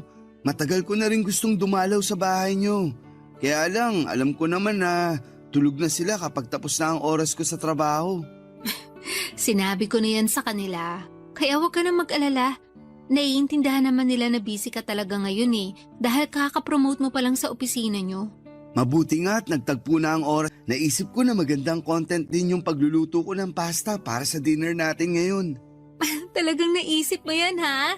Oo, kasi hindi na rin tayo masyadong nakakagawa ng content natin. Bumababa na rin tuloy ang engagement ng Facebook page natin kasi wala na tayo masyadong ina-upload. Ang dami na ngang followers natin yung nagko-comment kung kailan ang next surprise ko sa'yo. Kasi namimiss na raw nila yun. Namimiss na raw nila tayong mapanood. May intindihan naman yun ng followers natin. Alam nila na masyado tayong busy sa mga trabaho natin. Kaya hindi natin matutukan ang paggawa ng mga video para sa kanila. Oo nga, pero kailangan pa rin natin ng bagong pakulo para umingay ulit tayo sa social media. Alam mo na, maraming bagong content creator ngayon kaya baka mapunta na sa kanila ang followers natin. Mahal, alam naman natin kung anong lamang natin sa mga bagong content creator ngayon. Yung pagiging totoo natin bilang isang couple. Hindi tayo kagaya nila na palaging scripted yung mga video. Lalo na yung surprises o pranks na ginagawa natin, hindi mawawala ang followers natin kasi alam nila kung paano tayo katotoo sa isa't isa.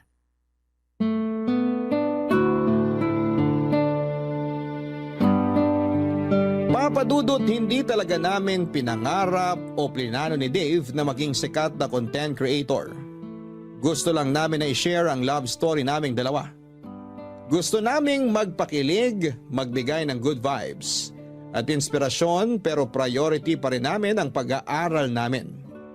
Hindi kami nagpasilaw sa kasikatan kahit lumampas na sa 100,000 ang followers namin sa Facebook at kumikita na talaga kami ng sarili naming pera. Mas pinili pa rin namin na ibalanse ang oras namin sa pag-aaral at paggawa ng content. Ang nasa isip namin noon ay hindi din naman magtatagal ang kasikatan namin.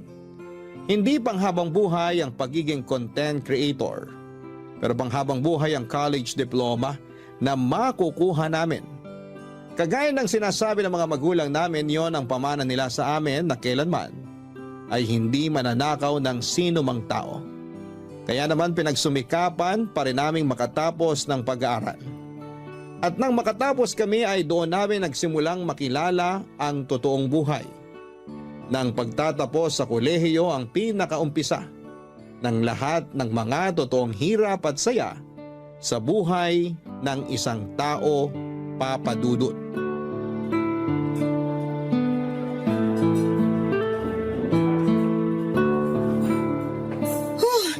Beshi, sorry, ngayon lang ako nakarating.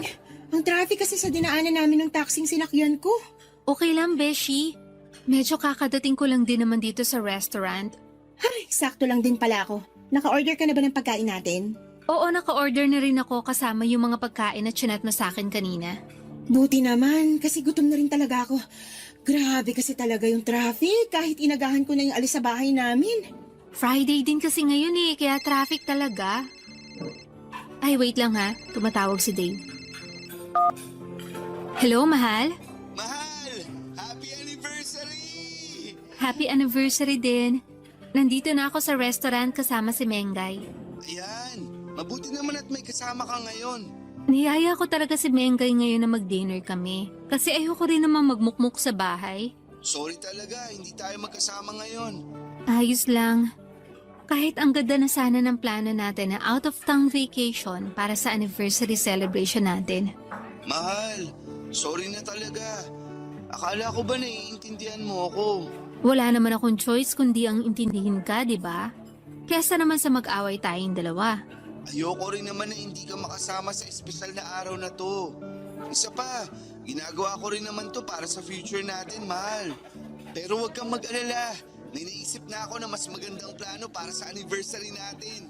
Aba, dapat lang na bumawi ka talaga sa akin. Kasi ang laki na ng atraso mo, mahal.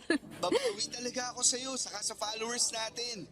Sakto rin yung naisip ko na celebration para sa content na gagawin natin, mahal. Okay, sige. Sige na, mahal. Kailangan ko na rin bumalik sa loob kasi magsistart na ulit ang conference namin. Happy anniversary ulit! I love you! I love you too. Bye. Kaya pala ang lalim ng buntong hininga mo kasi anniversary nyo ngayon ni Dave. Ayun na nga, Beshi. Anniversary namin ngayon pero ikaw ang kasama ko. Sabi mo nga, at least may kasama ka ngayon na magandang date kahit wala ang boyfriend mo. Kasi nga wala naman akong choice. Nakakainis pa kasi parang mas pinaghahandaan pa niya yung content na yan kesa sa anniversary talaga namin. Naiintindihan ko naman siya kasi maraming nag-aabang sa anniversary nyo. Kahit madelay ang celebration nyo, ang mahalaga, makapag-upload siya ng bagong video ng surprise niya sa'yo. Beshi, hindi na surprise yun. Kasi alam ko na may gagawin siyang something para sa anniversary namin. Huwag mo na lang abangan para ma-surprise ka pa rin. Pero, Beshi, curious lang ako. Kumusta naman kayo? Okay naman. Okay naman na okay lang o okay naman na hindi talaga okay? Ewan ko. Yan na nga ba sinasabi ko eh. Kapag ganyan ang mga sagutan mo, medyo nakakakaba na yan. Pero, baka kasi kulang lang talaga kayo sa quality time. Alam mo na, dapat talaga na mas dalasan yung date nyong dalawa eh. Yan din naman ang sinasabi ko sa kanya. At kapag bumabalik naman siya dito, bumabawi naman talaga siya sa akin. Naiinis lang ako kapag naglalabas na siya ng cellphone o camera. Tapos malalaman ko na lang na recorded pala lahat ng pakulo niyang sorpresa para sa akin. Hindi ko tuloy alam kung para sa akin pa ba talaga yung ginawa niya o para lang sa content na gusto niyang i-upload sa Facebook page namin. Beshi, syempre naman para sa'yo yun. Ewan ko, Beshi. Sa totoo lang, hindi ko na rin kasi alam kung saan papunta yung relasyon namin eh. Papadudot, iba talaga ang buhay estudyante sa buhay empleyado na. Nag-focus kami ni Dave sa kanya-kanya naming career at naging sideline na lamang ang pagiging content creator namin. Nang mga panahon na yon ay may kanya-kanya din kaming responsibilidad ni Dave sa pamilya namin. Pareho kaming panganay ni Dave sa magkakapatid at tinutulungan ang mga magulang namin sa mga gastusin sa bahay. Kaya pareho rin kami na naging workaholic ni Dave. Doon namin na-realize na mas masarap ang buhay estudyante na hindi masyadong kailangan na budgetin ng allowance na nakukuha namin mula sa mga magulang namin. Mas masarap ang pakiramdam noong kami lang ang tumatanggap ng pera. Kesa kami na yung nagtatrabaho at gumagawa ng paraan para kumita. Kaya sa sobrang focus namin ni Dave sa mga trabaho namin, unti-unti kaming nawala ng oras sa paggawa ng content para sa Facebook page namin. Pero hindi lang kami sa paggawa ng content na wala ng oras, kung hindi pati na rin sa relasyon namin, Papadudot. Barangay Love Stories. Barangay Love Stories. Papadudot ng ma-mild stroke si Mommy ay mas nasubsob talaga ako noon sa pagtatrabaho. Sa awa ng Diyos, mabilis naman siyang nakarecover pero nag-resign na siya sa trabaho niya bilang teacher. Ayaw na rin kasi namin na mapagod pa siya sa pagtatrabaho at baka makasama pa sa kanya yon. Yon ang dahilan kung bakit mas madalas akong mapa-overtime sa opisina. Dahil dalawa na lamang kami ni Daddy na naging provider sa bahay namin. Bilang panganay, kailangan ko na tulungan ang mga magulang ko sa lahat ng responsibilidad sa bahay namin. Naging busy na rin noon si Dave sa pagtatrabaho niya dahil sunod-sunod ang naging promotion niya. Nang dahil doon ay madalas na pinapadala siya sa iba't ibang lugar para sa mga conference na may kinalaman sa trabaho nila. Halos parang naging LDR na rin ang setup namin dahil bihira na sa isang linggo kung magkita kami. Swerte na yung 3 o 4 na beses sa isang buwan. At yun na lang din ang oras namin sa paggawa ng content na ina-upload namin sa Facebook page namin, Papadudot.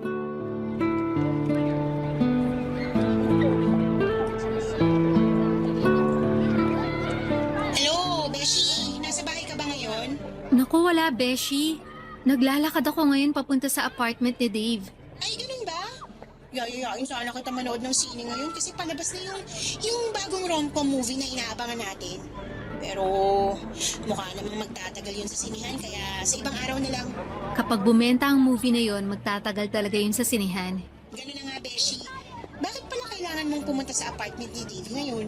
May pinapacheck kasi siyang document sa apartment niya. May duplicate naman ako ng susi niya kaya makakapasok din ako doon agad. Akala ko ba dapat kahapon pa yung balik niya dito sa Maynila? Ayun na nga rin ang akala ko eh. Pero na-extend na naman ang conference niya sa Davao.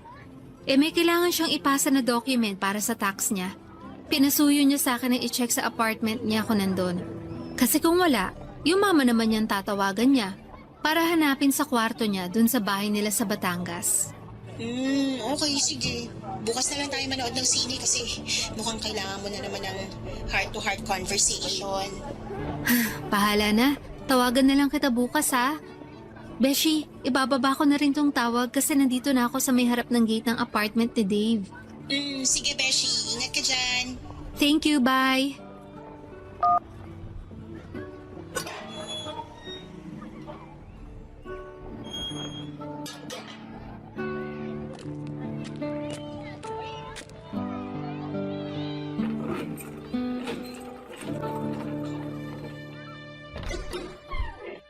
Surprise! Happy anniversary, mahal! Mahal? Akala ko next week ka pa makakauwi. Siyempre, hindi ko sinabi sa'yo na nakauwi na talaga ako kanina pa para ma-surprise kita. Happy anniversary! Happy anniversary din, mahal! Uy, ang ganda ng pagkakasetup mo dito sa sala ng apartment mo, ah. Ang daming balloons tsaka mga bulaklak. Tapos ang dami rin pagkain dito sa mesa. Sabi ko naman sa'yo, di ba? Babawi ako pagbalik ko dito sa Manila. Ikaw lang ba mag-isa nag-ayos nito? Siyempre, ako lang mag-isa. Ako rin ang nagluto ng mga paborito mong pagkain na nasa lamesa. Yang buttered shrimp, chicken adobo, chop suey, at hindi mawawala ang paborito mong dessert na buko pandan. Grabe, paborito ko talaga lahat ng yan. Pero ibig sabihin, mahal, mula na makauwi ka dito sa apartment, hindi ka pa talaga nagpapahinga? Hindi pa, kasi gusto ko talaga na unahing asikasuhin ang sorpresa ko sa'yo. Nagustuhan mo ba? O syempre naman. Pero ang pinakagusto ko sa lahat, yung nandito ka na at kasama na kita ngayon. Payakap nga sa mahal ko. Namiss kita, mahal. Kung alam mo lang, palagi kitang iniisip, lalo na kapag mag-isa lang ako sa kwarto. Namimiss ko yung mga yakap mo, kwentuhan natin, at lahat sa iyo, mahal. Sobrang namiss talaga kita. Paano ba yan, guys? Miss na daw ako ng mahal ko. So hanggang dito na lang muna ang video recording na to at babawi lang ako sa kanya. Mahal, paalam ka muna sa followers natin. Naka-record pala to sa camera mo. Bye-bye guys! Thank you sa mga bumati ng happy anniversary sa amin. Thank you guys! Bye! Ayan, nakastop na ang video recording ng camera ko. May nakatago ka palang camera. Oo, dito ko nilagay sa may maliit na lamesa. Tapos tinakpan ko nitong tela para hindi mo kaagad mapansin. Ang galing mo talaga magtago ng camera. Akala ko yung surprise mo sa akin. Wala na munang camera this time. Alam mo naman na hindi makukumpleto ang surprise ko kung walang camera. Kasi malulungkot ang followers natin. Actually, sa kanila nga galing ang idea ng surprise na to.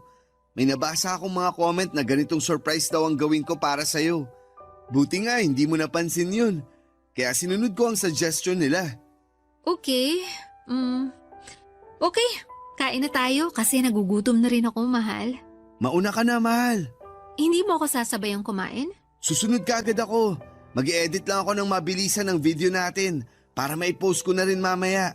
Hindi pa pwedeng unahin mo na lang munang sabayan akong kumain? Mabilis lang na pag-i-edit to, mahal. Sigurado kasi ako na maraming nag-aabang ng anniversary video natin. Kaya i-edit ko na para ma-post ko na rin kaagad.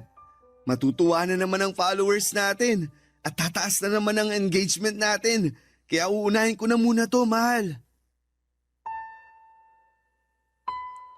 Papadudot minsan naisip ko na parang nagiging scripted na lamang ang relasyon naming dalawa ni Dave. Yung mga sorpresa o pagiging sweet niya sa akin ay parang ginagawa na lamang niya para sa content namin. Pakiramdam ko ay hindi na siya sincere sa effort na ipinapakita niya sa akin. Minsan na lamang kasi kaming magkita at magkasama. Tapos kailangan pa na recorded yon sa camera niya. Wala namang problema sa akin kung nire-record niya ang mga ganong moment namin dahil sa sentimental siyang tao. Pero yung point na alam kong ginagawa niya lang yon para sa content na gusto niyang i-upload sa page namin, doon ako medyo naiilang. Lalo na nga kapag nalalaman ko na yung mga surprise na ginagawa sa akin ni Dave ay galing sa suggestion ng ilang followers namin na nagko-comment sa post namin. Hindi pala yon galing sa orihinal na ideya ni Dave. Pakiramdam ko tuloy noon ay parang hindi na kami yung dating Dave at Kane na magkarelasyon. Parang nagiging ibang tao na kami dahil sa pagiging content creator namin. Parang naging puppet na lamang kami na naging sunod-sunuran sa mga request ng fans namin, Papa Dudut.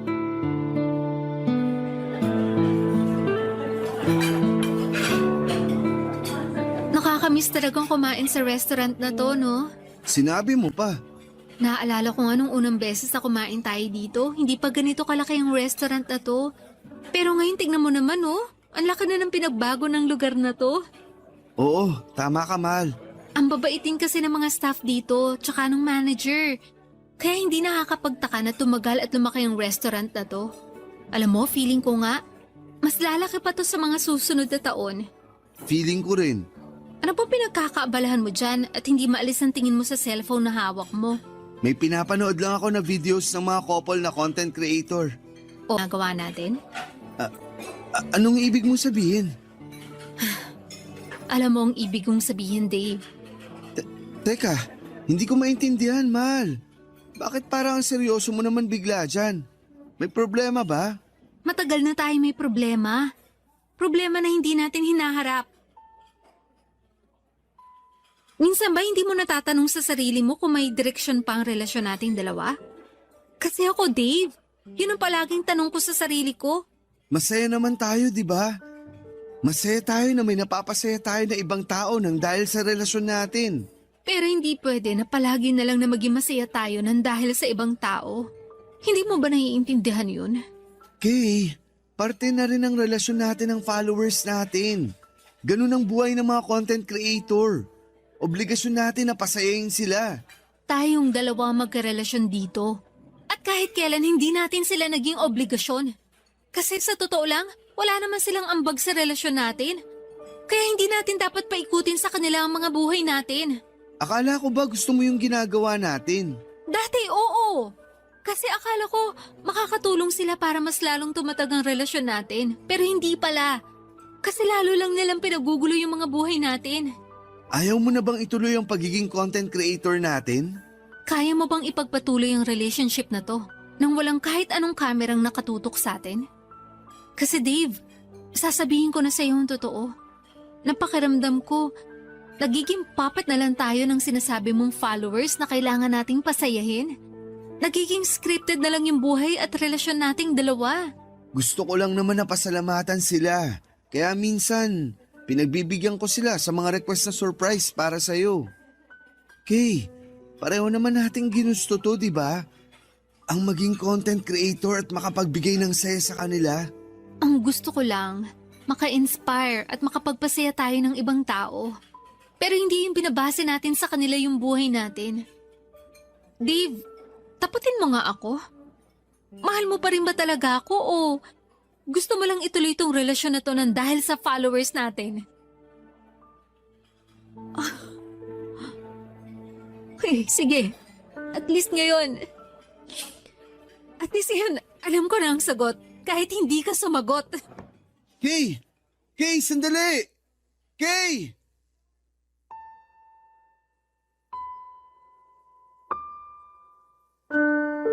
Papa Dudut, mas nakilala namin ni Dave ang isa't isa nang magkaroon na kami ng sari-sarili naming responsibilidad sa pamilya namin. Hindi pala talaga biro ang maging adult. Hindi na kami kagaya ng dati na puro sarili na lamang ang pwedeng isipin. Pareho pa kami ni Dave na may responsibilidad sa mga pamilya namin. Pareho naming hindi pwede na maging priority ang relasyon naming dalawa. Umasa rin ako noon na makakatulong ang relasyon namin, ang pagiging content creator, na baka mas lalo naming mahalin at i-appreciate ang isa't isa, pero iba pala ang nangyari. Parang mas naging mababaw ang relasyon namin noon dahil sa mga taong nakasubaybay sa aming dalawa. Kagaya ng nabanggit ko kanina ay parang naging mga puppet na lamang kami na sumusunod sa gusto nila sa relasyon namin.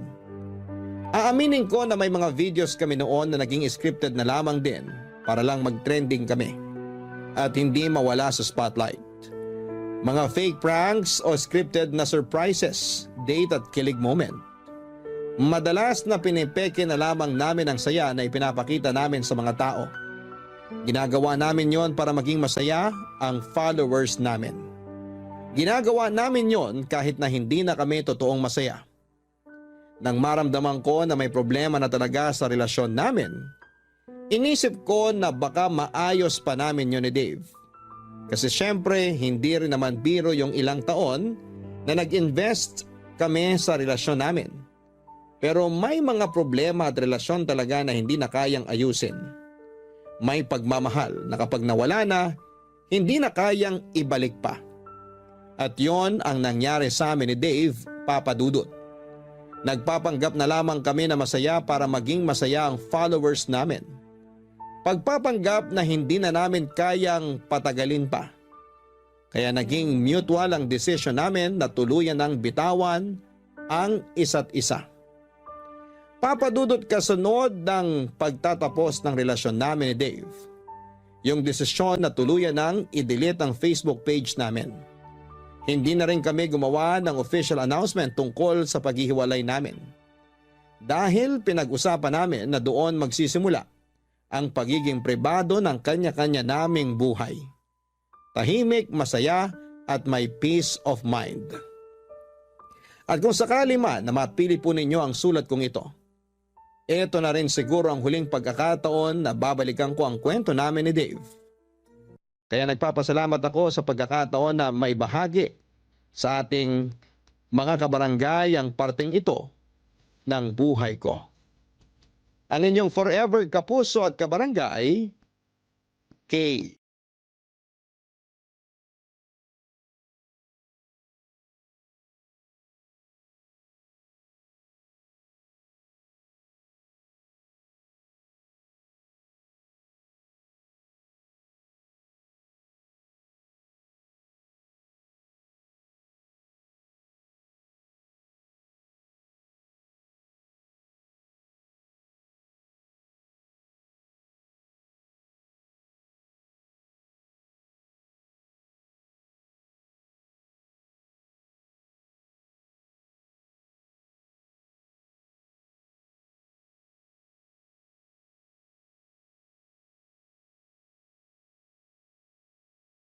Dear Papa Dudut, may mga alaala na gusto mo na sanang kumawala pa.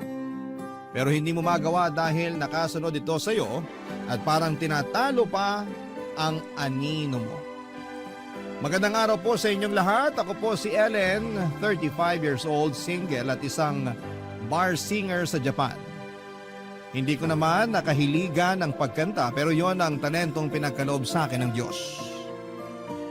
Kaya siguro yun na rin ang ginamit ko para makatakas sa kahirapan. Hindi kasi ako nakapagtapos ng pag-aaral. Pangarap ko pa namang maging isang teacher pero hinarang ang pangarap kong yon ng kahirapan. 1 taon lang ang inabot ko sa kolehiyo. 1 taon lang pinatikim sa akin ang pangarap kong maging isang guro. Hanggang isang araw ay sinabihan ako ng nanay ko na tumigil na ako sa pag-aaral dahil hindi na niya kayang bayaran ang tuition ko. Sinabi ko sa kanya na magtatrabaho ako at hinayaan niya naman ako.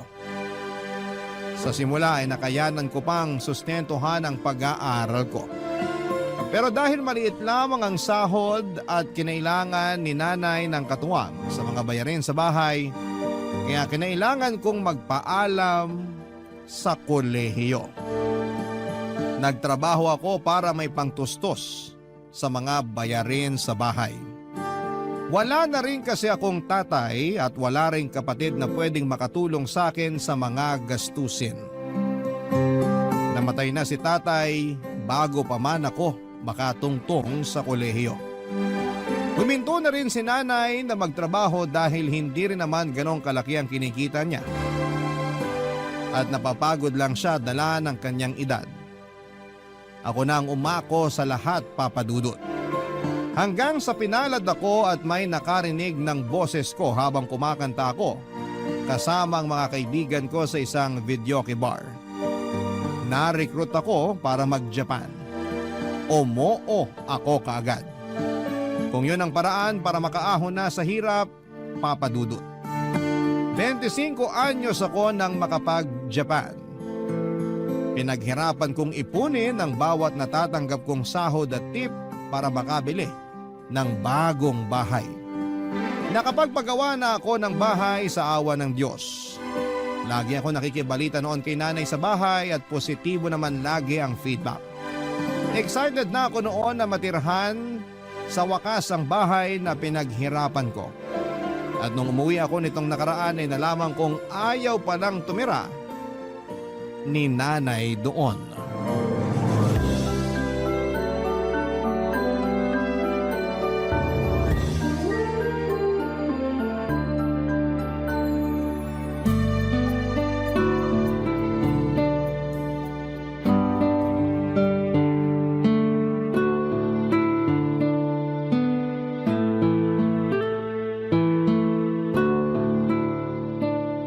ba nakasimangot ka riyan? Nagtataka lang po, Nay. Nagtataka saan? Ilang taon nang nagawa yung bagong bahay natin. Pero hindi ko maintindihan kung bakit hindi pa rin kayo lumipat dun habang nasa Japan ako. Nakatamaran ko na sigurong maglipat. Pag may pinaplano kasi ako, sinusumpong ako bigla ng rayuma. O kaya may hindi magandang nangyayari. Lagi na lang po ba? Ilang taon na yung dumaan. Wala kahit isang araw na swerte at maayos ang kalagayan nyo para makalipat. Wala rin akong kasama na mag-aasikaso. Ang Tita Net po, nasa kabilang bahay lang siya. Pwede naman siyang mapakiusapan para makapaglipat na tayo. Ayoko nang abalahin pa ang tita net mo. Busy na rin yun sa mga apo niya. O ikaw ba? Anak, kailan mo ba ako bibigyan ng apo? Nay, wag nating ilihis ang usapan. Maghahanap ako na maglilipat ng mga gamit natin habang hindi pa ako bumabalik ng Japan. Huwag ka nang mag-abala. Ako na lang ang mag-aasikaso. Magpahinga ka na lang at sumama sa mga kaibigan mo rito sa Pinas. Magkumustahan kayo. Ako nang bahala rito sa bahay. Lagi niyong sinasabi na kayo na ang bahala pero nung hinayaan ko kayo, parang wala naman nangyari. Hindi ko lang talaga maharap dati. Kahit magtanong ka pa sa mga kapitbahay natin. Nasasayang lang kasi yung pinagawa kong bahay doon. Baka mas mauna pang tira ng mga ligaw na kaluluwa. Alam mo anak, isa rin yan sa mga dahilan ko kung bakit ayokong lumipat. Paano kung pinamahayan na yun ng mga multo? Lalo maraming bakante at masukal na lote ron. Mas okay na rito sa bahay natin ngayon. Laging nabibless ni Father Sanchez. Hindi makakapasok ang kahit anong klaseng multo. Kahit mayamang multo pa yan. Eh di ipabless natin kay Father Sanchez yung pinagawa kong bahay. Hindi kasi lumalayo ng binibless na bahay si Father Sanchez. Yung malapit lang ang gusto niyang i-bless na bahay. May katandaan na rin kasi. Hindi na kayang bumiyahe. Kung ganun, maghanap tayo ng pari na malapit lang dun sa bahay at bata pa. Pwede na po ba yon? Pag lumipat tayo, mamamahay ako. Matagal pa naman bago ako masanay. Kung lumipat na sana kasi kayo noon, eh di sana sanay na kayo at hindi na po problemahin kung mamamahay kayo ngayon. Malungkot dun, sigurado ako. Mag-isa lang ako. Buti sana kung hindi ka na babalik ng Japan para kasama kita ron. Eh tingnan mo nga, isang buwan na lang, babalik ka na naman sa Japan, maiiwan na naman akong mag-isa. Marami kayong makikilalang kapitbahay doon. At saka pwede kong pakiusapan lagi si Tita Net na dalawin kayo. Ako na magbabayad lagi ng pamasahe at pagkain niya. Para may kasama lang po kayo habang nasa Japan ako. Sabi ko nga, wag mo nang abalahin pa ang tita net mo. Nagbibigay lang po ako ng mga pwedeng solusyon para matapos na yung mga rason nyo kung bakit ayaw nyo pa rin lumipat dun sa bagong bahay natin. Ang dami kasing dapat isaalang-alang. Hindi basta-basta ang paglilipat. Kaya nga nagmamadali akong makauwi dito sa Pilipinas para matulungan na kayo sa pag-aasikaso sa paglilipat. Hindi na ako masaya na hindi pa rin kayo lumilipat. Ilang taon ko na kayong pinagbigyan, Nay. Ako naman ang pagbigyan nyo ngayon. Nasasayang lang yung upa dito sa bahay. Yung upa na ginagamit ko galing sa pensyon ko at hindi galing sa padala mo. Lahat ng pinapadala mo napupunta lang sa pagkain ko at ibang pangangailangan.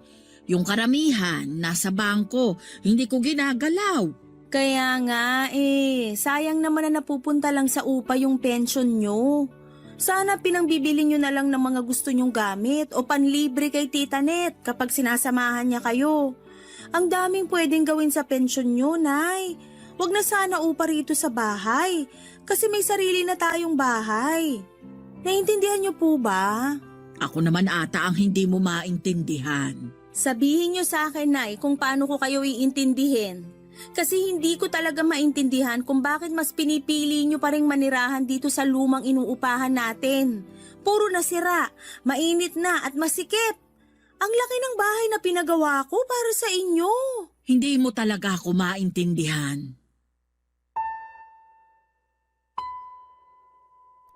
Umiling si nanay at saka ako iniwan para pumasok sa kanyang kwarto. Napansin kong nagtampo na siya, Papa Dudut, kaya hindi ko na inulit ang pangungulit ko sa kanya na lumipat na. Malit lang ang inuupahan naming bahay na yon at sakto lang para sa aming dalawa at minsan ay kulang pa. Hindi papasok ng bisita dahil masyadong masikip para malakaran. Doon na unang tumira si nanay at tatay bago pa man din ako isinilang. Nasanay na ako roon noong bata pa lamang ako hanggang bago ako mapadpad sa Japan. Alam ko ang bawat karupukan ng bahay na yon. Yun nga ang isa sa mga naging dahilan ko para magsumikap sa ibang bansa. Gusto ko na ng komportable, maluwag at magandang bahay. Nakapagpagawa naman ako at nakuha ko ang pangarap kong bahay. Pero tila naging hadlang si nanay para maranasan ko yon.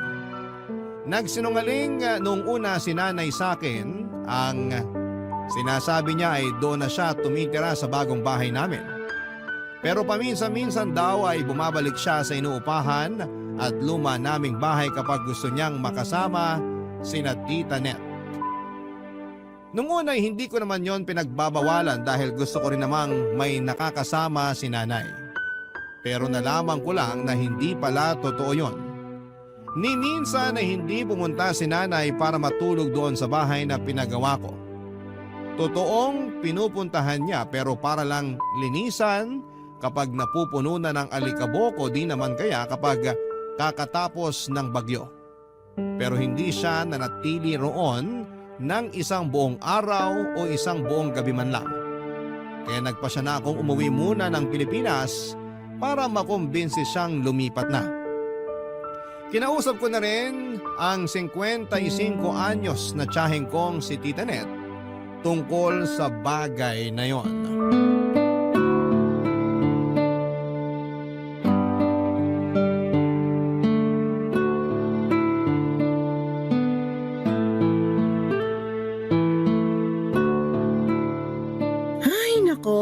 Ilang taong ko na pinagsasabihan ng nanay mo na lumipat na doon sa bahay na pinagawa mo.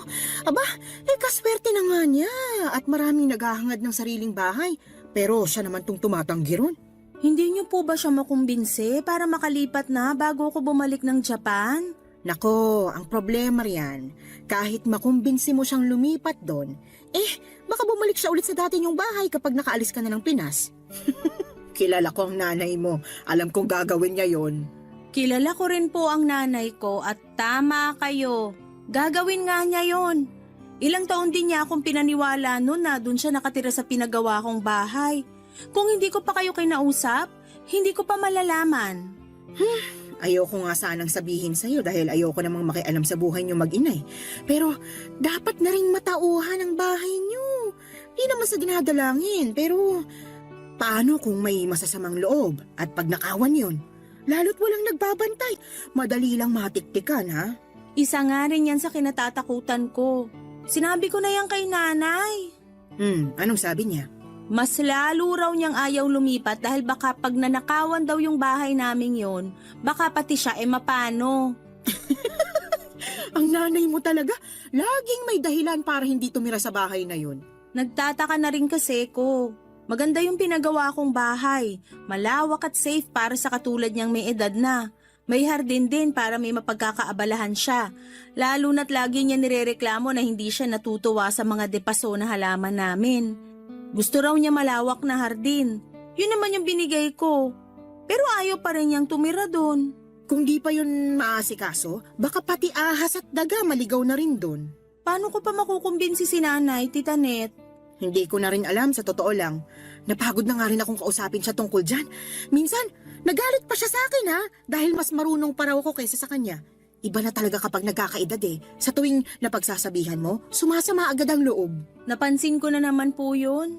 Nagtampo nga rin si nanay sa akin nung isang araw nung kinausap ko siya tungkol sa paglipat. Lalo na nung tinabla ko na lahat ng mga rason niya kung bakit ayaw niyang lumipat.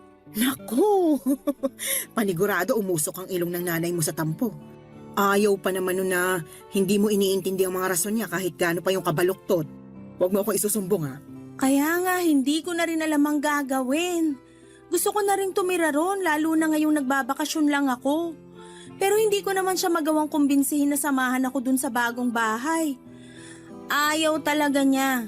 Sabi pa niya, kung gusto ko raw, ako na lang matulog dun mag-isa. Siyempre ayoko naman. Nakakakonsensya kaya. Habang maayos ang tutulugan at kabuuan ng bahay ko, si nanay naman nagtitiis sa sira-sirang inuupahan naming bahay. Gets niyo naman ako, Tita Net, di ba?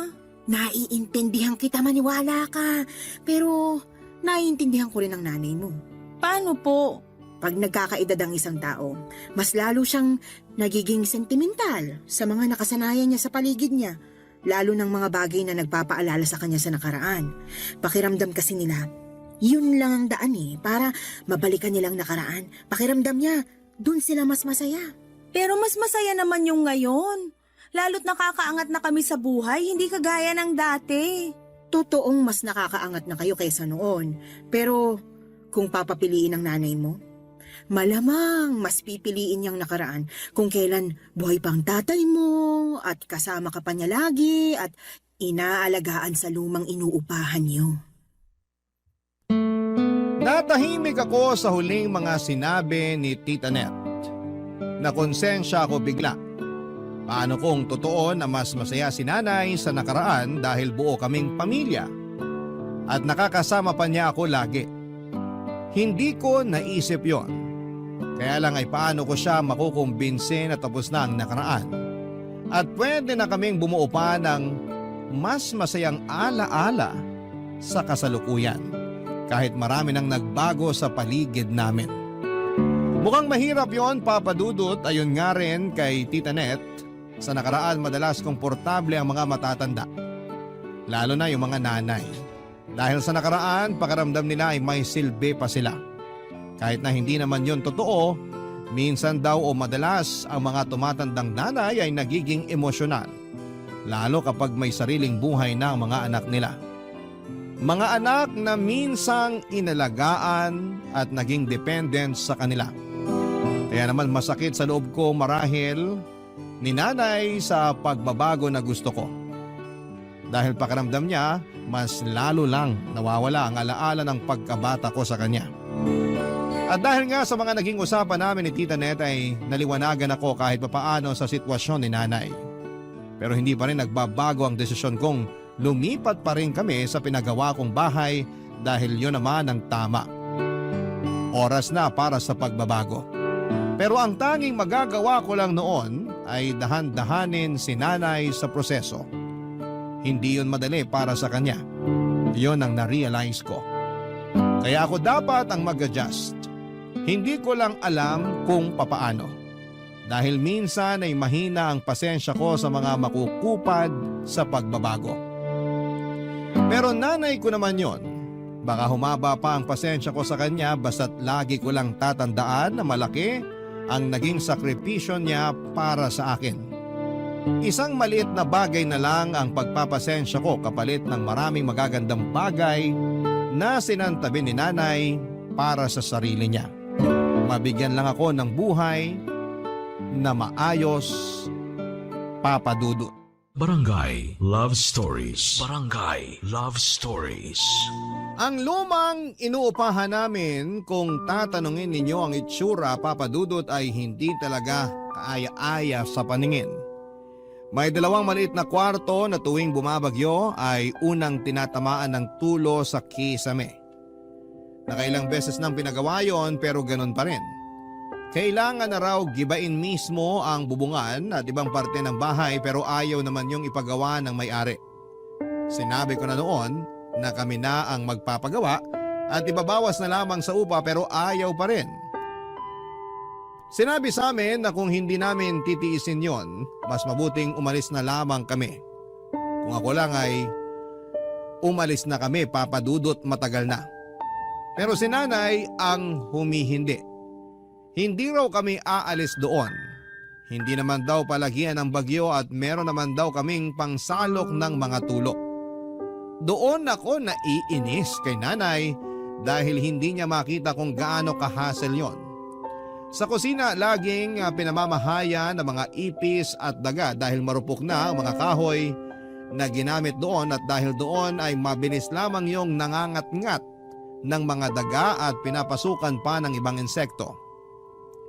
Nakailang beses nang pinaospital si nanay dahil sa kagat ng mga daga, pero hindi pa rin siya natuto. Hindi naman daw sinasadya yon ng mga daga at aksidente lamang yon.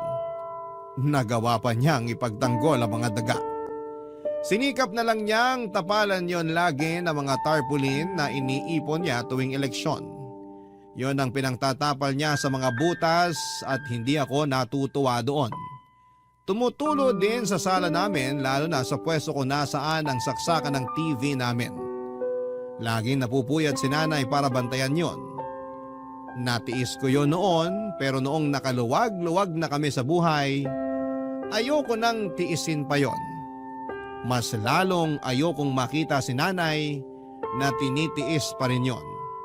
Meron naman na kaming pera para makaalis sa nakasanayan naming hirap, handa na ako. Kay nanay na lamang talaga nagkakatalo, Papa Dudut.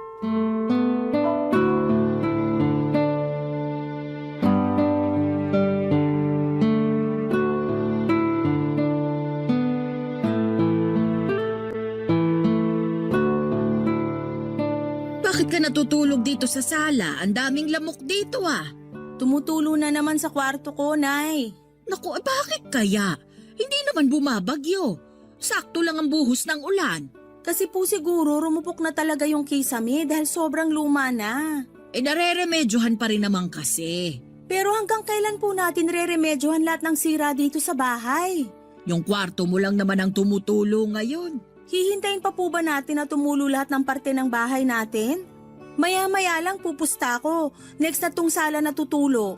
Kung ipapanalangin mo, magkakatotoo talaga. Hirap na rin ako makatulog sa kwarto ko, Nay. Ang init. Hindi na kaya ng electric fan. Ang init dito sa Pinas. Nasanay ka lang sa lamig sa Japan. Masasanay ka ulit sa init dito.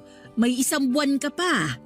Gusto ko nang makatikim ng lamig ng aircon, Nay. Kung bakit naman kasi pinalagay mo yung aircon doon sa pinagawa mong bahay eh. Imbes na dito mo na lang pinalagay.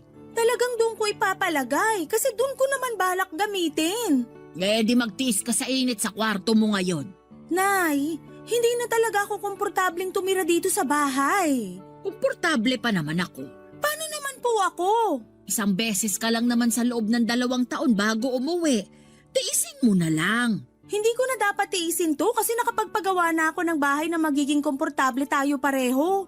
Para saan pa lahat ng pinaghirapan ko sa Japan kung hindi naman magiging maghinawa ang pagstay ko dito sa Pinas? Parang walang nangyari. Parang balik hirap uli. Paanong walang nangyari? Naipagawa mo na nga yung kusina natin dito. Hindi na sinisira ng mga daga. Opo, kasi sa likuran ng kwarto nyo naman ngayon dumadaan yung mga daga para manira doon. Nagtatago lang sila ron. Hinahabol kasi ng mga pusa. Ay, bakit kaya ayaw nyong tumira sa bahay na walang daga, no? Hindi naman nananakit ang mga daga. Pero may naitutulong ba sila sa atin? Nakakatulog ako ng maayos sa kwarto ko. Parang pugo ng kwarto nyo, Nay. Mas mainit pa kaysa sa kwarto ko. Pag pumapasok ako doon, para akong ensaymada na mina-microwave. Ako naman ang natutulog sa kwarto ko. Komportable ako roon kahit mainit. Sanay na ako. Hindi nyo naman kasi kailangang masanay sa ganun. Subukan lang nating matulog 1 gabi dun sa pinagawa kong bahay. 1 gabi lang, para makita nyo ang kaibahan. Matanda na ako masyado para masanay sa mga bago. Hindi na natin pwedeng gamitin yan, Nay. Kaya nga ako nagtrabaho sa Japan para makapagbigay ng magandang pagbabago sa inyo. Ayoko nang nakikitang napeperwisyo kayo tuwing tag-ulan dito sa bahay.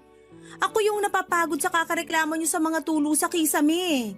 Pati yung mga saksakan na hindi na gumagana dahil laging pinapasukan ng tubig at mga insekto.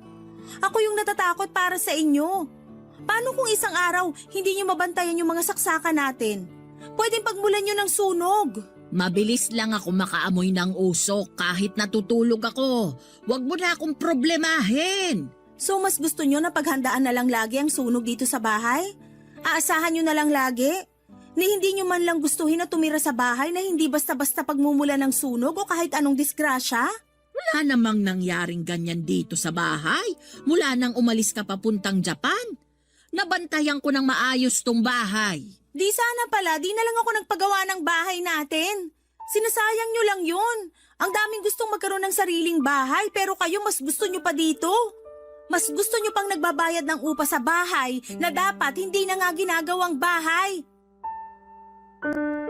Dala siguro ng kawalan ko ng maayos na tulog kaya nasagot ko si nanay ng ganon. Hindi ko naman yon sinasadya, Papa Dudut. Napuno na lamang din ako kung paano niya sabihin ang mga rason niya. Ang dami ng negatibong nakikita sa bawat sulok ng inuupahan naming bahay pero nagagawa pa rin ni nanay na makitang maganda ang mga yon. Alam kong sinasabi niya lamang yon, Papa Dudut, dahil ayaw niyang lumipat kami ng bahay. Hindi naman na nakipagtalo pa sa akin si nanay, Papa Dudut. Pinasok na lamang niya ang kwarto ko at doon ay nagbantay ng tulo. Nilabas niya ang isa sa arenola na ginagamit lang kapag may tumutulo sa bahay. Sinabi niyang doon muna siya matutulog sa kwarto ko para makapagtapon ng mga maiipong tulo sa kisame. Hinayaan ko na siya para hindi na kami magtalo pa at para makita niya kung gaano kahasel ang bahay na sira na. Kilala ko naman si nanay bilang isang taong mahirap mag-let go. Mula sa mga tao sa buhay niya hanggang sa mga pinakalumang garapon ng mayonnaise. Hindi niya yon tinatapon dahil ang rason niya ay may paggagamitan pa naman daw. Pero lumipas na ang ilang dekada ay hindi pa rin niya alam kung saan niya gagamitin ang ilang karton ng garapon ng mayonnaise na naipon niya. Sinabi kong ipagbili na lamang niya sa mga nangangalakal pero sinabi niyang mas mapapakinabangan niya raw yon. Pero halos bumagsak na ang isang cabinet namin kung saan nakalagay ang mga inipon niyang garapon ng mayonnaise. Ay hindi pa rin niya yon nagagamit. Sa pagkakatanda ko, Papa Dudut, buhay pa noon si tatay nang itambak ni nanay ang mga garapon na yon sa aming cabinet. Kinabukasan habang nagkakape ako sa kusina, nilapitan ako ni nanay para ipakita ang mga lumang gamit na tinatago niya. Binida niya lahat ng alaalang meron ang bawat gamit na pinapakita niya.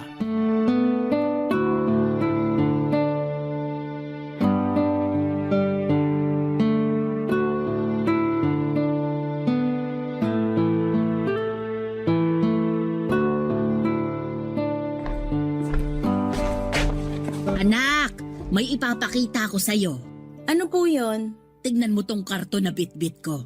Oy, teka, ilalapag ko lang sa mesa. Wag naman sa mesa, Nay. Ang daming alikabok niyan eh. Sa upuan na lang, please. Mahina po yung ilong ko sa alikabok. O sige, teka. Matutuwa ka rito sa mga ipapakita ko sa'yo. Mga garapon po ba ng mayonnaise yan? Naku, hindi! Mga pinaglumaang gamit mo. Baka mamaya may magsilabasan pang ipis dyan at mga bubuwit. Nay, ayoko pong makita yan. Bakit naman hindi? Habang nagbabantay ako ng tulo sa kwarto mo, naalala kong nilagay ko pala ito sa pinakataas na parte ng cabinet mo. Kinuha ko. Natuwa ako na hindi pa nasira ang mga inilagay ko rito sa karton. Nakakapagtaka nga. Halos lahat ng gamit ko sa kwarto nasira na dahil sa mga tulo sa kisame. Himala na nakasurvive yung laman ng karton na yan. Siniksik ko talaga sa dulo ng cabinet itong karton, kaya hindi naapektuhan ng mga tulo sa kwarto mo. Pag hindi na mapapakinabangan at makakadagdag lang po ng kalat dito sa bahay, ibigay na lang sa mga nangangalakal o kaya itapon na lang. Ay, hindi pwede! Bakit ko naman itatapon tong unang tsupo na ginamit mo? Regalo sa'yo to ng tita net mo. Binili niya sa unang sahod sa unang trabaho niya. Ang cute! Sige na nga, itago po natin yan. O, andito pa rin ang pusod mo. Nakasiksik sa lumang medyas mo nung bata ka. Tinago niyo talaga yan, Nay? Pampaswerte raw kasi ito, lalo kapag binitin sa kisame. Kaso laging tumutulo sa kisame natin, kaya itinago ko na lang sa medyas mo. Sa kapaalala ito na minsang koneksyon nating mag-ina. Paalala ito na galing ka sa akin.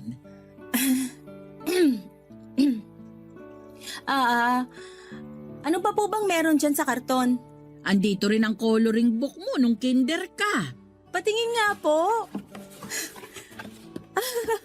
Grabe! Kinulayan ko talaga ng blue yung puno at green ang kalangitan. Sabi mo kasi pangarap mong makakita ng puno na kulay blue. Tapos inaabangan mo lagi tuwing tanghali kung magiging berde ang kulay ng langit. Hawak mo lagi ang coloring book na to kapag lumalabas ka ng bahay para maghanap ng blue na puno at berde na langit. Hindi ko na maalala kung bakit ko sinabi yan. Pero nakakatuwa po na tinago niyo tong mga gamit ng bata ako. Andito rin pala ang report card mo nung grade 6 ka, oh! Patingin nga po ko na grades ko noon. Hala, bakit puro pasang-awa? Saka bakit parang iniba tong grade ko sa math? Hindi mo na ba maalala? Ikaw ang nagbura ng grade mo sa math. 70 yan, pero pinalitan mo ng 75 para kunwari pumasa ka. Nalaman ko rin ang totoo dahil pinatawag ako ng teacher mo. Naalala ko na nga. Nakakahiya naman. Ito pa ang unan mo. Unan mo to nung baby ka. Pero palagi mo pa rin ginagamit hanggang tumungtong ka ng high school. Naaalala ko nga, hindi mo tinatanggal sa tabi mo, lalo noong high school ka na. Ni hindi ko nga maitakas sa'yo para labhan eh. Lagi kang nagagalit kapag kinukuha ko. O kaya heto, nakaipit pa rin ang amoy at marka ng laway mo sa una na to. Siguro naman ipapalaba mo na ito ngayon, ano? Huwag niyo na pong laban. Itapon niyo na. Sunugin niyo kung pwede. Pero paborito mo ang una na to. Sabi mo noon sa akin, ito ang naging proteksyon mo sa mga mumo na pumapasok sa kwarto mo. Hindi naman ako totoong naproteksyonan yan. Itapon niyo na po. Pero... Itago niyo na lahat ng garapon ng mayonnaise. Pati na yung pusod kotso po na regalo ni Tita Net. Pero parang awa niyo, nanay. Itapon niyo yung una na yan. Nagulat si nanay sa mga sinabi ko, Papa Dudut. Alam niyang naging paborito ko ang una na yon. Hindi niya alam ang isasagot sa akin noon. Sa halip ay binalik niya lahat ng mga nilabas niyang laman ng karton at saka pumasok sa kanyang kwarto. Hindi na niya muling binalik sa kwarto ko ang karton na yon. Hindi na rin namin muling pinag-usapan yon. Lumipas na lang ang mga araw pero parang hindi naganap ang pagpapakita sa akin ni nanay sa laman ng karton, Papa Dudut. Hindi ko alam kung tinapon na niya o nilabhan man lang ang unan. Wala na rin akong balak na alamin pa. Basta't hindi ko yon nakikita sa paligid ko ay ayos na ako. Sinumpa ko kasi ang una na yon, lalo na noong nagdalaga na ako. Maraming sekretong nalaman ang una na yon, mga sekretong tinakasan ko hanggang ngayon. Isa sa mga dahilan kung bakit gusto ko nang makaalis kami ni nanay sa inuupahan naming bahay ay dahil marami akong masalimuot na alaala sa bawat sulok ng bahay. Mga alaalang hindi ko nagawang ikwento kahit na kanino. Kahit kay nanay mismo, mga alaalang pilit kong tinatago sa pinakasulok ng puso at isipan ko. Hindi ko yon nakayanang harapin, Papa Dudut. Kaya nga nang pumunta ako ng Japan, inakala kong matatakasan ko na ang mga alaalang yon. Pero hindi pala, Papa Dudut. Sinundan ako ng mga alaalang yon hanggang sa pag-alis ko ng bansa. Akala kong malaking tulong na hindi na ako nakatira sa inuupahan naming bahay pero hindi pala. May mga bagay akong handa nang sabihin ngayon.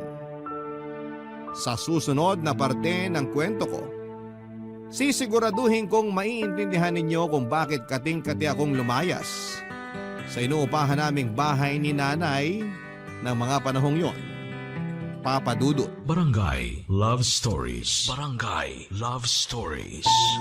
Nawala ako sa mood ng mga sumunod na araw, Papa Dudut. Dala yon ng mga nagsidagsaang mga alaala na nakabalot sa una na ipinakita sa akin ni nanay. Ilang gabi na akong hindi makatulog dahil dinadalaw ako ng mga hindi magagandang panaginip tungkol sa nakaraan ko.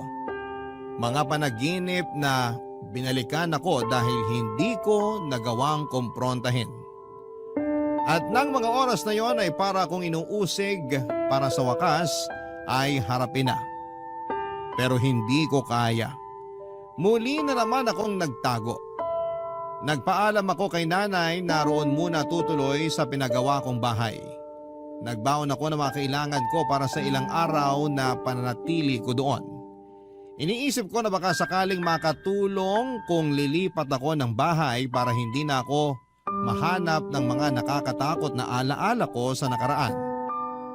Dahil masyado ng maraming sakit ang dinulot sa akin ng lumang bahay namin. Hindi ko na kayang balikan lahat ng yon. Kaya naman tinungo ko na ang bagong bahay namin at sa unang gabi na natulog ako sa pinagawa kong bahay ay naging maayos yon. Kinabukasan habang naglilinis ako ng kusina ay bigla na lamang ako nagkaroon ng flashback tungkol sa tinatakasang kong trauma. Muli na naman akong nanginig, natakot at nagtago. Napatakbo ako sa kwarto ko at doon ay umiyak habang yakap ang bagong unan. Kumalma ako pagkatapos. Hindi ko na binitawan ang bagong unan na yon, Papa Dudut, at sinigurado kong katabi ko yon kahit saang sulok ako ng bahay. Maski sa pagbalik ko sa luma naming bahay ay bitbit ko yon. Tila naging proteksyon ko yon mula sa madidilim na ala-alang sumusunod sa akin. Pagkarating ko ng bahay ay inabutan kong nagkakape sina nanay at tita Net. Nakangiti si nanay na sinalubong ako. Kinukuha niya sa akin ang bitbit kong unan pero tumanggi ako.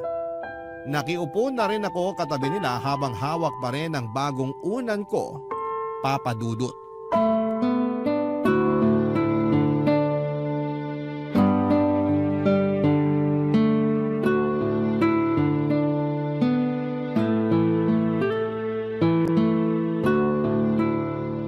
Ayaw mo talagang bitawan muna ang unan mo, anak.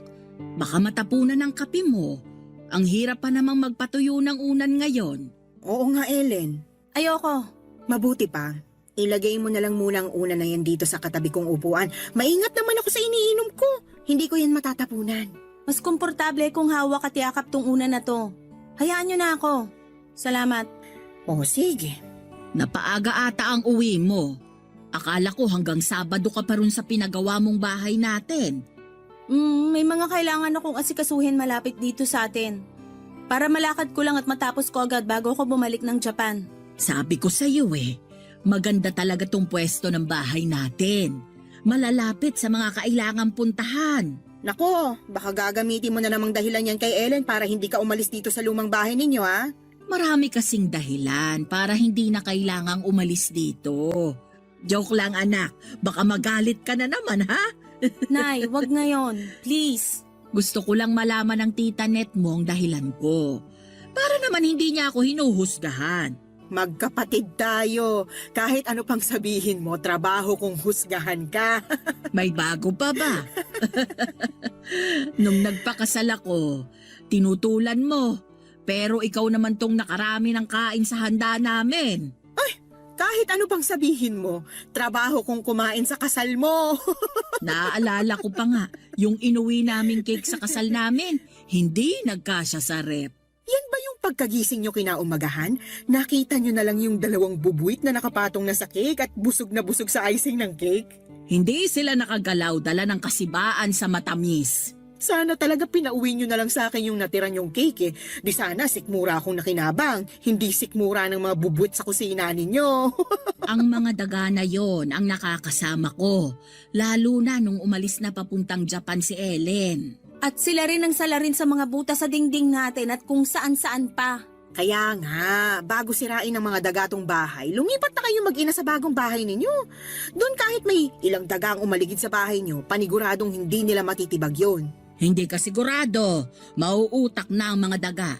Sigurado kung kaya nilang tibagin kahit sementado pa ang dingding. Nakahanap na naman kayo ng dahilan para ipagtanggol tong lumang bahay. Alam mo naman ang nanay mo, loyal sa bahay na to. Ay talaga, nung walang-wala kami, ito ang sumaklolo sa amin. Napag-aral ko hanggang first year college si Ellen dahil mura lang ang upa namin dito. Hindi nyo na ako pinag-aaral, Nay. Kaya wala na kayong ibang dahilan para manatili rito. Doon na tayo sa bagong bahay, wala nang babayarang upa. Kung gusto nyo pa rin may paglaanan sa pensyon nyo, kayo na magbayad ng kuryente at tubig. Basta makalipat lang tayo. Oo nga naman. Tama talaga tong anak mo eh. Hindi na practical na tumira dito. Baka 2 taon na lang, mapulbos na lang to ng mga daga. Ang daming naghahangad ng sariling bahay na maayos, bakit tumatanggi ka pa? Trabaho mo rin bang pakialaman ng mga desisyon ko? Namula ang pisngi ni Tita Net sa mataray na pagkakasagot ni nanay sa kanya. Hindi na nga nito tinapos ang kape niya, Papa Dudut. Nagkunwari na lamang siya na may aasikasuhin pa sa bahay. Nagpaalam na ito sa akin at hindi na kinausap pa si nanay.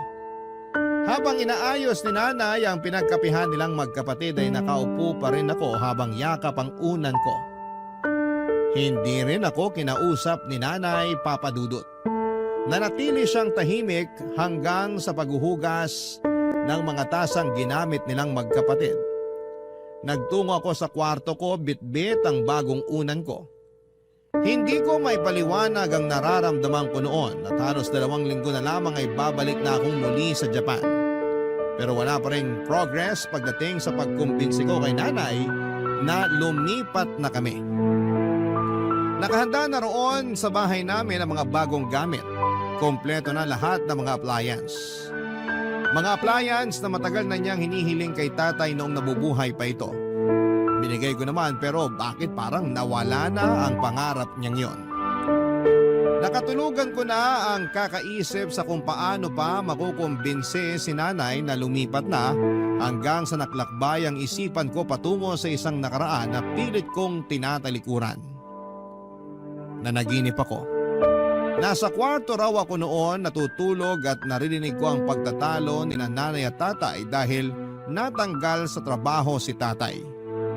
Niyakap ko ang lumang unan ko. Ang unan na nakasilid sa karton na ipinakita sa akin ni nanay. Niyakap ko yon na para bang nakadepende roon ang proteksyon ko. Hanggang sa biglang nagbukas ng dahan-dahan ng kwarto ko. Hindi ako lumingon. Alam ko na kung ano ang iniluwa ng pintuang yon. Napahigpit muli ang yakap ko sa lumang unan, Papa Dudut. Hanggang sa bigla na lang akong nagising at napasigaw. Doon na pumasok si nanay sa kwarto ko. Nanginginig ako noon habang yakap ang bagong unan ko, Papa Dudut.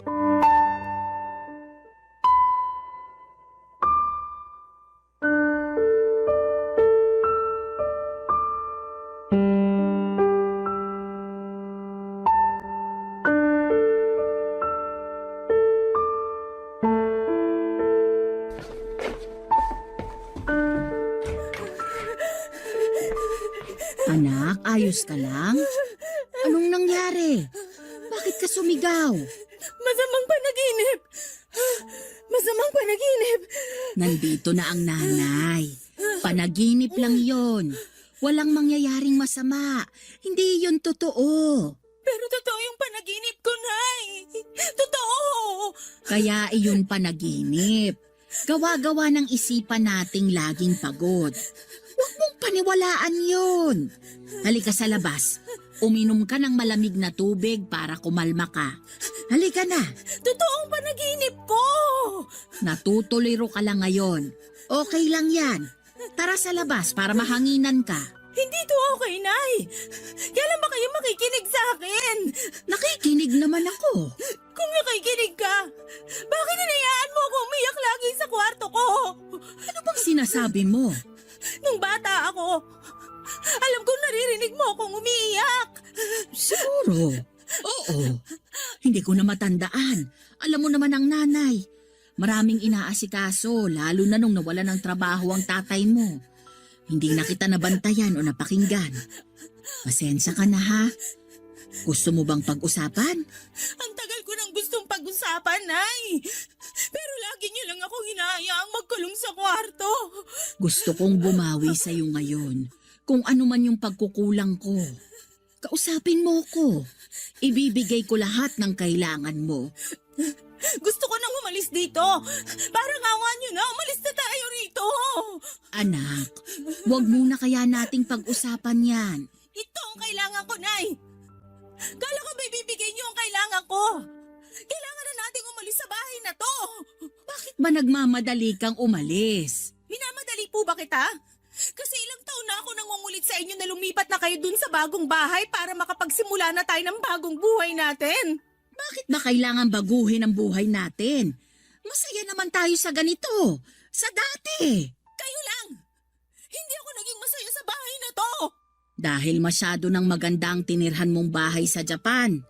Dahil mas matibay ang pinagawa mong bahay kaysa rito. Baka nakakalimutan mo. Malaki ang naiambag nito sa buhay mo. Kung alam niyo lang kung ano pang naiambag ng bahay na to sa akin, maintindihan niyo kung bakit gusto ko na itong sunugin. Wala akong maalalang ginawang masama sa'yo ng bahay na to para pagsalitaan mo ng ganyan. Siguro nga hindi itong bahay na tong nakagawa ng masama sa akin, pero yung taong tumira dito, meron. Anong ginawa ko sa'yong hindi maganda? Bukod sa hindi kita pinuntahan nung umiiyak ka sa kwarto mo. Sabihin mo sa akin lahat para bago ka bumalik ng Japan, matapos na tong nararamdaman mong hinanakit sa akin at sa bahay na ito. Nay! Nay! Pinagsamantalahan ako ni tatay. Ano? Bawat sulok ng bahay na to sa tuwing umaalis kayo para magtrabaho. Doon ako sinisimulang pagsamantalahan ni tatay. Kung gumagawa ka lang ng kasinungalingan para makalipat na tayo ng bahay, tigilan mo yan. Parang awa mo na. Magbigay ka naman ng respeto sa yumao mong ama. Tama nga yata yung desisyon kong wag magsumbong sa'yo noon. Kasi hindi mo rin ako papaniwalaan sigurado. Tulad ng ginagawa mo ngayon. Gusto kitang paniwalaan. Pero ang imposible na mga bintang mo sa iyong ama. Disente at maayos ang tatay mo. Bigyan mo naman ng respeto ang kaluluwa niya. Hindi ito pagbibintang, Nay. Totoo lahat. Hindi mo alam kung ilang dekada kong tiniis lahat ng masasamang panaginip ko tungkol kay tatay. Kung paano ako laging kinakabahan sa tuwing may nagbubukas ng pintuan ng dahan-dahan. Hindi niyo alam. Hindi niyo alam na halos magdugo na yung mga mata ko sa kakapuyat para makapag-ipon. Para makapagpagawa na tayo ng bahay at makaalis na sa bangungot na bahay na to. Hindi niyo alam. Kasi parang wala na ba kayong pakialam? Anak! Sa kusina. Doon niya ako unang pinagsamantalahan. Hinawakan niya yung hita at balakang ko, tapos pinilit niya yung sarili niya sa akin. Tinakot niya ako. Papatayin daw tayo ni tatay kapag nagsumbong ako, kapag hindi ako pumayag. Kaya wala akong nagawa. Wala naman ako kasama kasi lagi kang wala. Pumayag ako. Sa mesa sa sala yung sumunod. Sa banyo rin nung minsan nagluluto kayo sa kusina. Sinubukan ko magpasak lolo pero nilakasan ni tatay yung tubig sa gripo. At madalas sa kwarto na to. Tuwing madaling araw. Tuwing tulog kayo.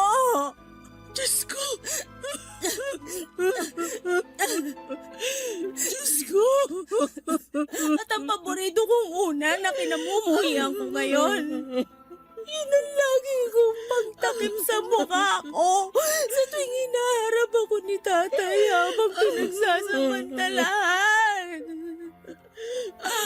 Akala ko mapoprotektahan ako noon para hindi ko makita ang kahiyupan ni tatay. Pero hindi.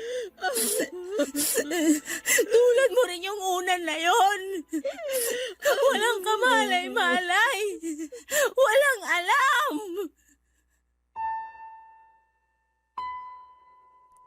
May mga alaala na gusto mo na lang sanang kumawala pero hindi mo magawa dahil nakasunod ito sa iyo at parang tinatalo pa ang anino mo. Niyakap ko ng mahigpit ang bagong unan ko at hinayaan kong tumulo doon ang mga luha kong matagal nang pinipigilan. Hindi malaman ni nanay ang gagawin noon at palakad-lakad siya habang kagat ang kanyang mga daliri. Alam kong ikinabigla niya ang mga revelasyon ko, Papa Dudut, hanggang sa bigla na lamang siyang lumabas ng bahay. Nilabas lahat ng mga bag namin at siniksik doon ang mga damit ko, Papa Dudut. Nagtaka ako. Nang mapuno niya ang 2 malaking bag ng mga damit ko ay sa kanya ako niyakap at sinabing aalis kami sa bahay na yon. Tinulungan ko siyang mag-impake ng mga damit niya. Iniwan namin ang mga lumang kagamitan namin, kabilang na ang lumang unan ko. Oras na para makapagsimula ng bago. Yon ang sinabi ni nanay.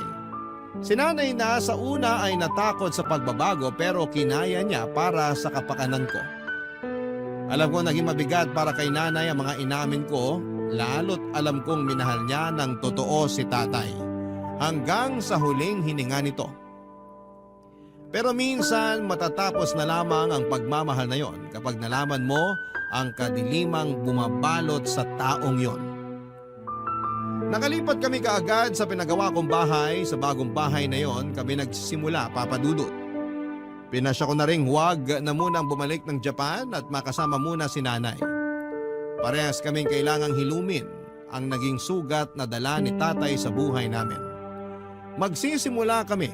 Magsisimula ulit.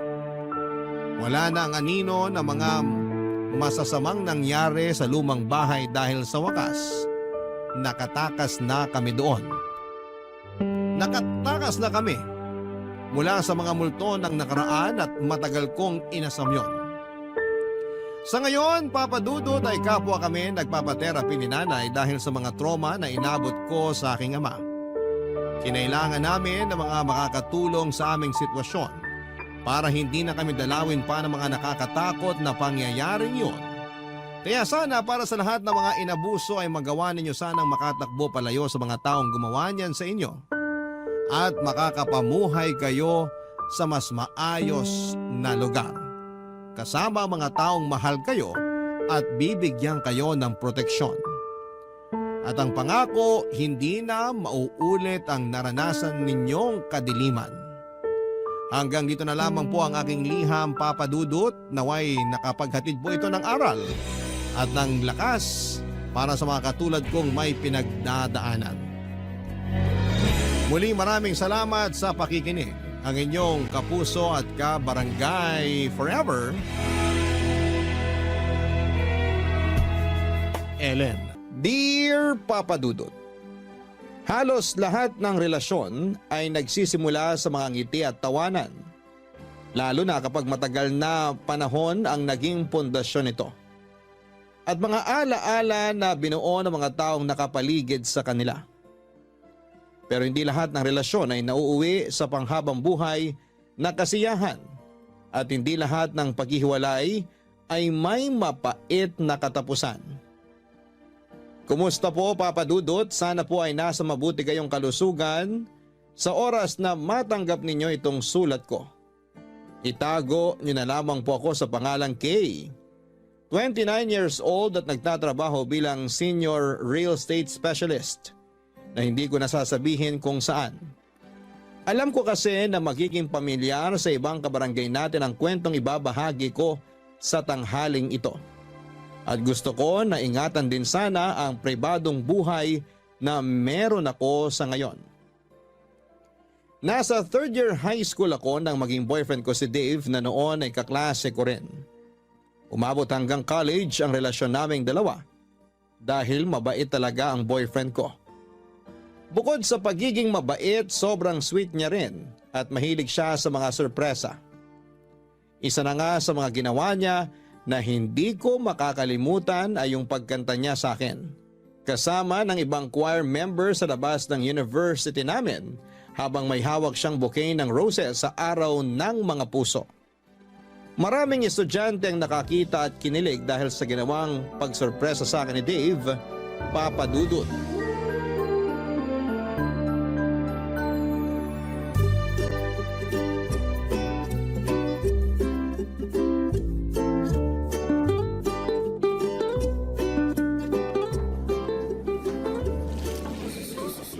Grabe, Kay! Ang bango talaga nitong bouquet ng roses na binigay sa'yo ni Dave. Fresh na fresh! Sinabi mo pa, tapos ang laki pa ng bouquet na yan. Ang bigat-bitbitin kanina habang naglalakad ako papunta dito sa classroom natin. Naku, kung ako lang ang may ganitong kaganda at kalaking bouquet ng roses, baka inikot ko pa ang buong university. Ang lakas kaya makaganda ng ganitong bulaklak. Ang lakas nga makaganda pero nakakapagod namang bitbitin. Si Dave kasi, hindi na ako hinatid hanggang dito sa classroom natin. Bakit nga hindi ka niya hinatid? Nagulat ako nung makita kitang naglalakad mag-isa palapit dito sa classroom habang nasa may pinto ako.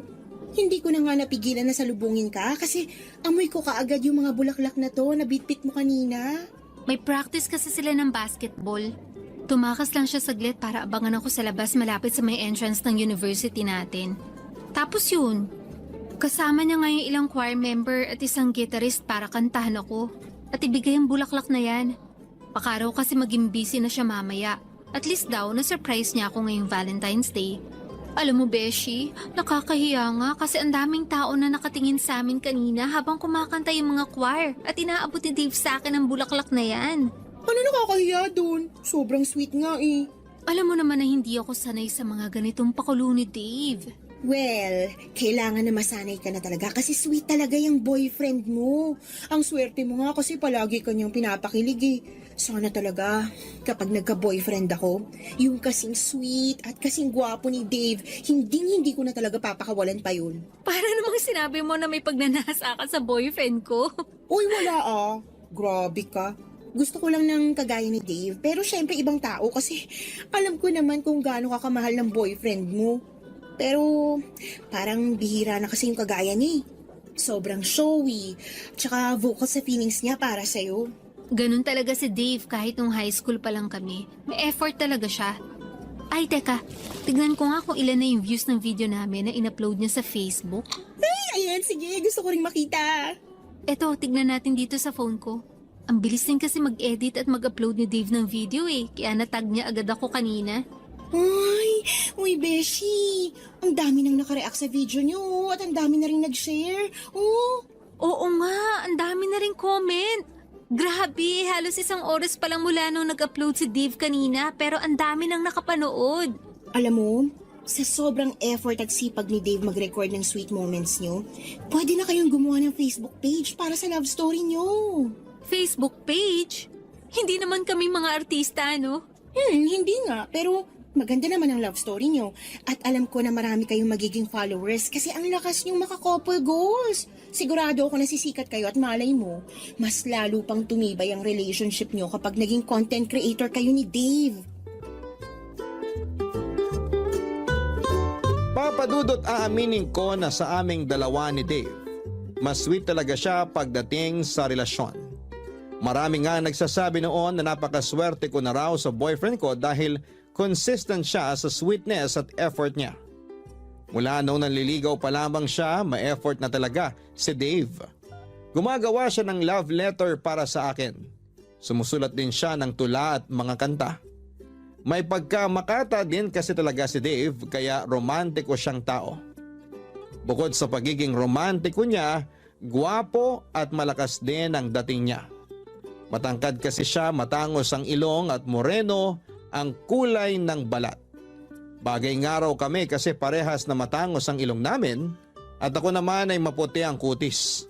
Sentimental na tao nga rin pala si Dave at mahilig siyang mag-take ng picture o mag-record ng video sa mga date namin o surprise niya sa akin. Pero kahit na walang camera o cellphone na pang-record, palagi pa ring sweet sa akin ang boyfriend ko, Papa Dudut.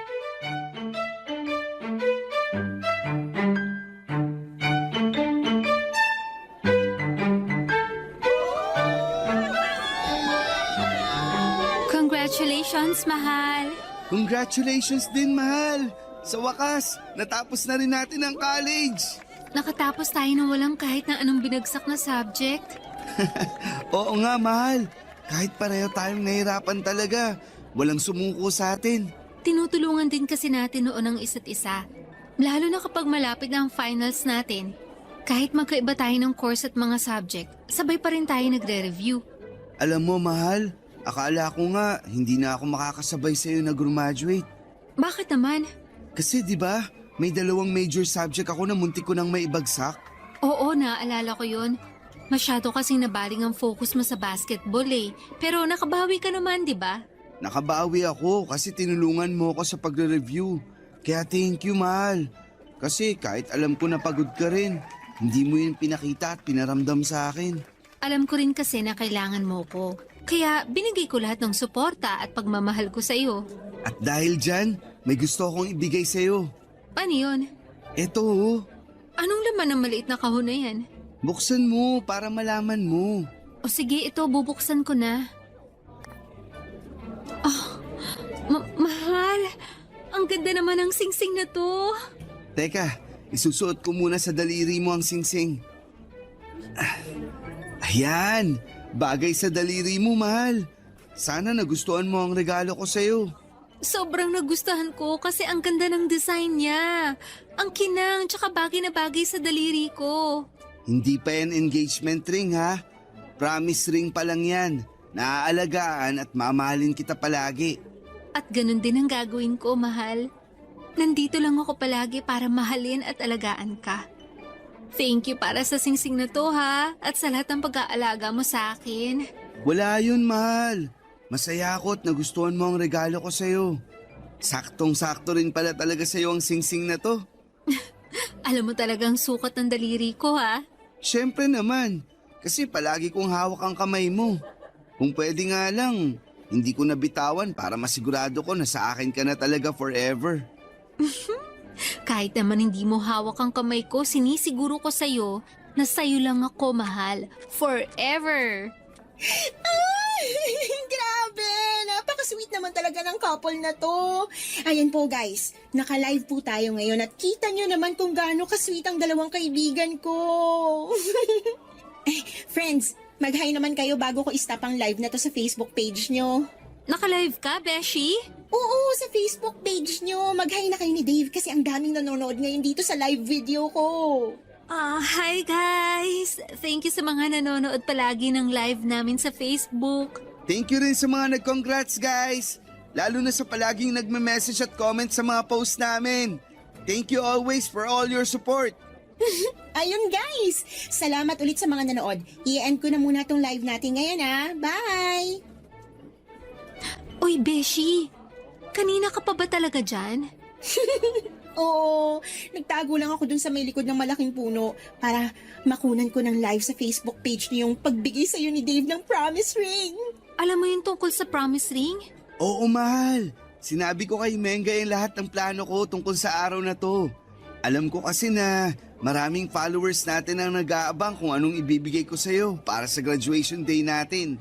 Kaya naisipan ko na makisuyo kay Mengay na hawakan ng cellphone ko at i-live niya sa Facebook page natin ang pagbibigay ko sa'yo ng promise ring.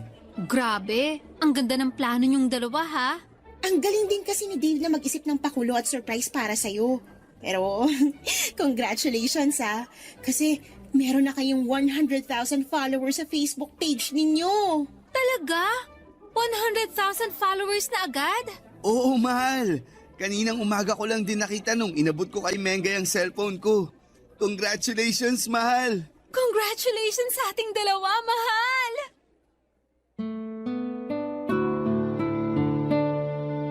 Papadudot marami rin kaming sweet moment videos na nagtitrending noon sa social media.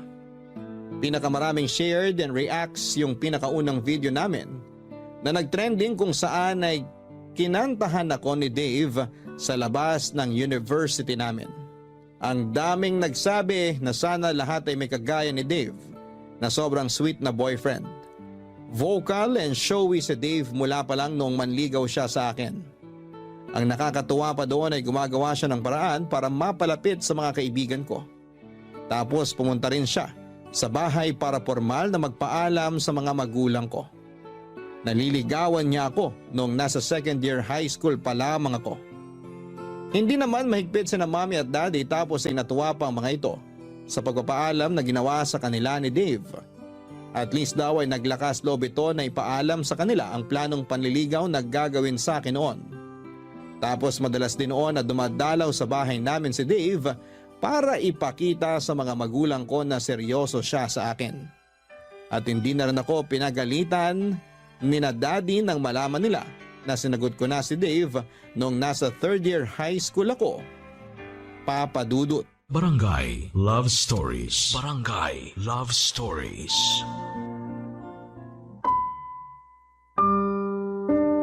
Papa Dudut, naunang lumaki ang number ng followers namin ni Dave sa Facebook profile namin dahil sa mga trending sweet video namin. Kaya naisipan namin na gumawa ng Facebook page kung saan kami ay nag-upload ng mga luma at bago naming video. Nakakatuwa kasi hanggang sa page na yon ay tumaas agad ang number ng followers namin ni Dave.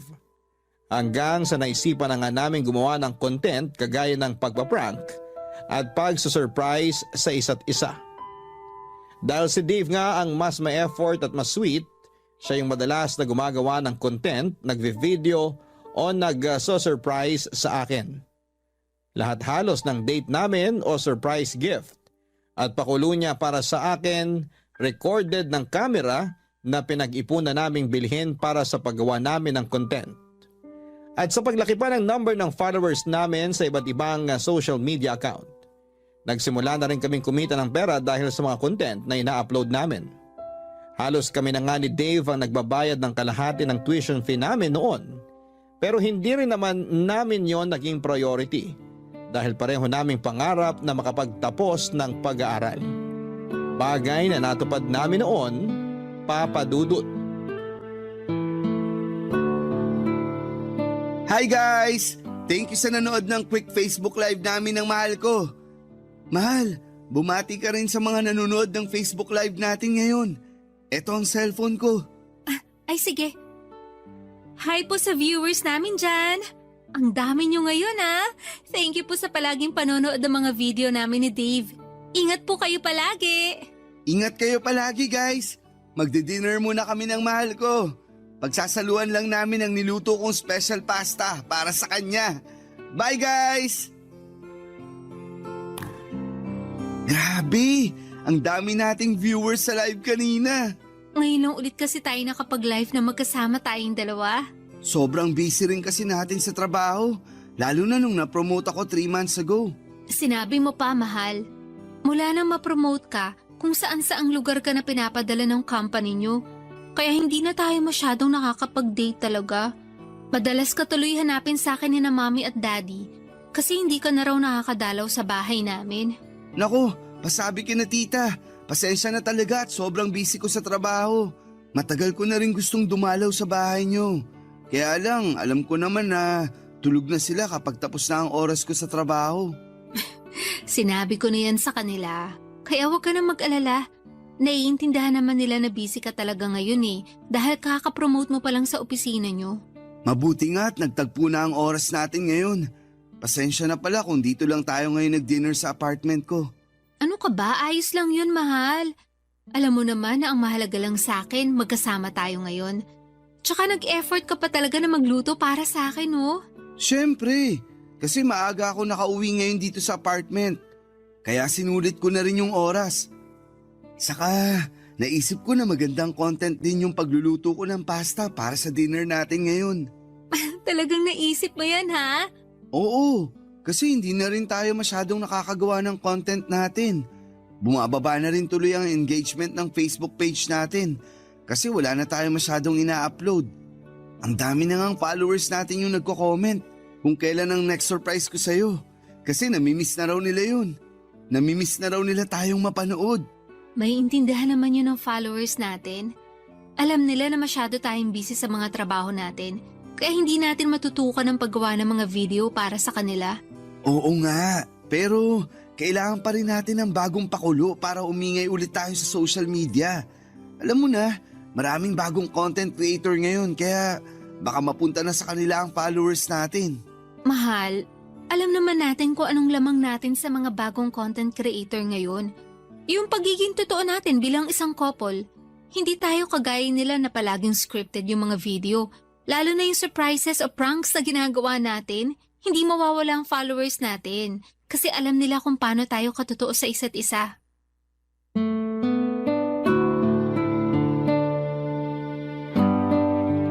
Papadudot, hindi talaga namin pinangarap o plinano ni Dave na maging sikat na content creator. Gusto lang namin na i-share ang love story naming dalawa. Gusto naming magpakilig, magbigay ng good vibes at inspirasyon, pero priority pa rin namin ang pag-aaral namin.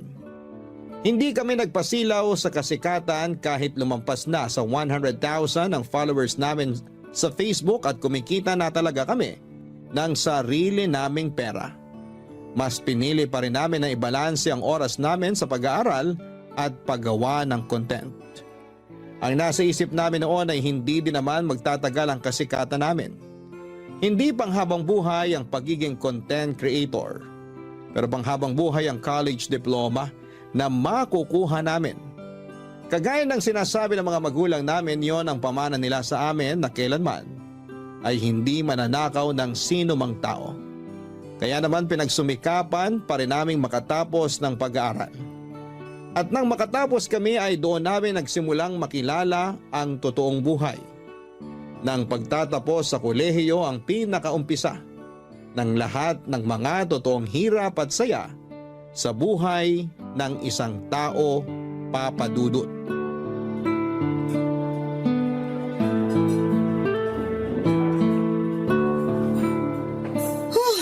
Beshi, sorry, ngayon lang ako nakarating. Ang traffic kasi sa dinaanan namin ng taxing sinakyan ko. Okay lang, Beshi. Medyo kakadating ko lang din naman dito sa restaurant. Ay, sakto lang din pala ako. Naka-order ka na ba ng pagkain natin? Oo, naka-order na rin ako kasama yung mga pagkain na chinat mo sa akin kanina. Buti naman, kasi gutom na rin talaga ako. Grabe kasi talaga yung traffic, kahit inagahan ko na yung alis sa bahay namin. Friday din kasi ngayon kaya traffic talaga. Ay, wait lang ha. Tumatawag si Dave. Hello, mahal? Mahal! Happy anniversary!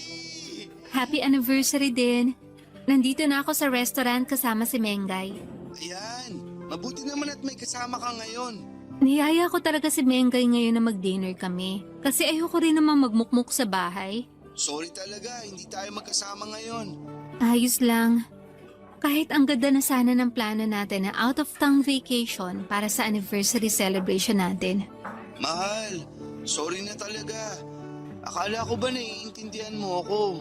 Wala naman akong choice kundi ang intindihin ka, di ba? Kesa naman sa mag-away tayong dalawa. Ayoko rin naman na hindi ka makasama sa espesyal na araw na to. Isa pa, ginagawa ko rin naman to para sa future natin, mahal. Pero huwag kang mag-alala. May naisip na ako na mas magandang plano para sa anniversary natin. Aba, dapat lang na bumawi ka talaga sa akin kasi ang laki na ng atraso mo, mahal. Babawi talaga ako sa'yo saka sa followers natin. Sakto rin yung naisip ko na celebration para sa content na gagawin natin, mahal. Okay, sige. Sige na, mahal. Kailangan ko na rin bumalik sa loob kasi magsistart na ulit ang conference namin. Happy anniversary ulit! I love you! I love you too. Bye. Kaya pala ang lalim ng buntong hininga mo kasi anniversary nyo ngayon ni Dave. Ayun na nga, Beshi. Anniversary namin ngayon pero ikaw ang kasama ko. Sabi mo nga, at least may kasama ka ngayon na magandang date kahit wala ang boyfriend mo. Kasi nga wala naman akong choice. Nakakainis pa kasi parang mas pinaghahandaan pa niya yung content na yan kesa sa anniversary talaga namin. Naiintindihan ko naman siya kasi maraming nag-aabang sa anniversary nyo. Kahit madelay ang celebration nyo, ang mahalaga, makapag-upload siya ng bagong video ng surprise niya sa'yo. Beshi, hindi na surprise yun. Kasi alam ko na may gagawin siyang something para sa anniversary namin. Huwag mo na lang abangan para ma-surprise ka pa rin. Pero, Beshi, curious lang ako. Kumusta naman kayo? Okay naman. Okay naman na okay lang o okay naman na hindi talaga okay? Ewan ko. Yan na nga ba sinasabi ko eh. Kapag ganyan ang mga sagutan mo, medyo nakakakaba na yan. Pero Baka kasi kulang lang talaga kayo sa quality time. Alam mo na, dapat talaga na mas dalasan yung date niyong dalawa eh. Yun din naman ang sinasabi ko sa kanya. At kapag bumabalik naman siya dito, bumabawi naman talaga siya sa akin. Naiinis lang ako kapag naglalabas na siya ng cellphone o camera. Tapos malalaman ko na lang na recorded pala lahat ng pakulo niyang sorpresa para sa akin. Hindi ko tuloy alam kung para sa akin pa ba talaga yung ginawa niya o para lang sa content na gusto niyang i-upload sa Facebook page namin. Beshi, syempre naman para sa'yo yun. Ewan ko, Beshi. Sa totoo lang, hindi ko na rin kasi alam kung saan papunta yung relasyon namin eh. Papadudot, iba talaga ang buhay estudyante sa buhay empleyado na. Nag-focus kami ni Dave sa kanya-kanya naming career at naging sideline na lamang ang pagiging content creator namin. Nang mga panahon na yon ay may kanya-kanya din kaming responsibilidad ni Dave sa pamilya namin. Pareho kaming panganay ni Dave sa magkakapatid at tinutulungan ng mga magulang namin sa mga gastusin sa bahay. Kaya pareho rin kami na naging workaholic ni Dave. Doon namin na-realize na mas masarap ang buhay estudyante na hindi masyadong kailangan na budgetin ng allowance na nakukuha namin mula sa mga magulang namin. Mas masarap ang pakiramdam noong kami lang ang tumatanggap ng pera. Kesa kami na yung nagtatrabaho at gumagawa ng paraan para kumita. Kaya sa sobrang focus namin ni Dave sa mga trabaho namin, unti-unti kaming nawala ng oras sa paggawa ng content para sa Facebook page namin. Pero hindi lang kami sa paggawa ng content na wala ng oras, kung hindi pati na rin sa relasyon namin, papadudot. Barangay Love Stories. Barangay Love Stories.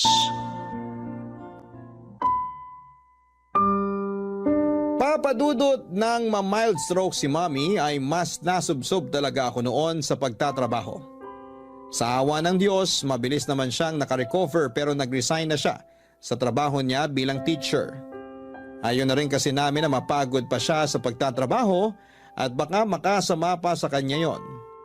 Yon ang dahilan kung bakit mas madalas akong mapa-overtime sa opisina. Dahil dalawa na lamang kami ni Daddy na naging provider sa bahay namin. Bilang panganay, kailangan ko na tulungan ang mga magulang ko sa lahat ng responsibilidad sa bahay namin. Naging busy na rin noon si Dave sa pagtatrabaho niya dahil sunod-sunod ang naging promotion niya.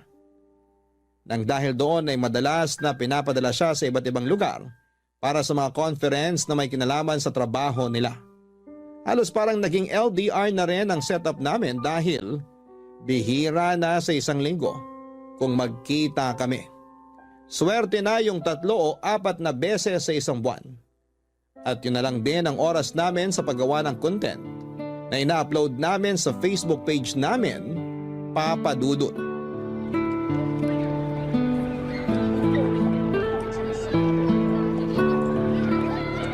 Hello, Beshi. Nasa bahay ka ba ngayon? Naku, wala, Beshi.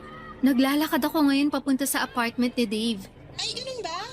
Yayayain sana kita manood ng sine ngayon kasi palabas na yung bagong rom-com movie na inaabangan natin. Pero mukha namang magtatagal yun sa sinihan kaya sa ibang araw na lang. Kapag bumenta ang movie na yon, magtatagal talaga yun sa sinihan. Ganun na nga, Beshi. Bakit pala kailangan mong pumunta sa apartment ni Dave ngayon? May pinapacheck kasi siyang document sa apartment niya.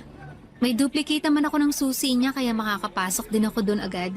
Akala ko ba dapat kahapon pa yung balik niya dito sa Maynila? Ayun na nga rin ang akala ko eh. Pero na-extend na naman ang conference niya sa Davao. May kailangan siyang ipasa na document para sa tax niya. Pinasuyo niya sa akin na i-check sa apartment niya kung nandun. Kasi kung wala, yung mama naman niyang tatawagan niya para hanapin sa kwarto niya dun sa bahay nila sa Batangas. Okay, sige. Bukas na lang tayo manood ng sine kasi mukhang kailangan mo na naman ng heart-to-heart conversation. Bahala na. Tawagan na lang kita bukas ha. Beshi, ibababa ko na rin tong tawag kasi nandito na ako sa may harap ng gate ng apartment ni Dave. Sige, Beshi. Ingat ka dyan. Thank you, bye.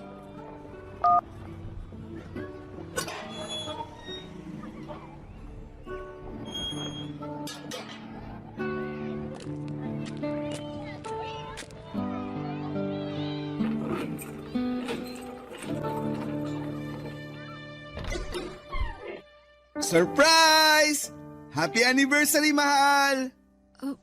Mahal? Akala ko next week ka pa makakauwi. Siyempre, hindi ko sinabi sa'yo na nakauwi na talaga ako kanina pa para ma-surprise kita. Happy anniversary! Happy anniversary din, mahal! Uy, ang ganda ng pagkakasetup mo dito sa sala ng apartment mo, ah. Ang daming balloons tsaka mga bulaklak. Tapos ang dami rin pagkain dito sa mesa. Sabi ko naman sa'yo, di ba? Babawi ako pagbalik ko dito sa Manila. Ikaw lang ba mag-isa nag-ayos nito? Siyempre, ako lang mag-isa. Ako rin ang nagluto ng mga paborito mong pagkain na nasa lamesa. Yang buttered shrimp, chicken adobo, chop suey, at hindi mawawala ang paborito mong dessert na buko pandan. Grabe, paborito ko talaga lahat ng yan. Pero ibig sabihin, mahal, mula na makauwi ka dito sa apartment, hindi ka pa talaga nagpapahinga? Hindi pa, kasi gusto ko talaga na unahing asikasuhin ng sorpresa ko sa'yo. Nagustuhan mo ba? O syempre naman. Pero ang pinakagusto ko sa lahat, yung nandito ka na at kasama na kita ngayon. Payakap nga sa mahal ko. Namiss kita, mahal.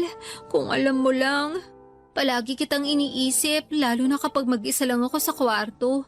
Namimiss ko yung mga yakap mo, kwentuhan natin, at lahat sa iyo, mahal. Sobrang namiss talaga kita. Paano ba yan, guys? Miss na daw ako ng mahal ko. So hanggang dito na lang muna ang video recording na to at babawi lang ako sa kanya. Mahal, paalam ka muna sa followers natin. Naka-record pala to sa camera mo. Bye-bye, guys! Thank you sa mga bumati ng happy anniversary sa amin. Thank you, guys! Bye! Ayan, nakastop na ang video recording ng camera ko. May nakatago ka palang camera. Oo, dito ko nilagay sa may maliit na lamesa. Tapos tinakpan ko nitong tela para hindi mo kaagad mapansin. Ang galing mo talaga magtago ng camera. Akala ko yung surprise mo sa akin. Wala na munang camera this time. Alam mo naman na hindi makukumpleto ang surprise ko kung walang camera. Kasi malulungkot ang followers natin. Actually, sa kanila nga galing ang idea ng surprise na to. May nabasa akong mga comment na ganitong surprise daw ang gawin ko para sa'yo. Buti nga hindi mo napansin yun. Kaya sinunod ko ang suggestion nila. Okay. Okay, kain na tayo kasi nagugutom na rin ako, mahal. Mauna ka na, mahal. Hindi mo ako sasabayang kumain? Susunod ka agad ako. Mag-edit lang ako ng mabilisan ng video natin para maipost ko na rin mamaya. Hindi pa pwedeng unahin mo na lang munang sabayan akong kumain? Mabilis lang na pag-i-edit to, mahal. Sigurado kasi ako na maraming nag-aabang ng anniversary video natin. Kaya i-edit ko na para ma-post ko na rin kaagad. Matutuwa na naman ang followers natin at tataas na naman ang engagement natin. Kaya uunahin ko na muna to, mahal. Papadudot, minsan naisip ko na parang nagiging scripted na lamang ang relasyon naming dalawa ni Dave. Yung mga sorpresa o pagiging sweet niya sa akin ay parang ginagawa na lamang niya para sa content namin. Pakiramdam ko ay hindi na siya sincere sa effort na ipinapakita niya sa akin. Minsan na lamang kasi kaming magkita at magkasama. Tapos kailangan pa na recorded yon sa camera niya. Wala namang problema sa akin kung nire-record niya ang mga ganong moment namin dahil sa sentimental siyang tao. Pero yung point na alam kong ginagawa niya lang yon para sa content na gusto niyang i-upload sa page namin, doon ako medyo naiilang. Lalo na nga kapag nalalaman ko na yung mga surprise na ginagawa sa akin ni Dave ay galing sa suggestion ng ilang followers namin na nagko-comment sa post namin. Hindi pala yun galing sa orihinal na ideya ni Dave. Pakiramdam ko tuloy noon ay parang hindi na kami yung dating Dave at Kane na magkarelasyon. Parang nagiging ibang tao na kami dahil sa pagiging content creator namin. Parang naging puppet na lamang kami na naging sunod-sunuran sa mga request ng fans namin, Papa Dudut.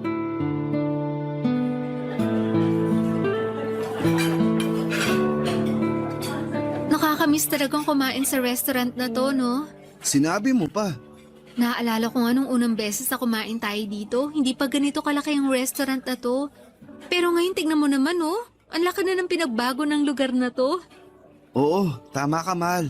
Ang babaitin kasi ng mga staff dito, tsaka ng manager. Kaya hindi nakakapagtaka na tumagal at lumaki ang restaurant na to. Alam mo, feeling ko nga, mas lalaki pa to sa mga susunod na taon. Feeling ko rin. Ano po pinagkakaabalahan mo dyan at hindi maalis ang tingin mo sa cellphone na hawak mo? May pinapanood lang ako na videos ng mga couple na content creator. O tapos? Tapos, kumukuha ako ng idea para sa susunod na content na pwede nating gawin. Alam mo na, para lalong kiligin ang followers natin. Kailangan din kasi nating bumawi sa kanila. Dahil ang tagal nila palaging naghihintay ng mga video content natin.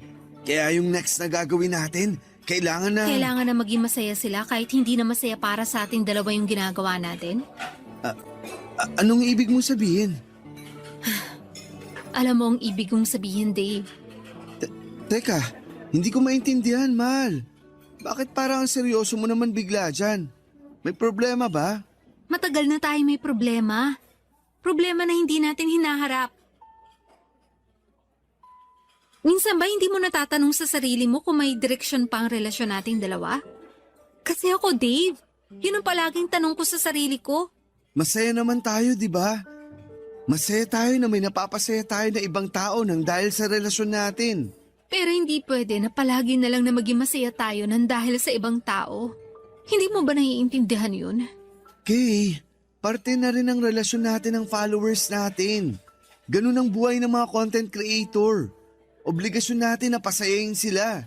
Tayong dalawa magkarelasyon dito. At kahit kailan hindi natin sila naging obligasyon. Kasi sa totoo lang, wala naman silang ambag sa relasyon natin. Kaya hindi natin dapat paikutin sa kanila ang mga buhay natin. Akala ko ba gusto mo yung ginagawa natin? Dati oo. Kasi akala ko makakatulong sila para mas lalong tumatag ang relasyon natin. Pero hindi pala. Kasi lalo lang nilang pinagugulo yung mga buhay natin. Ayaw mo na bang ituloy ang pagiging content creator natin? Kaya mo bang ipagpatuloy ang relationship na to nang walang kahit anong kamerang nakatutok sa atin? Kasi Dave, sasabihin ko na sa iyo ang totoo. Napakiramdam ko, nagiging puppet na lang tayo ng sinasabi mong followers na kailangan nating pasayahin. Nagiging scripted na lang yung buhay at relasyon nating dalawa. Gusto ko lang naman na pasalamatan sila. Kaya minsan, pinagbibigyan ko sila sa mga request na surprise para sa'yo. Kay, pareho naman nating ginusto to, di ba? Ang maging content creator at makapagbigay ng saya sa kanila. Ang gusto ko lang, maka-inspire at makapagpasaya tayo ng ibang tao. Pero hindi yung binabase natin sa kanila yung buhay natin. Dave, taputin mo nga ako. Mahal mo pa rin ba talaga ako o gusto mo lang ituloy tong relasyon na to nang dahil sa followers natin? Okay, sige. At least ngayon, alam ko na ang sagot kahit hindi ka sumagot. Kay! Kay, sandali! Kay!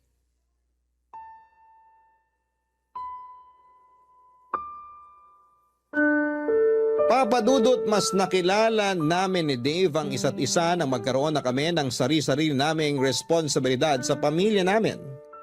Hindi pala talaga biro ang maging adult. Hindi na kami kagaya ng dati na puro sarili na lamang ang pwedeng isipin. Pareho pa kami ni Dave na may responsibilidad sa mga pamilya namin. Pareho naming hindi pwede na maging priority ang relasyon naming dalawa.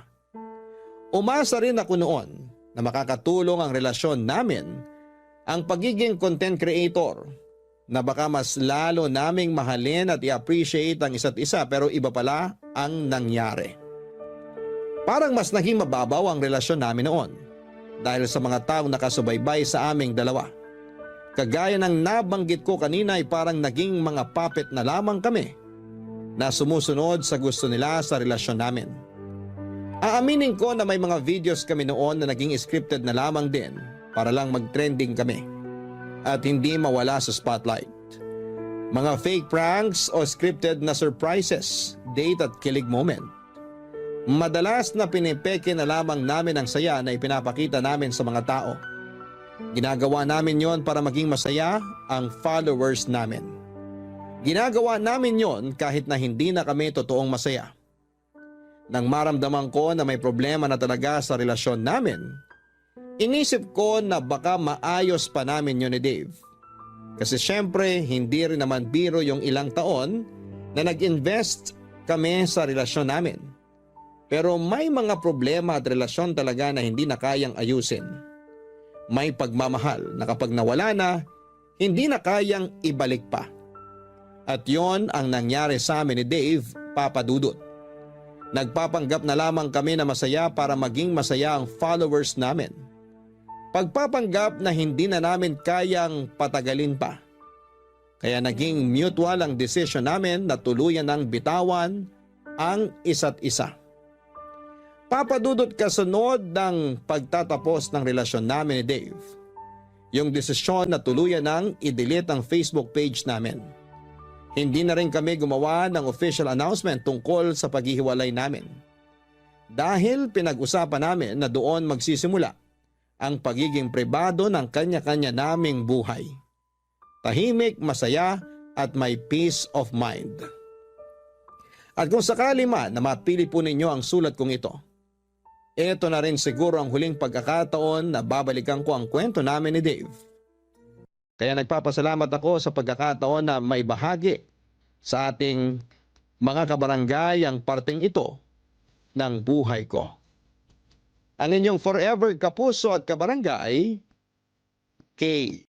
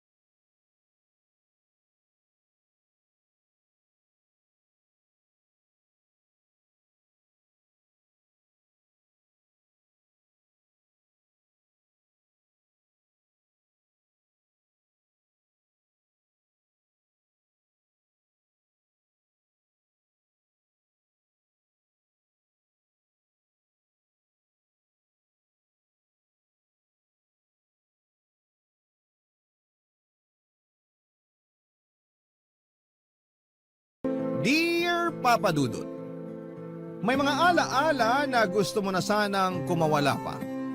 Pero hindi mo magawa dahil nakasunod ito sa iyo at parang tinatalo pa ang anino mo. Magandang araw po sa inyong lahat. Ako po si Ellen, 35 years old, single at isang bar singer sa Japan. Hindi ko naman nakahiligan ng pagkanta pero yon ang talentong pinagkaloob sa akin ng Diyos. Kaya siguro yun na rin ang ginamit ko para makatakas sa kahirapan. Hindi kasi ako nakapagtapos ng pag-aaral. Pangarap ko pa namang maging isang teacher pero hinarang ang pangarap kong yon ng kahirapan. Isang taon lang ang inabot ko sa kolehiyo. Isang taon lang pinatikim sa akin ang pangarap kong maging isang guro. Hanggang isang araw ay sinabihan ako ng nanay ko na tumigil na ako sa pag-aaral dahil hindi na niya kayang bayaran ang tuition ko. Sinabi ko sa kanya na magtatrabaho ako at hinayaan niya naman ako. Sa simula ay nakayanan ko pang sustentuhan ang pag-aaral ko. Pero dahil maliit lamang ang sahod at kinailangan ni nanay ng katuwang sa mga bayarin sa bahay, kaya kinailangan kong magpaalam sa kolehiyo. Nagtrabaho ako para may pangtustos sa mga bayarin sa bahay. Wala na rin kasi akong tatay at wala rin kapatid na pwedeng makatulong sa akin sa mga gastusin. Namatay na si tatay bago pa man ako makatungtong sa kolehiyo. Huminto na rin si nanay na magtrabaho dahil hindi rin naman ganong kalaki ang kinikita niya. At napapagod lang siya dala ng kanyang edad. Ako na ang umako sa lahat, Papa Dudut.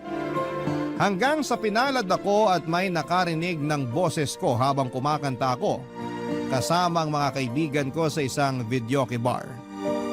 Na-recruit ako para mag-Japan. Umoo ako kaagad. Kung yun ang paraan para makaahon na sa hirap, papadudot. 25 anyos ako nang makapag-Japan. Pinaghirapan kong ipunin ang bawat natatanggap kong sahod at tip para makabili ng bagong bahay. Nakapagpagawa na ako ng bahay sa awa ng Diyos. Lagi ako nakikibalita noon kay nanay sa bahay at positibo naman lagi ang feedback. Excited na ako noon na matirhan sa wakas ang bahay na pinaghirapan ko. At nung umuwi ako nitong nakaraan ay nalaman kong ayaw palang tumira ni nanay doon.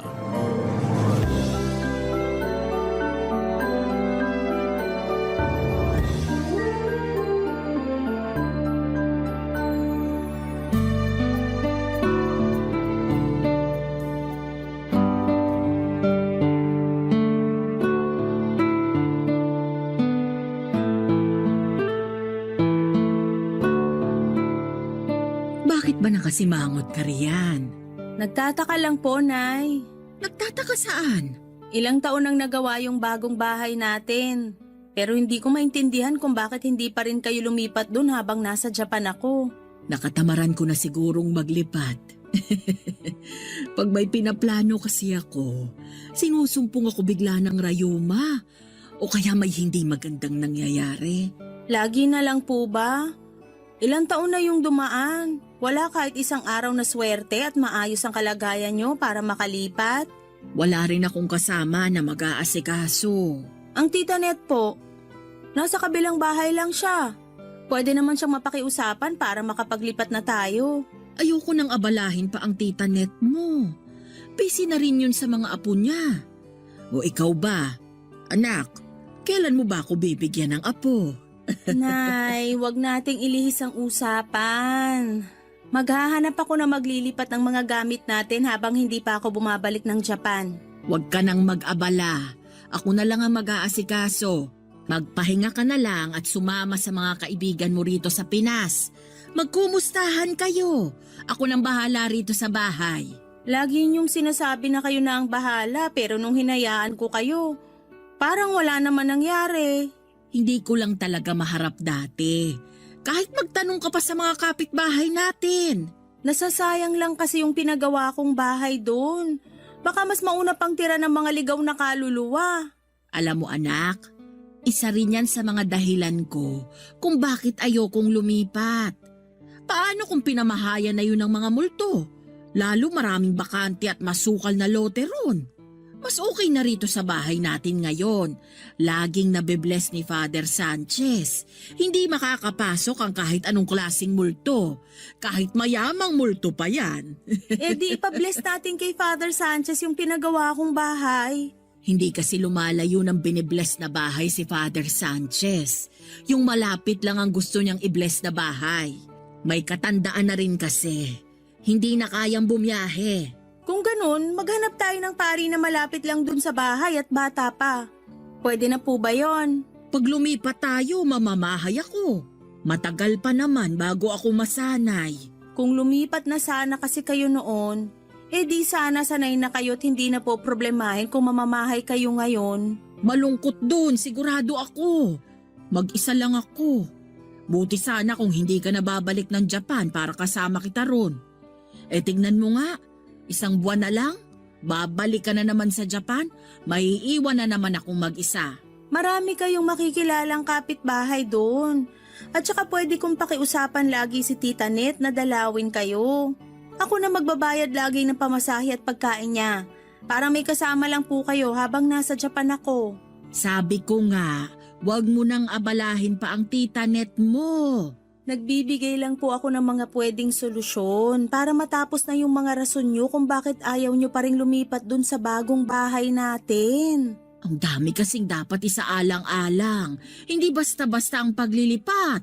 Kaya nga nagmamadali akong makauwi dito sa Pilipinas para matulungan na kayo sa pag-aasikaso sa paglilipat. Hindi na ako masaya na hindi pa rin kayo lumilipat. Ilang taon ko na kayong pinagbigyan, Nay. Ako naman ang pagbigyan nyo ngayon. Nasasayang lang yung upa dito sa bahay. Yung upa na ginagamit ko galing sa pensyon ko at hindi galing sa padala mo. Lahat ng pinapadala mo napupunta lang sa pagkain ko at ibang pangangailangan. Yung karamihan, nasa bangko, hindi ko ginagalaw. Kaya nga sayang naman na napupunta lang sa upa yung pensyon nyo. Sana pinangbibili nyo na lang ng mga gusto nyong gamit o panlibre kay Tita Net kapag sinasamahan niya kayo. Ang daming pwedeng gawin sa pensyon nyo, Nay. Huwag na sana upa rito sa bahay kasi may sarili na tayong bahay. Naintindihan niyo po ba? Ako naman ata ang hindi mo maintindihan. Sabihin niyo sa akin, Nay, kung paano ko kayo iintindihin.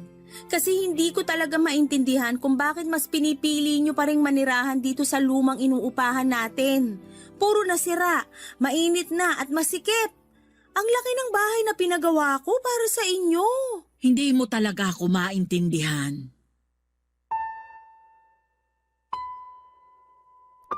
Umiling si nanay at saka ako iniwan para pumasok sa kanyang kwarto.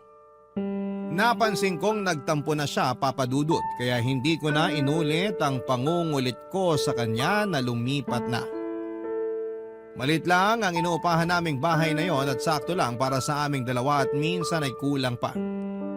Hindi papasok ng bisita dahil masyadong masikip para malakaran. Doon na unang tumira si nanay at tatay bago pa man din ako isinilang. Nasanay na ako roon noong bata pa lamang ako hanggang bago ako mapadpad sa Japan. Alam ko ang bawat karupukan ng bahay na yon. Yun nga ang isa sa mga naging dahilan ko para magsumikap sa ibang bansa. Gusto ko na ng komportable, maluwag at magandang bahay. Nakapagpagawa naman ako at nakuha ko ang pangarap kong bahay. Pero tila naging hadlang si nanay para maranasan ko yon. Nagsinungaling noong una si nanay sa akin, ang sinasabi niya ay doon na siya tumitira sa bagong bahay namin. Pero paminsan-minsan daw ay bumabalik siya sa inuupahan at luma naming bahay kapag gusto niyang makasama sina Tita Net. Noong una ay hindi ko naman yon pinagbabawalan dahil gusto ko rin namang may nakakasama si nanay. Pero nalaman ko lang na hindi pala totoo yon. Ni minsan ay hindi pumunta si nanay para matulog doon sa bahay na pinagawa ko. Totoong pinupuntahan niya pero para lang linisan kapag napupuno na ng alikabok o di naman kaya kapag kakatapos ng bagyo. Pero hindi siya nanatili roon ng isang buong araw o isang buong gabi man lang. Kaya nagpasya na akong umuwi muna ng Pilipinas para makumbinsi siyang lumipat na. Kinausap ko na rin ang 55 anyos na tiyaheng kong si Tita Net tungkol sa bagay na yon.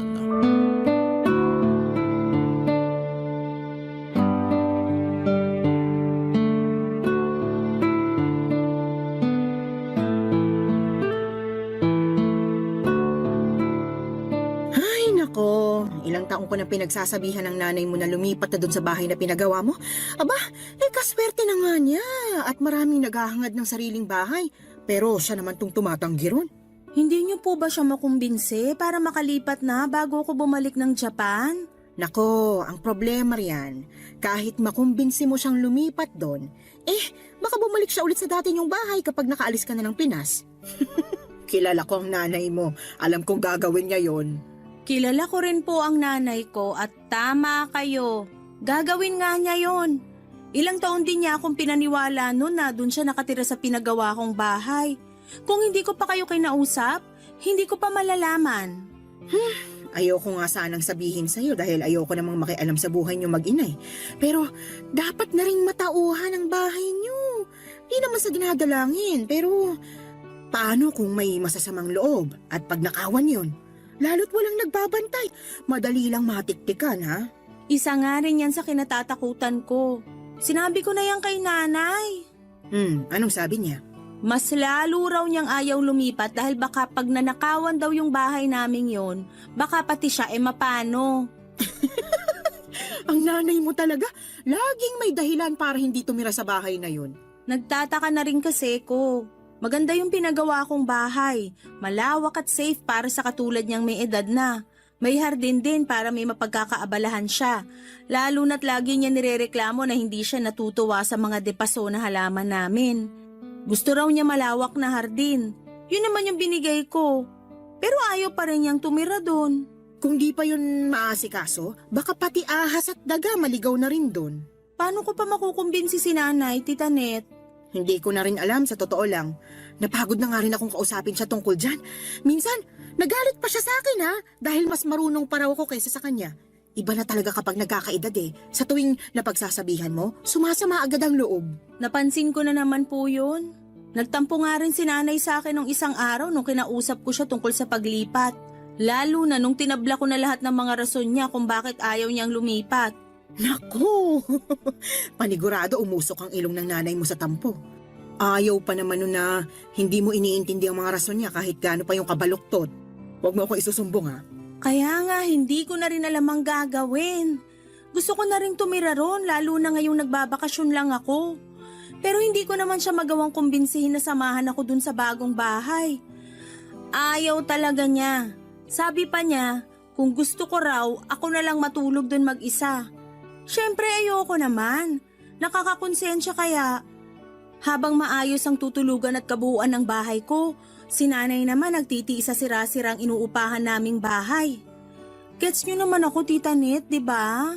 Naiintindihan kita, maniwala ka. Pero naiintindihan ko rin ang nanay mo. Paano po? Pag nagkakaedad ang isang tao, mas lalo siyang nagiging sentimental sa mga nakasanayan niya sa paligid niya. Lalo ng mga bagay na nagpapaalala sa kanya sa nakaraan. Pakiramdam kasi nila, yun lang ang daan para mabalikan nilang nakaraan. Pakiramdam niya, dun sila mas masaya. Pero mas masaya naman yung ngayon. Lalo't nakakaangat na kami sa buhay, hindi kagaya ng dati. Totoong mas nakakaangat na kayo kaysa noon. Pero kung papapiliin ng nanay mo, malamang mas pipiliin niyang nakaraan kung kailan buhay pang tatay mo at kasama ka pa niya lagi at inaalagaan sa lumang inuupahan niyo. Natahimik ako sa huling mga sinabi ni Tita Net. Nakonsensya ako bigla. Paano kung totoo na mas masaya si nanay sa nakaraan dahil buo kaming pamilya at nakakasama pa niya ako lagi? Hindi ko naisip yon. Kaya lang ay paano ko siya makukumbinsin na tapos na ang nakaraan. At pwede na kaming bumuo pa ng mas masayang ala-ala sa kasalukuyan. Kahit marami nang nagbago sa paligid namin. Mukhang mahirap yon, Papa Dudut, ayon nga rin kay Tita Net. Sa nakaraan madalas komportable ang mga matatanda. Lalo na yung mga nanay. Dahil sa nakaraan, pakiramdam nila ay may silbi pa sila. Kahit na hindi naman yun totoo, minsan daw o madalas ang mga tumatandang nanay ay nagiging emosyonal. Lalo kapag may sariling buhay na ang mga anak nila. Mga anak na minsang inalagaan at naging dependent sa kanila. Kaya naman masakit sa loob ko marahil ni nanay sa pagbabago na gusto ko. Dahil pakiramdam niya, mas lalo lang nawawala ang alaala ng pagkabata ko sa kanya. At dahil nga sa mga naging usapan namin ni Tita Net ay naliwanagan ako kahit papaano sa sitwasyon ni nanay. Pero hindi pa rin nagbabago ang desisyon kong lumipat pa rin kami sa pinagawa kong bahay dahil yun naman ang tama. Oras na para sa pagbabago. Pero ang tanging magagawa ko lang noon ay dahan-dahanin si nanay sa proseso. Hindi yun madali para sa kanya. Yun ang na-realize ko. Kaya ako dapat ang mag-adjust. Hindi ko lang alam kung papaano. Dahil minsan ay mahina ang pasensya ko sa mga makukupad sa pagbabago. Pero nanay ko naman yon. Baka humaba pa ang pasensya ko sa kanya basta't lagi ko lang tatandaan na malaki ang naging sakripisyo niya para sa akin. Isang maliit na bagay na lang ang pagpapasensya ko kapalit ng maraming magagandang bagay na sinantabi ni nanay para sa sarili niya. Mabigyan lang ako ng buhay na maayos, Papa Dudut. Barangay Love Stories. Barangay Love Stories. Ang lumang inuupahan namin, kung tatanungin ninyo ang itsura, Papa Dudut, ay hindi talaga kaaya-aya sa paningin. May 2 maliit na kwarto na tuwing bumabagyo ay unang tinatamaan ng tulo sa kisame. Nakailang beses nang pinagawa yon pero ganun pa rin. Kailangan na raw gibain mismo ang bubungan at ibang parte ng bahay pero ayaw naman yung ipagawa ng may-ari. Sinabi ko na noon na kami na ang magpapagawa at ibabawas na lamang sa upa pero ayaw pa rin. Sinabi sa amin na kung hindi namin titiisin yon, mas mabuting umalis na lamang kami. Kung ako lang ay umalis na kami, Papa Dudut, matagal na. Pero si Nanay ang humihindi. Hindi raw kami aalis doon. Hindi naman daw palagian ng bagyo at meron naman daw kaming pangsalok ng mga tulo. Doon ako naiinis kay Nanay dahil hindi niya makita kung gaano ka-hassle yon. Sa kusina laging pinamamahaya ng mga ipis at daga dahil marupok na ang mga kahoy na ginamit doon at dahil doon ay mabilis lamang yung nangangat-ngat ng mga daga at pinapasukan pa ng ibang insekto. Nakailang beses nang pinaospital si Nanay dahil sa kagat ng mga daga pero hindi pa rin siya natuto. Hindi naman daw sinasadya yon ng mga daga at aksidente lamang yon. Nagawa pa niyang ipagtanggol ang mga daga. Sinikap na lang niyang tapalan yon lagi ng mga tarpaulin na iniipon niya tuwing eleksyon. Yon ang pinangtatapal niya sa mga butas at hindi ako natutuwa doon. Tumutulo din sa sala namin lalo na sa pwesto kung nasaan ang saksakan ng TV namin. Laging napupuyat si Nanay para bantayan yon. Natiis ko yon noon pero noong nakaluwag-luwag na kami sa buhay, ayoko nang tiisin pa yon. Mas lalong ayokong makita si Nanay na tinitiis pa rin yon. Meron naman na kaming pera para makaalis sa nakasanayan naming hirap, handa na ako. Kay Nanay na lamang talaga nagkakatalo, Papa Dudut.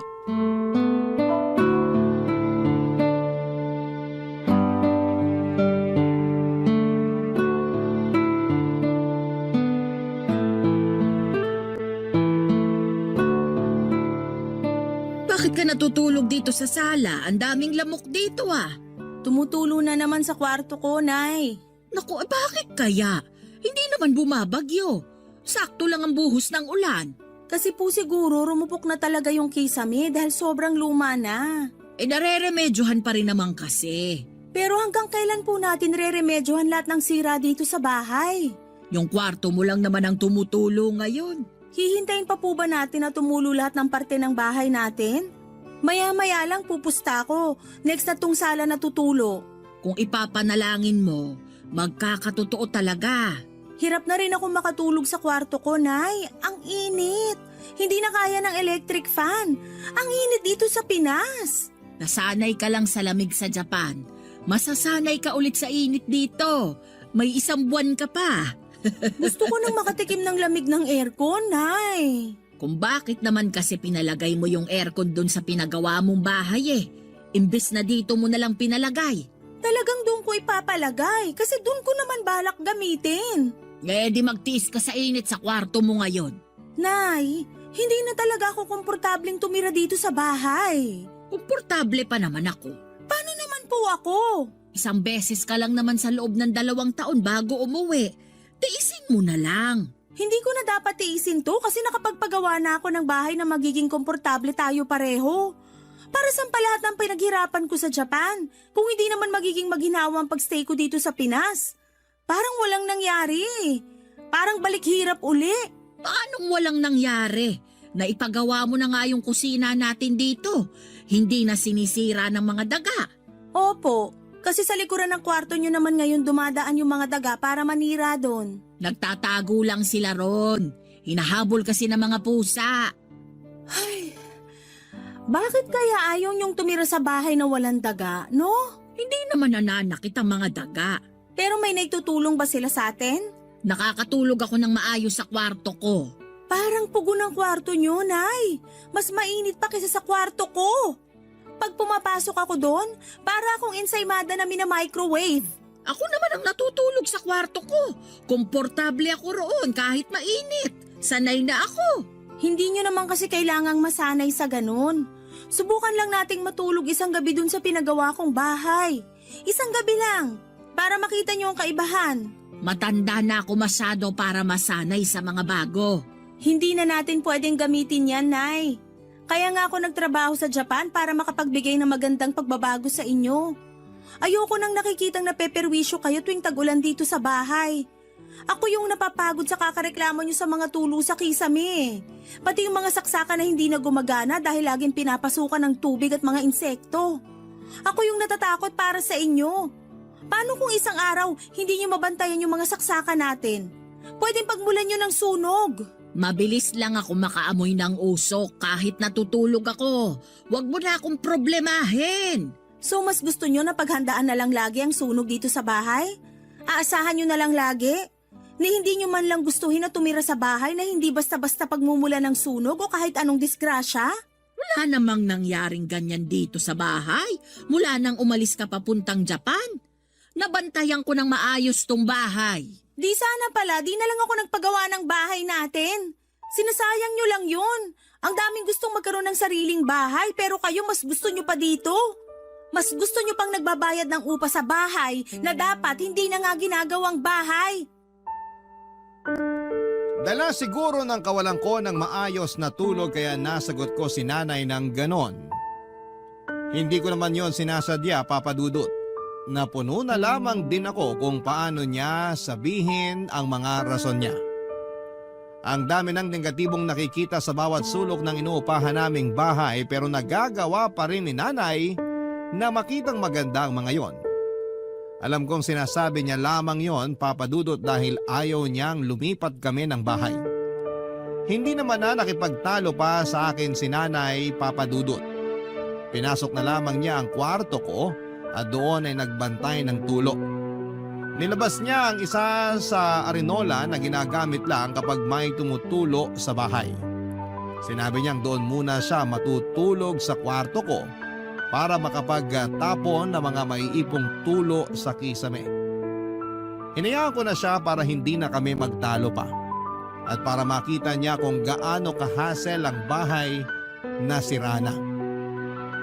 Kilala ko naman si nanay bilang isang taong mahirap mag-let go. Mula sa mga tao sa buhay niya hanggang sa mga pinakalumang garapon ng mayonnaise. Hindi niya yon tinatapon dahil ang rason niya ay may paggagamitan pa naman daw. Pero lumipas na ang ilang dekada ay hindi pa rin niya alam kung saan niya gagamitin ang ilang karton ng garapon ng mayonnaise na naipon niya. Sinabi kong ipagbili na lamang niya sa mga nangangalakal pero sinabi niyang mas mapapakinabangan niya raw yon. Pero halos bumagsak na ang isang cabinet namin kung saan nakalagay ang mga inipon niyang garapon ng mayonnaise. Ay hindi pa rin niya yon nagagamit. Sa pagkakatanda ko, Papa Dudut, buhay pa noon si tatay nang itambak ni nanay ang mga garapon na yon sa aming cabinet. Kinabukasan habang nagkakape ako sa kusina, nilapitan ako ni nanay para ipakita ang mga lumang gamit na tinatago niya. Binida niya lahat ng alaalang meron ang bawat gamit na pinapakita niya.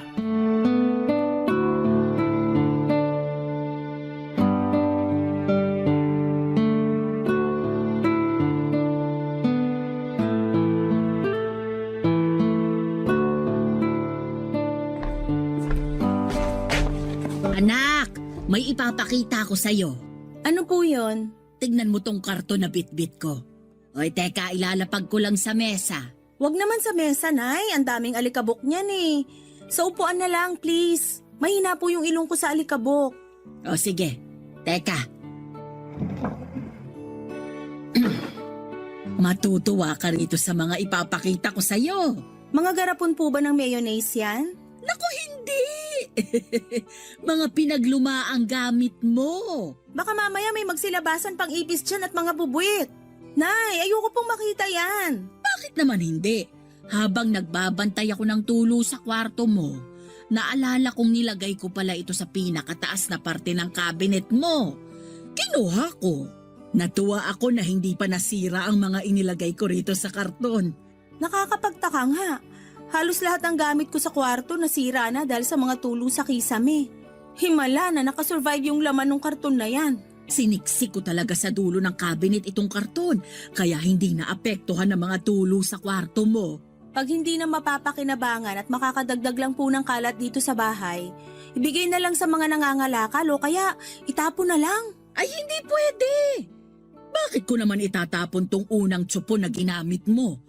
Regalo sa'yo to ng tita net mo. Binili niya sa unang sahod sa unang trabaho niya. Ang cute! Sige na nga, itago po natin yan. O, andito pa rin ang pusod mo. Nakasiksik sa lumang medyas mo nung bata ka. Tinago niyo talaga yan, Nay? Pampaswerte raw kasi ito, lalo kapag binitin sa kisame. Kaso laging tumutulo sa kisame natin, kaya itinago ko na lang sa medyas mo. Saka paalala ito na minsang koneksyon nating mag-ina. Paalala ito na galing ka sa akin.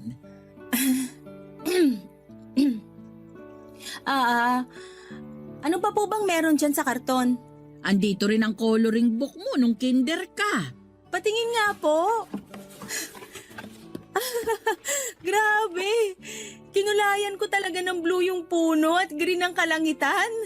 Sabi mo kasi pangarap mong makakita ng puno na kulay blue.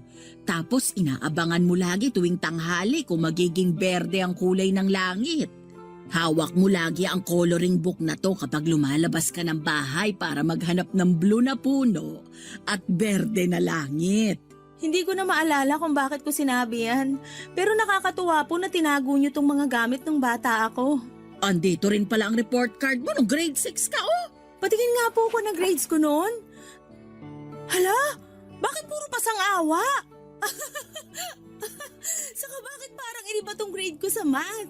Hindi mo na ba maalala? Ikaw ang nagbura ng grade mo sa math. 70 yan, pero pinalitan mo ng 75 para kunwari pumasa ka. Nalaman ko rin ang totoo dahil pinatawag ako ng teacher mo. Naalala ko na nga. Nakakahiya naman. Ito pa ang unan mo. Unan mo to nung baby ka. Pero palagi mo pa rin ginagamit hanggang tumungtong ka ng high school. Naaalala ko nga, hindi mo tinatanggal sa tabi mo, lalo noong high school ka na. Ni hindi ko nga maitakas sa'yo para labhan eh. Lagi kang nagagalit kapag kinukuha ko. O kaya heto, nakaipit pa rin ang amoy at marka ng laway mo sa una na to. Siguro naman ipapalaba mo na ito ngayon, ano? Huwag niyo na pong laban. Itapon niyo na. Sunugin niyo kung pwede. Pero paborito mo ang una na to. Sabi mo noon sa akin, ito ang naging proteksyon mo sa mga mumo na pumapasok sa kwarto mo. Hindi naman ako totoong naproteksyonan yan. Itapon niyo na po. Pero... Itago niyo na lahat ang garapon ng mayonnaise. Pati na yung pusod kotso po na regalo ni Tita Net. Pero parang awa niyo, Nanay. Itapon niyo yung una na yan. Nagulat si nanay sa mga sinabi ko, Papa Dudut. Alam niyang naging paborito ko ang una na yon. Hindi niya alam ang isasagot sa akin noon. Sa halip ay binalik niya lahat ng mga nilabas niyang laman ng karton at saka pumasok sa kanyang kwarto. Hindi na niya muling binalik sa kwarto ko ang karton na yon. Hindi na rin namin muling pinag-usapan yon. Lumipas na lang ang mga araw pero parang hindi naganap ang pagpapakita sa akin ni nanay sa laman ng karton, Papa Dudut. Hindi ko alam kung tinapon na niya o nilabhan man lang ang unan. Wala na rin akong balak na alamin pa. Basta't hindi ko yon nakikita sa paligid ko ay ayos na ako. Sinumpa ko kasi ang una na yon, lalo na noong nagdalaga na ako. Maraming sekretong nalaman ang una na yon, mga sekretong tinakasan ko hanggang ngayon.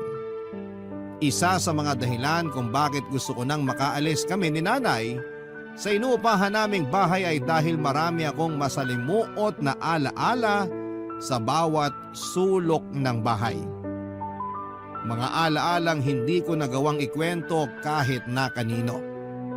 Kahit kay nanay mismo, Mga alaalang pilit kong tinatago sa pinakasulok ng puso at isipan ko.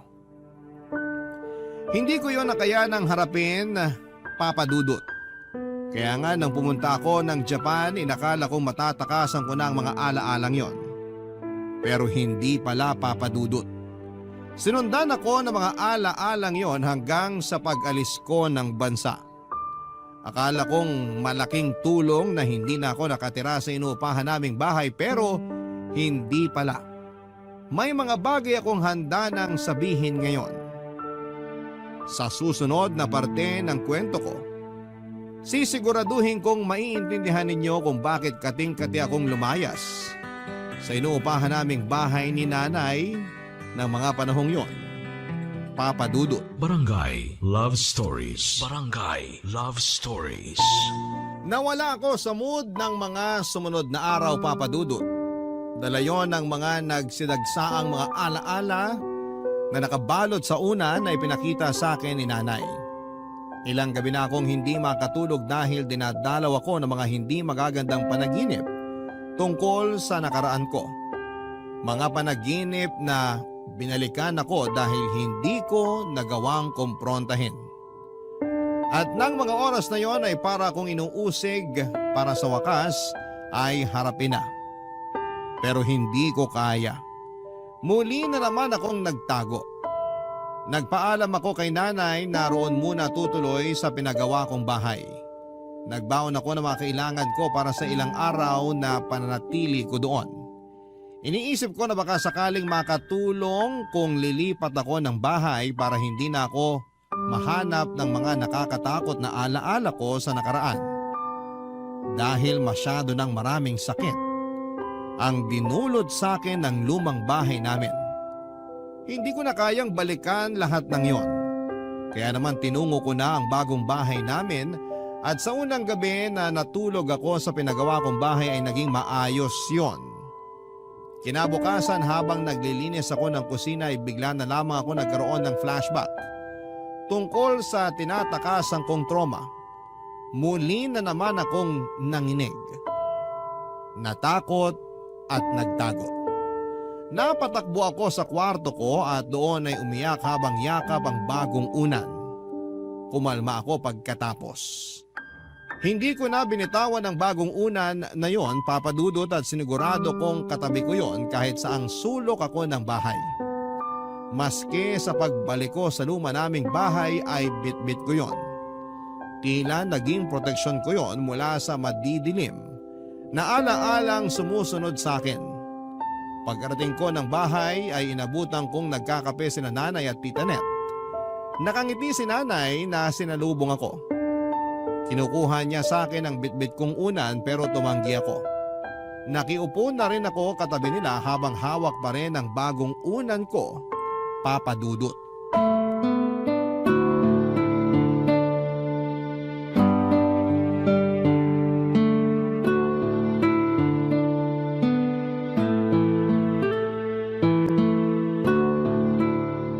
Ayaw mo talagang bitawan muna ang unan mo, anak? Baka matapunan ng kape mo. Ang hirap pa namang magpatuyo ng unan ngayon. Oo nga, Ellen. Ayoko. Mabuti pa. Ilagay mo na lang muna ang una na yan dito sa katabi kong upuan. Maingat naman ako sa iniinom ko. Hindi ko yan matatapunan. Mas komportable kung hawak at yakap tong unan na to. Hayaan nyo na ako. Salamat. O sige. Napaaga ata ang uwi mo. Akala ko hanggang Sabado ka pa rin sa pinagawa mong bahay natin.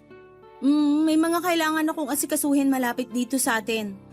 Para malakad ko lang at matapos ko agad bago ako bumalik ng Japan.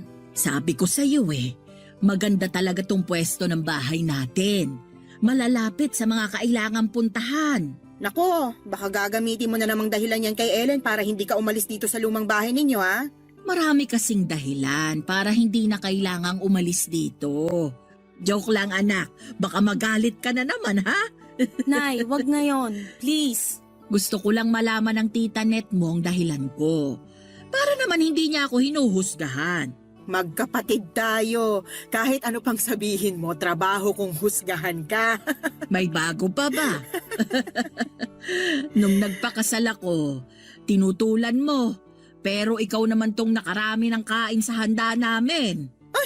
Kahit ano pang sabihin mo, trabaho kong kumain sa kasal mo. Naaalala ko pa nga, yung inuwi naming cake sa kasal namin, hindi nagkasya sa rep. Yan ba yung pagkagising nyo kinaumagahan?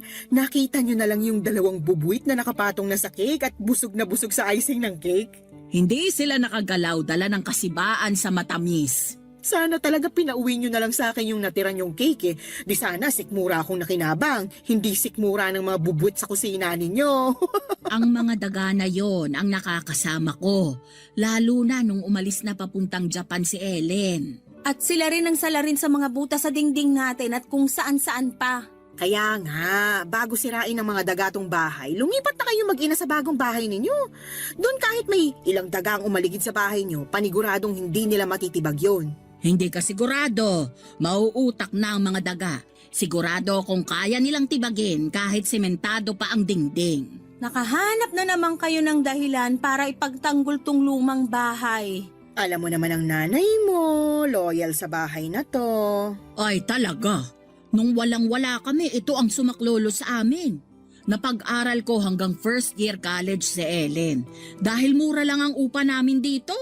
Hindi nyo na ako pinag-aaral, Nay. Kaya wala na kayong ibang dahilan para manatili rito. Doon na tayo sa bagong bahay, wala nang babayarang upa. Kung gusto nyo pa rin may paglaanan sa pensyon nyo, kayo na magbayad ng kuryente at tubig. Basta makalipat lang tayo. Oo nga naman, tama talaga tong anak mo eh. Hindi na practical na tumira dito. Baka 2 taon na lang, mapulbos na lang to ng mga daga. Ang daming naghahangad ng sariling bahay na maayos, bakit tumatanggi ka pa? Trabaho mo rin bang pakialaman ng mga desisyon ko? Namula ang pisngi ni Tita Net sa mataray na pagkakasagot ni nanay sa kanya. Hindi na nga nito tinapos ang kape niya, Papa Dudut. Nagkunwari na lamang siya na may aasikasuhin pa sa bahay. Nagpaalam na ito sa akin at hindi na kinausap pa si nanay. Habang inaayos ni nanay ang pinagkapihan nilang magkapatid ay nakaupo pa rin ako habang yakap ang unan ko. Hindi rin ako kinausap ni nanay, Papa Dudut. Nanatili siyang tahimik hanggang sa paghuhugas ng mga tasang ginamit nilang magkapatid. Nagtungo ako sa kwarto ko, bitbit ang bagong unan ko. Hindi ko may paliwanag ang nararamdaman ko noon at halos 2 linggo na lamang ay babalik na akong muli sa Japan. Pero wala pa rin progress pagdating sa pagkumbinsi ko kay nanay na lumipat na kami. Nakahanda na roon sa bahay namin ang mga bagong gamit. Kompleto na lahat ng mga appliance. Mga appliance na matagal na niyang hinihiling kay tatay noong nabubuhay pa ito. Binigay ko naman pero bakit parang nawala na ang pangarap niyang yon. Nakatulugan ko na ang kakaisip sa kung paano pa makukumbinsi si nanay na lumipat na hanggang sa naklakbay ang isipan ko patungo sa isang nakaraan na pilit kong tinatalikuran. Nanaginip ako. Nasa kwarto raw ako noon natutulog at naririnig ko ang pagtatalo ni nanay at tatay dahil natanggal sa trabaho si tatay. Niyakap ko ang lumang unan ko. Ang unan na nakasilid sa karton na ipinakita sa akin ni nanay. Niyakap ko yon na para bang nakadepende roon ang proteksyon ko. Hanggang sa biglang nagbukas ng dahan-dahan ng kwarto ko. Hindi ako lumingon. Alam ko na kung ano ang iniluwa ng pintuang yon. Napahigpit muli ang yakap ko sa lumang unan, Papa Dudut. Hanggang sa bigla na lang akong nagising at napasigaw. Doon na pumasok si nanay sa kwarto ko. Nanginginig ako noon habang yakap ang bagong unan ko, Papa Dudut.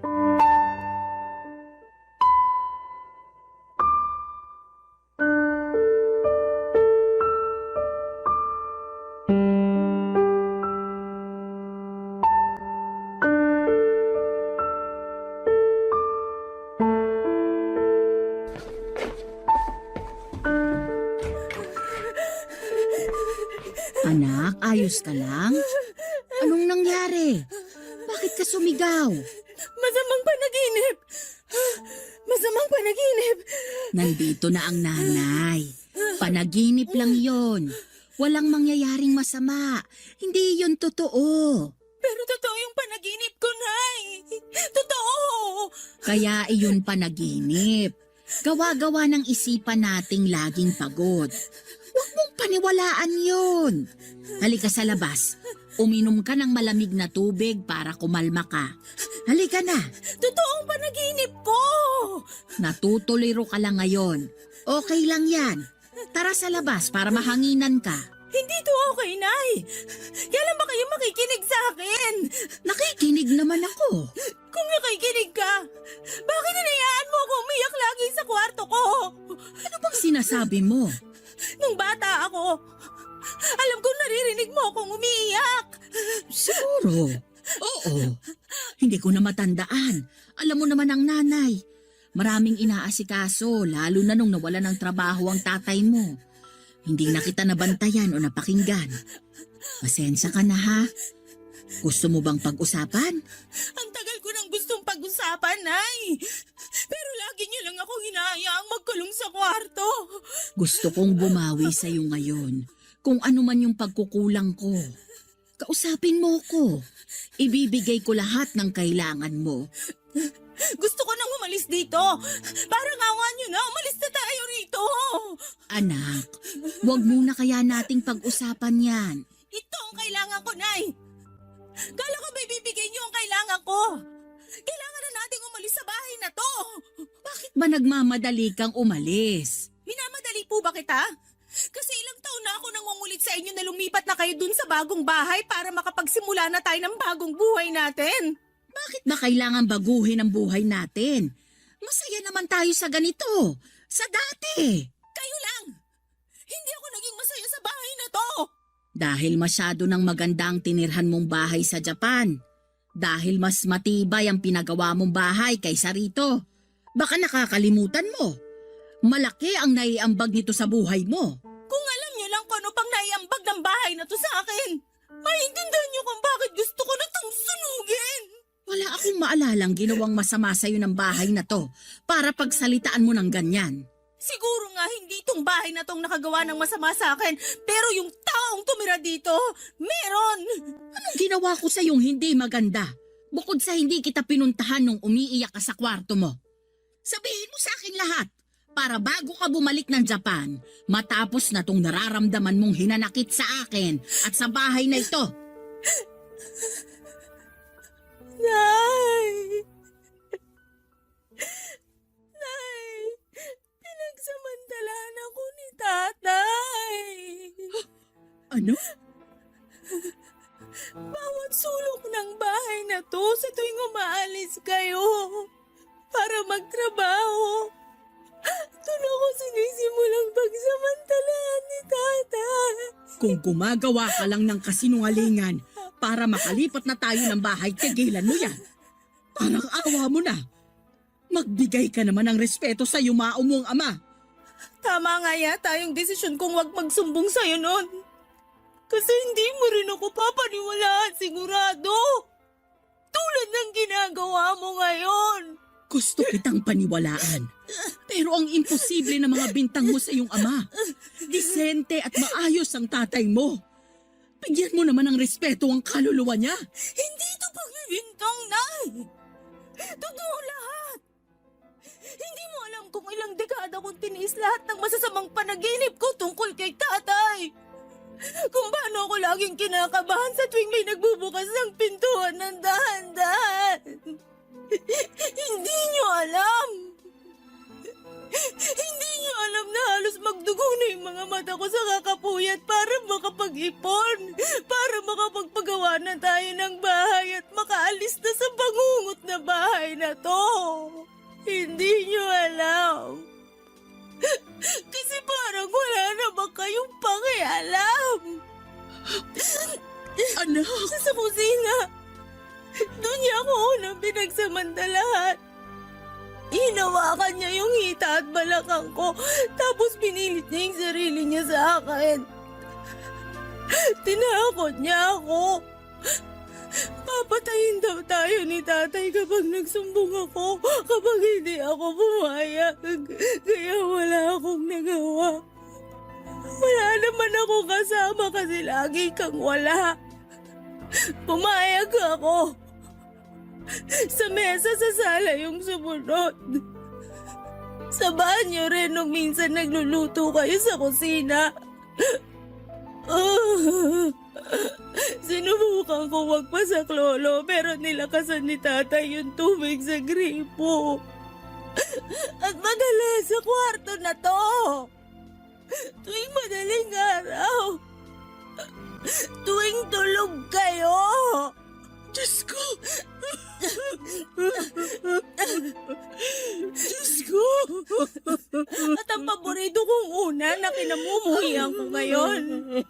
Yun ang lagi kong pagtakip sa mukha ko sa tuwing hinaharap ako ni tatay habang pinagsasamantalahan. Akala ko mapoprotektahan ako noon para hindi ko makita ang kahiyupan ni tatay. Pero hindi. Tulad mo rin yung unan na yon. Walang kamalay-malay. Walang alam.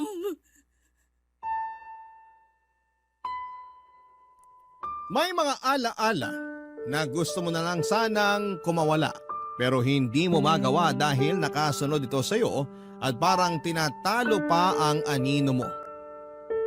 Niyakap ko ng mahigpit ang bagong unan ko at hinayaan kong tumulo doon ang mga luha kong matagal nang pinipigilan. Hindi malaman ni nanay ang gagawin noon at palakad-lakad siya habang kagat ang kanyang mga daliri. Alam kong ikinabigla niya ang mga revelasyon ko, Papa Dudut, hanggang sa bigla na lamang siyang lumabas ng bahay. Nilabas lahat ng mga bag namin at siniksik doon ang mga damit ko, Papa Dudut. Nagtaka ako. Nang mapuno niya ang 2 malaking bag ng mga damit ko ay sa kanya ako niyakap at sinabing aalis kami sa bahay na yon. Tinulungan ko siyang mag-impake ng mga damit niya. Iniwan namin ang mga lumang kagamitan namin, kabilang na ang lumang unan ko. Oras na para makapagsimula ng bago. Yun ang sinabi ni nanay. Si nanay na sa una ay natakot sa pagbabago pero kinaya niya para sa kapakanan ko. Alam ko naging mabigat para kay nanay ang mga inamin ko, lalo't alam kong minahal niya ng totoo si tatay. Hanggang sa huling hininga nito. Pero minsan matatapos na lamang ang pagmamahal na yon kapag nalaman mo ang kadilimang bumabalot sa taong yon. Nakalipat kami kaagad sa pinagawa kong bahay. Sa bagong bahay na yon kami nagsisimula, Papa Dudut. Pinasya ko na ring huwag na munang bumalik ng Japan at makasama muna si nanay. Parehas kaming kailangang hilumin ang naging sugat na dala ni tatay sa buhay namin. Magsisimula ulit. Wala na ang anino na mga masasamang nangyari sa lumang bahay dahil sa wakas, nakatakas na kami doon. Nakatakas na kami mula sa mga multo ng nakaraan at matagal kong inasam yon. Sa ngayon, Papa Dudut, ay kapwa kami nagpapaterapi ni nanay dahil sa mga trauma na inabot ko sa aking ama. Kinailangan namin ng mga makakatulong sa aming sitwasyon para hindi na kami dalawin pa ng mga nakakatakot na pangyayaring yun. Kaya sana para sa lahat ng mga inabuso ay magawa ninyo sanang makatakbo palayo sa mga taong gumawa niyan sa inyo at makakapamuhay kayo sa mas maayos na lugar. Kasama ang mga taong mahal kayo at bibigyan kayo ng proteksyon. At ang pangako, hindi na mauulit ang naranasan ninyong kadiliman. Hanggang dito na lamang po ang aking liham, Papa Dudut. Naway nakapaghatid po ito ng aral at ng lakas para sa mga katulad kong may pinagdadaanan. Muli maraming salamat sa pakikinig. Ang inyong kapuso at kabarangay forever, Ellen. Dear Papa Dudut, halos lahat ng relasyon ay nagsisimula sa mga ngiti at tawanan. Lalo na kapag matagal na panahon ang naging pundasyon nito. At mga ala-ala na binuo ng mga taong nakapaligid sa kanila. Pero hindi lahat ng relasyon ay nauuwi sa panghabang buhay na kasiyahan at hindi lahat ng paghihiwalay ay may mapait na katapusan.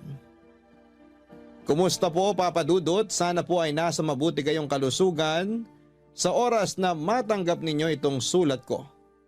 Itago niyo na lamang po ako sa pangalang Kay. 29 years old at nagtatrabaho bilang senior real estate specialist na hindi ko nasasabihin kung saan. Alam ko kasi na magiging pamilyar sa ibang kabarangay natin ang kwentong ibabahagi ko sa tanghaling ito. At gusto ko na ingatan din sana ang pribadong buhay na meron ako sa ngayon. Nasa third year high school ako nang maging boyfriend ko si Dave na noon ay kaklase ko rin. Umabot hanggang college ang relasyon naming dalawa dahil mabait talaga ang boyfriend ko. Bukod sa pagiging mabait, sobrang sweet niya rin at mahilig siya sa mga sorpresa. Isa na nga sa mga ginawa niya na hindi ko makakalimutan ay yung pagkanta niya sa akin. Kasama ng ibang choir member sa labas ng university namin habang may hawak siyang bouquet ng roses sa araw ng mga puso. Maraming estudyante ang nakakita at kinilig dahil sa ginawang pagsorpresa sa akin ni Dave, Papa Dudut.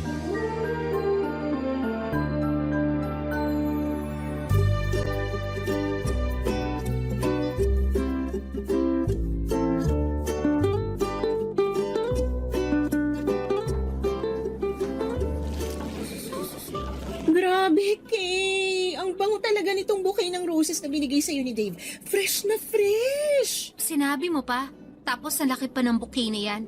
Ang bigat-bitbitin kanina habang naglalakad ako papunta dito sa classroom natin. Naku, kung ako lang ang may ganitong kaganda at kalaking bouquet ng roses, baka inikot ko pa ang buong university. Ang lakas kaya makaganda ng ganitong bulaklak. Ang lakas nga makaganda pero nakakapagod namang bitbitin. Si Dave kasi, hindi na ako hinatid hanggang dito sa classroom natin. Bakit nga hindi ka niya hinatid? Nagulat ako nung makita kitang naglalakad mag-isa palapit dito sa classroom habang nasa may pinto ako. Hindi ko na nga napigilan na salubungin ka kasi amoy ko kaagad yung mga bulaklak na to na bitbit mo kanina.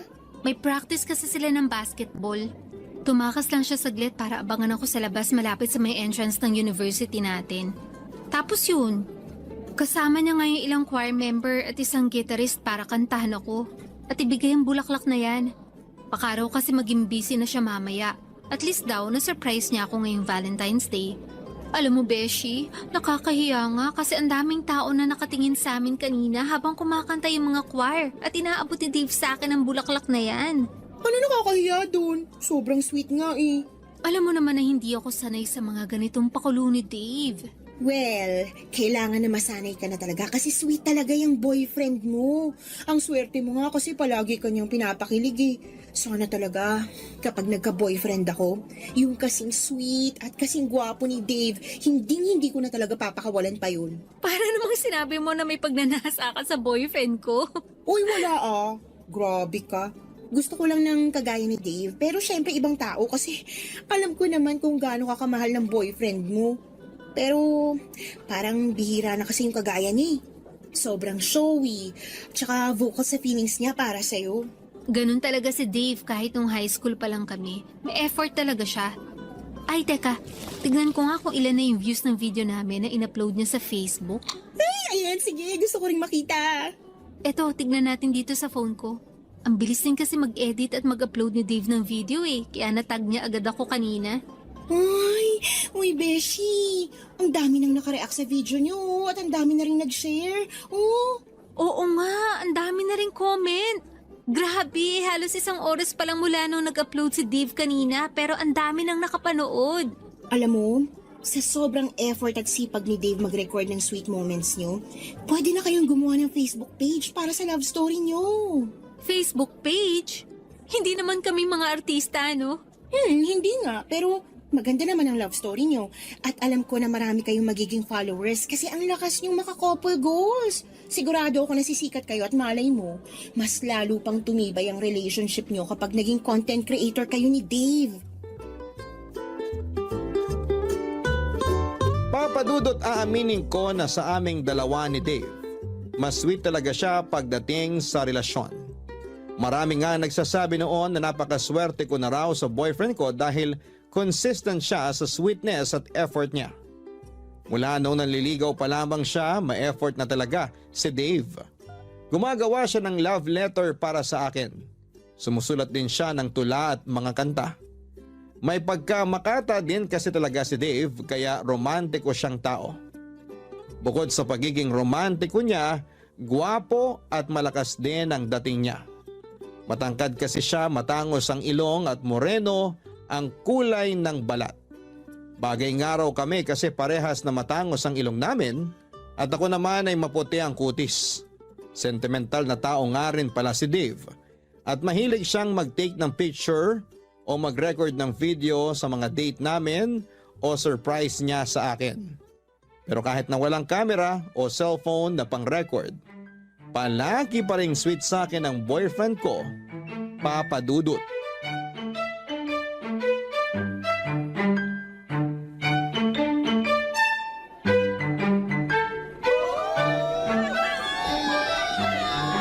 Congratulations, mahal! Congratulations din, mahal! Sa wakas, natapos na rin natin ang college! Nakatapos tayo ng walang kahit na anong binagsak na subject. Oo nga, mahal. Kahit pareho tayong nahirapan talaga, walang sumuko sa atin. Tinutulungan din kasi natin noon ang isa't isa. Lalo na kapag malapit na ang finals natin. Kahit magkaiba tayo ng course at mga subject, sabay pa rin tayo nagre-review. Alam mo, mahal, akala ko nga hindi na ako makakasabay sa'yo na graduate. Bakit naman? Kasi di ba, may 2 major subject ako na muntik ko nang maibagsak. Oo, naaalala ko yun. Masyado kasing nabaling ang focus mo sa basketball eh. Pero nakabawi ka naman, di ba? Nakabawi ako. Buksan mo para malaman mo. O sige, ito, bubuksan ko na. Oh, mahal. Ang ganda naman ng singsing na to. Teka, isusuot ko muna sa daliri mo ang singsing. Ayan, bagay sa daliri mo, mahal. Sana nagustuhan mo ang regalo ko sa'yo. Sobrang nagustuhan ko kasi ang ganda ng design niya. Ang kinang, tsaka bagay na bagay sa daliri ko. Hindi pa yan engagement ring, ha? Promise ring pa lang yan. Naaalagaan at mamahalin kita palagi. At ganun din ang gagawin ko, mahal. Nandito lang ako palagi para mahalin at alagaan ka. Thank you para sa singsing na to, ha? At sa lahat ng pag-aalaga mo sa akin. Wala yun, mahal. Masaya ako at nagustuhan mo ang regalo ko sa'yo. Saktong-sakto rin pala talaga sa'yo ang singsing na to. Alam mo talagang sukat ng daliri ko, ha? Siyempre naman, kasi palagi kong hawak ang kamay mo. Kung pwede nga lang, hindi ko nabitawan para masigurado ko na sa akin ka na talaga forever. Kahit naman hindi mo hawak ang kamay ko, sinisiguro ko sa'yo na sa'yo lang ako, mahal. Forever! Grabe! Napaka-sweet naman talaga ng couple na to. Ayan po guys, naka-live po tayo ngayon at kita nyo naman kung gaano ka-sweet ang dalawang kaibigan ko. Friends, mag-hi naman kayo bago ko i-stop ang live na to sa Facebook page nyo. Naka-live ka, Beshi? Oo, sa Facebook page nyo. Mag-hi na kayo ni Dave kasi ang daming nanonood ngayon dito sa live video ko. Hi guys! Thank you sa mga nanonood palagi ng live namin sa Facebook. Thank you rin sa mga nag-congrats, guys. Lalo na sa palaging nagme-message at comment sa mga posts namin. Thank you always for all your support. Ayun guys, salamat ulit sa mga nanood. I-end ko na muna tong live natin ngayon Bye! Uy, Beshi! Kanina ka pa ba talaga dyan? Oo, nagtago lang ako dun sa may likod ng malaking puno para makunan ko ng live sa Facebook page niyo yung pagbigay sa'yo ni Dave ng promise ring. Alam mo yung tungkol sa promise ring? Oo, mahal. Sinabi ko kay Menga yung lahat ng plano ko tungkol sa araw na to. Alam ko kasi na maraming followers natin ang nag-aabang kung anong ibibigay ko sa'yo para sa graduation day natin. Kaya naisipan ko na makisuyo kay Mengay na hawakan ng cellphone ko at i-live niya sa Facebook page natin ang pagbibigay ko sa'yo ng promise ring. Grabe! Ang ganda ng plano niyong dalawa, ha? Ang galing din kasi ni Dave na mag-isip ng pakulo at surprise para sa'yo. Pero, congratulations kasi meron na kayong 100,000 followers sa Facebook page ninyo. Talaga? 100,000 followers na agad? Oo, mahal. Kaninang umaga ko lang din nakita nung inabot ko kay Mengay ang cellphone ko. Congratulations, mahal! Congratulations sa ating dalawa, mahal!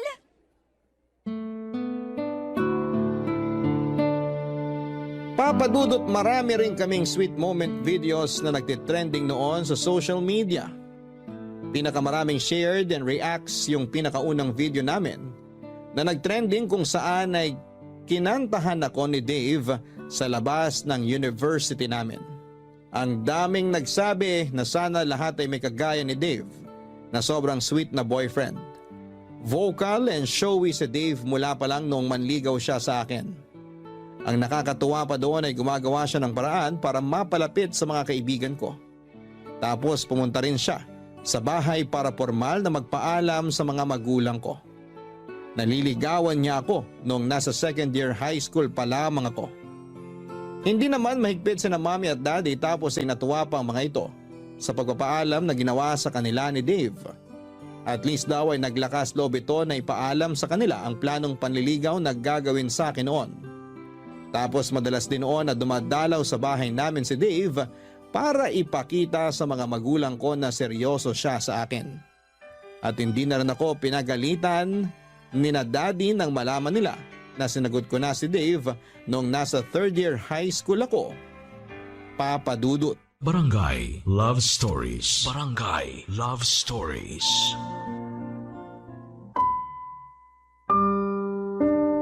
Papadudot na unang lumaki ang number ng followers namin ni Dave sa Facebook profile namin dahil sa mga trending sweet video namin.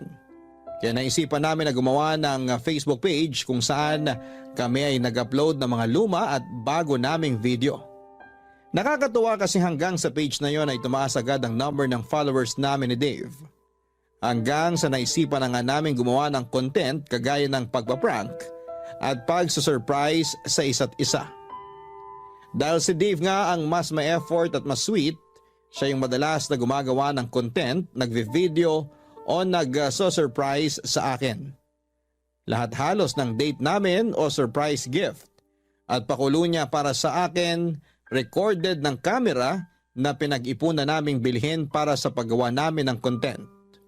At sa paglaki pa ng number ng followers namin sa iba't ibang social media account, nagsimula na rin kaming kumita ng pera dahil sa mga content na ina-upload namin.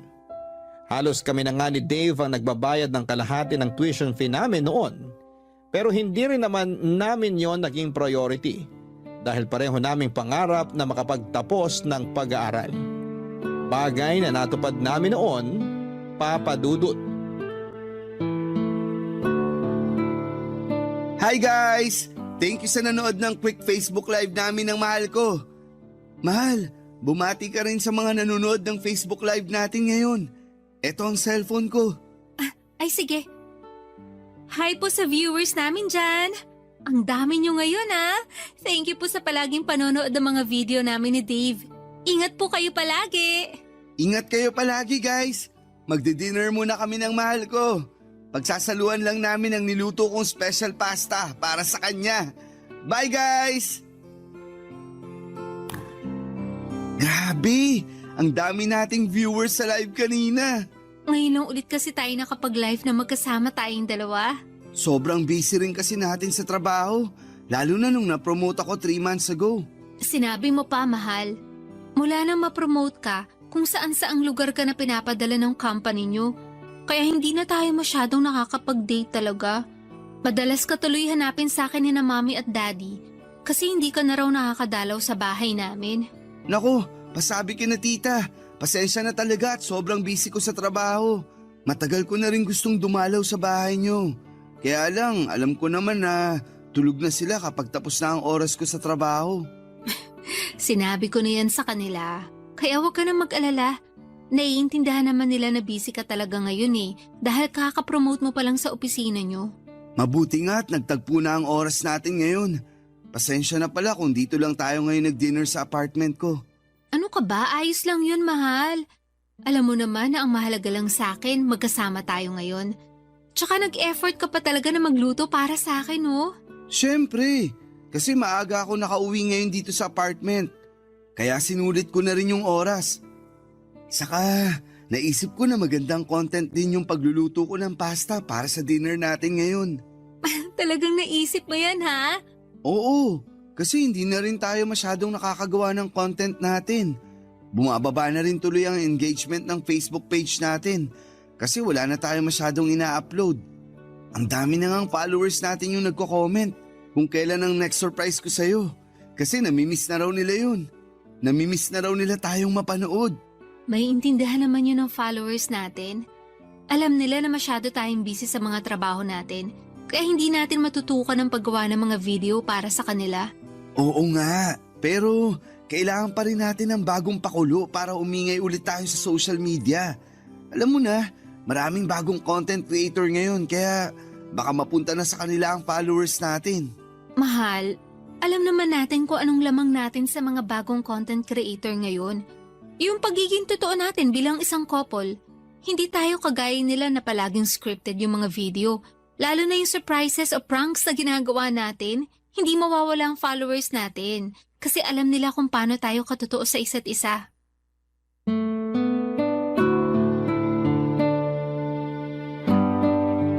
Papadudot, hindi talaga namin pinangarap o plinano ni Dave na maging sikat na content creator. Gusto lang namin na i-share ang love story naming dalawa.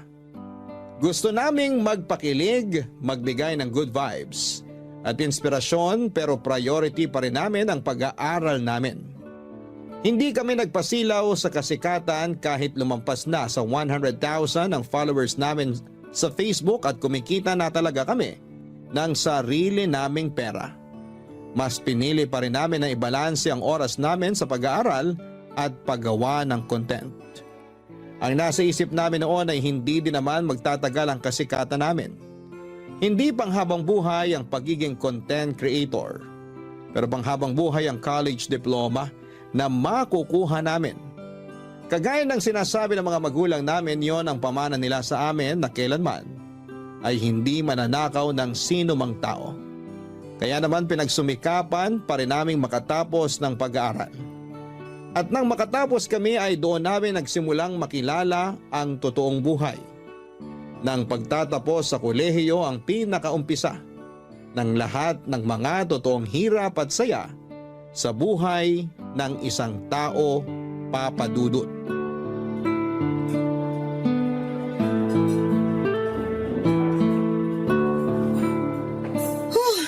Beshi, sorry, ngayon lang ako nakarating.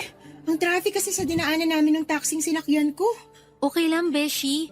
Medyo kakadating ko lang din naman dito sa restaurant. Ay, sakto lang din pala ako. Naka-order ka na ba ng pagkain natin? Oo, naka-order na rin ako kasama yung mga pagkain na chinat mo sa akin kanina. Buti naman, kasi gutom na rin talaga ako. Grabe kasi talaga yung traffic kahit inagahan ko na yung alis sa bahay namin. Friday din kasi ngayon kaya traffic talaga. Ay, wait lang ha. Tumatawag si Dave. Hello, mahal? Mahal! Happy anniversary! Happy anniversary din. Nandito na ako sa restaurant kasama si Mengay. Ayan, mabuti naman at may kasama ka ngayon.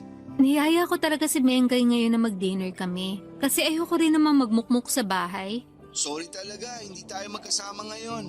Ayos lang. Kahit ang ganda na sana ng plano natin na out-of-town vacation para sa anniversary celebration natin. Mahal, sorry na talaga. Akala ko ba naiintindihan mo ako? Wala naman akong choice kundi ang intindihin ka, di ba? Kesa naman sa mag-away tayong dalawa. Ayoko rin naman na hindi ka makasama sa espesyal na araw na to. Isa pa, ginagawa ko rin naman to para sa future natin, mahal. Pero huwag kang mag-alala. May naisip na ako na mas magandang plano para sa anniversary natin. Aba, dapat lang na bumawi ka talaga sa akin kasi ang laki na ng atraso mo, mahal. Babawi talaga ako sa'yo saka sa followers natin. Sakto rin yung naisip ko na celebration para sa content na gagawin natin, mahal. Okay, sige. Sige na, mahal. Kailangan ko na rin bumalik sa loob kasi magsastart na ulit ang conference namin. Happy anniversary ulit! I love you! I love you too. Bye. Kaya pala ang lalim ng buntong hininga mo kasi anniversary nyo ngayon ni Dave. Ayun na nga, Beshi. Anniversary namin ngayon pero ikaw ang kasama ko. Sabi mo nga, at least may kasama ka ngayon na magandang date kahit wala ang boyfriend mo. Kasi nga wala naman akong choice. Nakakainis pa kasi parang mas pinaghahandaan pa niya yung content na yan kesa sa anniversary talaga namin. Naiintindihan ko naman siya kasi maraming nag-aabang sa anniversary niyo. Kahit madelay ang celebration niyo, ang mahalaga, makapag-upload siya ng bagong video ng surprise niya sa'yo. Beshi, hindi na surprise yun. Kasi alam ko na may gagawin siyang something para sa anniversary namin. Huwag mo na lang abangan para ma-surprise ka pa rin. Pero, Beshi, curious lang ako. Kumusta naman kayo? Okay naman. Okay naman na okay lang o okay naman na hindi talaga okay? Ewan ko. Yan na nga ba sinasabi ko eh. Kapag ganyan ang mga sagutan mo, medyo nakakakaba na yan. Pero, baka kasi kulang lang talaga kayo sa quality time. Alam mo na, dapat talaga na mas dalasan yung date nyong dalawa eh. Yan din naman ang sinasabi ko sa kanya. At kapag bumabalik naman siya dito, bumabawi naman talaga siya sa akin. Naiinis lang ako kapag naglalabas na siya ng cellphone o camera. Tapos malalaman ko na lang na recorded pala lahat ng pakulo niyang sorpresa para sa akin. Hindi ko tuloy alam kung para sa akin pa ba talaga yung ginawa niya o para lang sa content na gusto niyang i-upload sa Facebook page namin. Beshi, syempre naman para sa'yo yun. Ewan ko, Beshi. Sa totoo lang, hindi ko na rin kasi alam kung saan papunta yung relasyon namin eh. Papadudot, iba talaga ang buhay estudyante sa buhay empleyado na. Nag-focus kami ni Dave sa kanya-kanya naming career at naging sideline na lamang ang pagiging content creator namin. Nang mga panahon na yon ay may kanya-kanya din kaming responsibilidad ni Dave sa pamilya namin. Pareho kaming panganay ni Dave sa magkakapatid at tinutulungan ng mga magulang namin sa mga gastusin sa bahay. Kaya pareho rin kami na naging workaholic ni Dave. Doon namin na-realize na mas masarap ang buhay estudyante na hindi masyadong kailangan na budget ng allowance na nakukuha namin mula sa mga magulang namin. Mas masarap ang pakiramdam noong kami lang ang tumatanggap ng pera. Kesa kami na yung nagtatrabaho at gumagawa ng paraan para kumita. Kaya sa sobrang focus namin ni Dave sa mga trabaho namin, unti-unti kaming nawala ng oras sa paggawa ng content para sa Facebook page namin. Pero hindi lang kami sa paggawa ng content na wala ng oras, kung hindi pati na rin sa relasyon namin, papadudot. Barangay Love Stories. Barangay Love Stories. Papadudot ng ma-mild stroke si Mommy ay mas nasubsob talaga ako noon sa pagtatrabaho. Sa awa ng Diyos, mabilis naman siyang nakarecover pero nag-resign na siya sa trabaho niya bilang teacher. Ayaw na rin kasi namin na mapagod pa siya sa pagtatrabaho at baka makasama pa sa kanya yon. Yon ang dahilan kung bakit mas madalas akong mapa-overtime sa opisina. Dahil dalawa na lamang kami ni Daddy na naging provider sa bahay namin. Bilang panganay, kailangan ko na tulungan ang mga magulang ko sa lahat ng responsibilidad sa bahay namin. Naging busy na rin noon si Dave sa pagtatrabaho niya dahil sunod-sunod ang naging promotion niya. Nang dahil doon ay madalas na pinapadala siya sa iba't ibang lugar para sa mga conference na may kinalaman sa trabaho nila. Halos parang naging LDR na rin ang setup namin dahil bihira na sa isang linggo kung magkita kami. Swerte na yung 3 o 4 na beses sa isang buwan. At yun na lang din ang oras namin sa paggawa ng content na ina-upload namin sa Facebook page namin, Papadudot.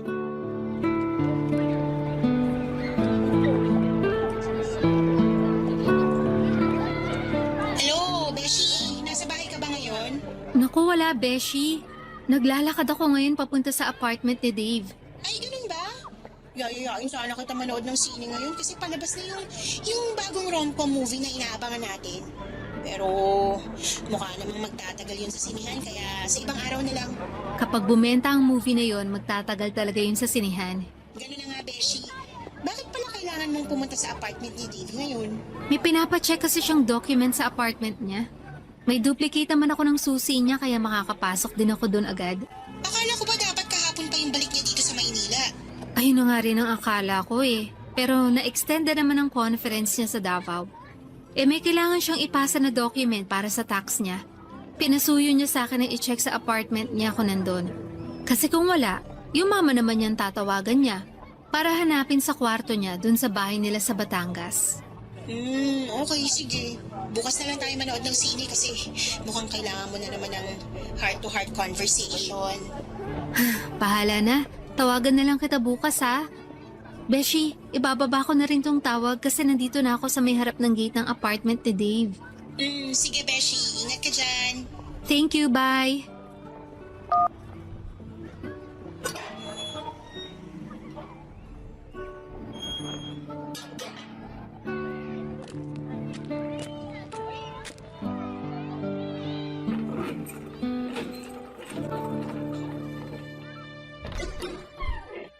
Surprise!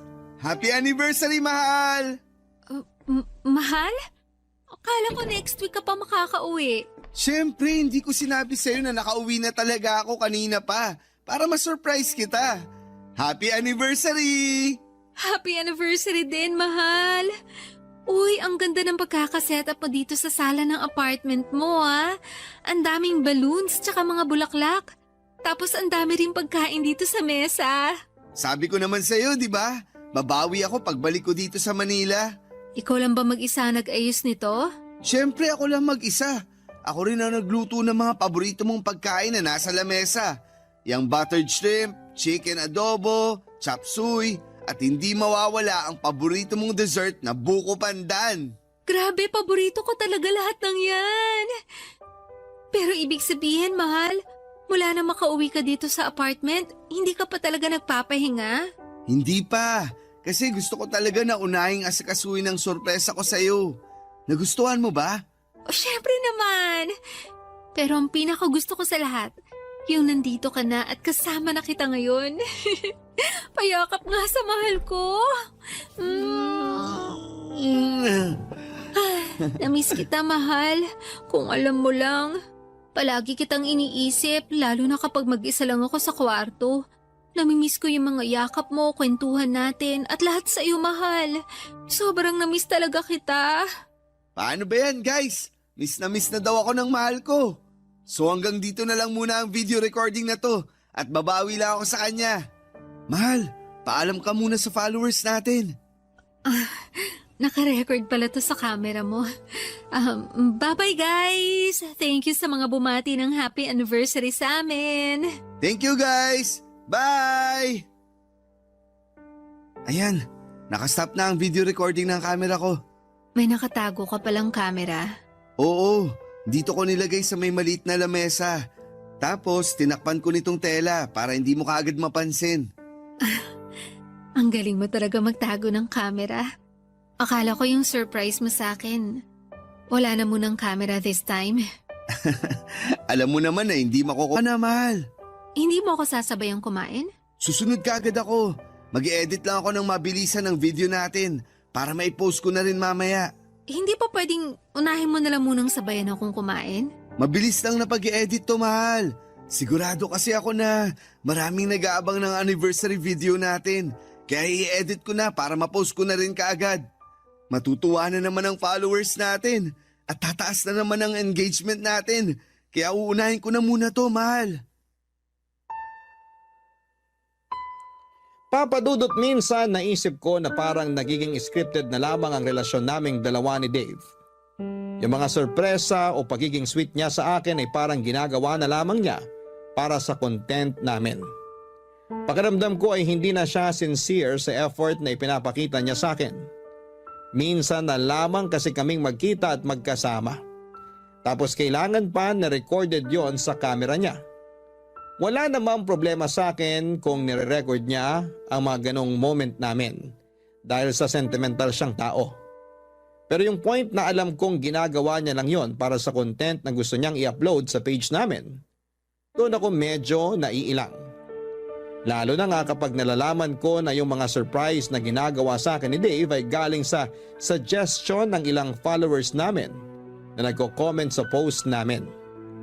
Hindi pala yun galing sa orihinal na ideya ni Dave. Pakiramdam ko tuloy noon ay parang hindi na kami yung dating Dave at Kay na magkarelasyon.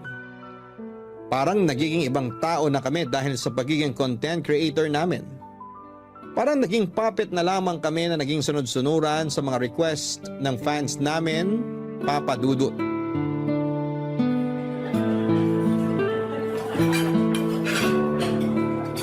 Nakakamiss talagang kumain sa restaurant na to, no? Sinabi mo pa. Naaalala ko nga nung unang beses na kumain tayo dito, hindi pa ganito kalaki ang restaurant na to. Pero ngayon tignan mo naman, oh. Ang laki na ng pinagbago ng lugar na to. Oo, tama ka, Mal. Ang babaitin kasi ng mga staff dito, tsaka ng manager. Kaya hindi nakakapagtaka na tumagal at lumaki ang restaurant na to. Alam mo, feeling ko nga, mas lalaki pa to sa mga susunod na taon. Feeling ko rin. Ano po pinagkakaabalahan mo dyan at hindi maalis ang tingin mo sa cellphone na hawak mo? May pinapanood lang ako na videos ng mga couple na content creator. O tapos? Tapos, kumukuha ako ng idea para sa susunod na content na pwede nating gawin. Alam mo na, para lalong kiligin ang followers natin. Kailangan din kasi nating bumawi sa kanila. Dahil ang tagal nila palaging naghihintay ng mga video content natin. Kaya yung next na gagawin natin, kailangan na maging masaya sila kahit hindi na masaya para sa ating dalawa yung ginagawa natin? Anong ibig mong sabihin? Alam mo ang ibig kong sabihin, Dave. Teka, hindi ko maintindihan, Mal. Bakit parang ang seryoso mo naman bigla dyan? May problema ba? Matagal na tayo may problema. Problema na hindi natin hinaharap. Minsan ba hindi mo natatanong sa sarili mo kung may direksyon pa ang relasyon nating dalawa? Kasi ako, Dave, yun ang palaging tanong ko sa sarili ko. Masaya naman tayo, di ba? Masaya tayo na may napapasaya tayo na ibang tao nang dahil sa relasyon natin.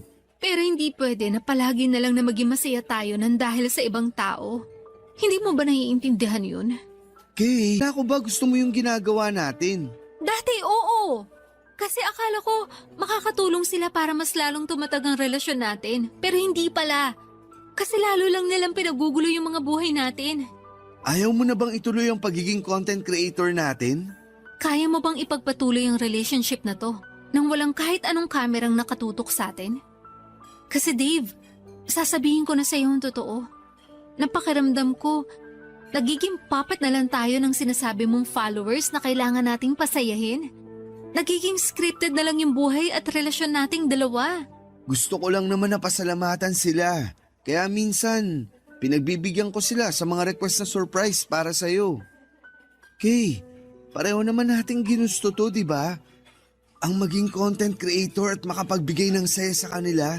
Ang gusto ko lang, maka-inspire at makapagpasaya tayo ng ibang tao.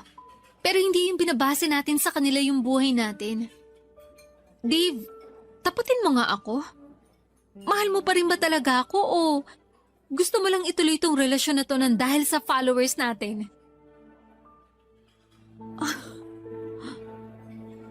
Sige. At least ngayon. At least ngayon, alam ko na ang sagot kahit hindi ka sumagot. Kay! Kay, sandali! Kay!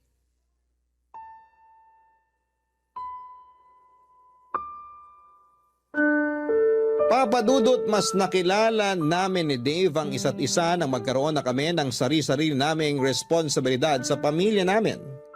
Hindi pala talaga biro ang maging adult. Hindi na kami kagaya ng dati na puro sarili na lamang ang pwedeng isipin. Pareho pa kami ni Dave na may responsibilidad sa mga pamilya namin. Pareho naming hindi pwede na maging priority ang relasyon naming dalawa. Umasa rin ako noon na makakatulong ang relasyon namin ang pagiging content creator na baka mas lalo naming mahalin at i-appreciate ang isa't isa pero iba pala ang nangyari. Parang mas naging mababaw ang relasyon namin noon dahil sa mga taong nakasubaybay sa aming dalawa. Kagaya ng nabanggit ko kanina ay parang naging mga puppet na lamang kami na sumusunod sa gusto nila sa relasyon namin. Aaminin ko na may mga videos kami noon na naging scripted na lamang din para lang mag-trending kami at hindi mawala sa spotlight. Mga fake pranks o scripted na surprises, date at kilig moment. Madalas na pinipeke na lamang namin ang saya na ipinapakita namin sa mga tao. Ginagawa namin yon para maging masaya ang followers namin. Ginagawa namin yon kahit na hindi na kami totoong masaya. Nang maramdaman ko na may problema na talaga sa relasyon namin, inisip ko na baka maayos pa namin yon ni Dave. Kasi syempre hindi rin naman biro yung ilang taon na nag-invest kami sa relasyon namin. Pero may mga problema at relasyon talaga na hindi na kayang ayusin. May pagmamahal na kapag nawala na, hindi na kayang ibalik pa. At yon ang nangyari sa amin ni Dave, Papa Dudut. Nagpapanggap na lamang kami na masaya para maging masaya ang followers namin. Pagpapanggap na hindi na namin kayang patagalin pa. Kaya naging mutual ang desisyon namin na tuluyan ng bitawan ang isa't isa. Papa Dudut, kasunod ng pagtatapos ng relasyon namin ni Dave, yung desisyon na tuluyan ng i-delete ang Facebook page namin. Hindi na rin kami gumawa ng official announcement tungkol sa paghihiwalay namin. Dahil pinag-usapan namin na doon magsisimula ang pagiging pribado ng kanya-kanya naming buhay. Tahimik, masaya at may peace of mind. At kung sakali man na mapili po ninyo ang sulat kong ito, ito na rin siguro ang huling pagkakataon na babalikan ko ang kwento namin ni Dave. Kaya nagpapasalamat ako sa pagkakataon na may bahagi sa ating mga kabarangay ang parteng ito ng buhay ko. Ang inyong forever kapuso at kabarangay, Kay.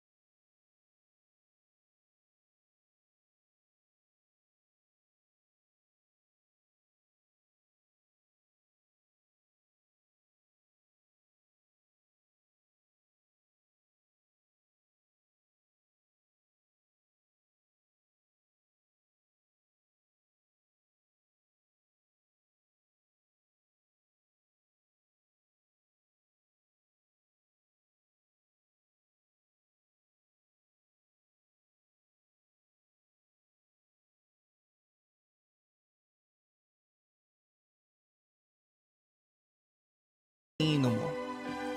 Magandang araw po sa inyong lahat. Ako po si Ellen, 35 years old, single at isang bar singer sa Japan.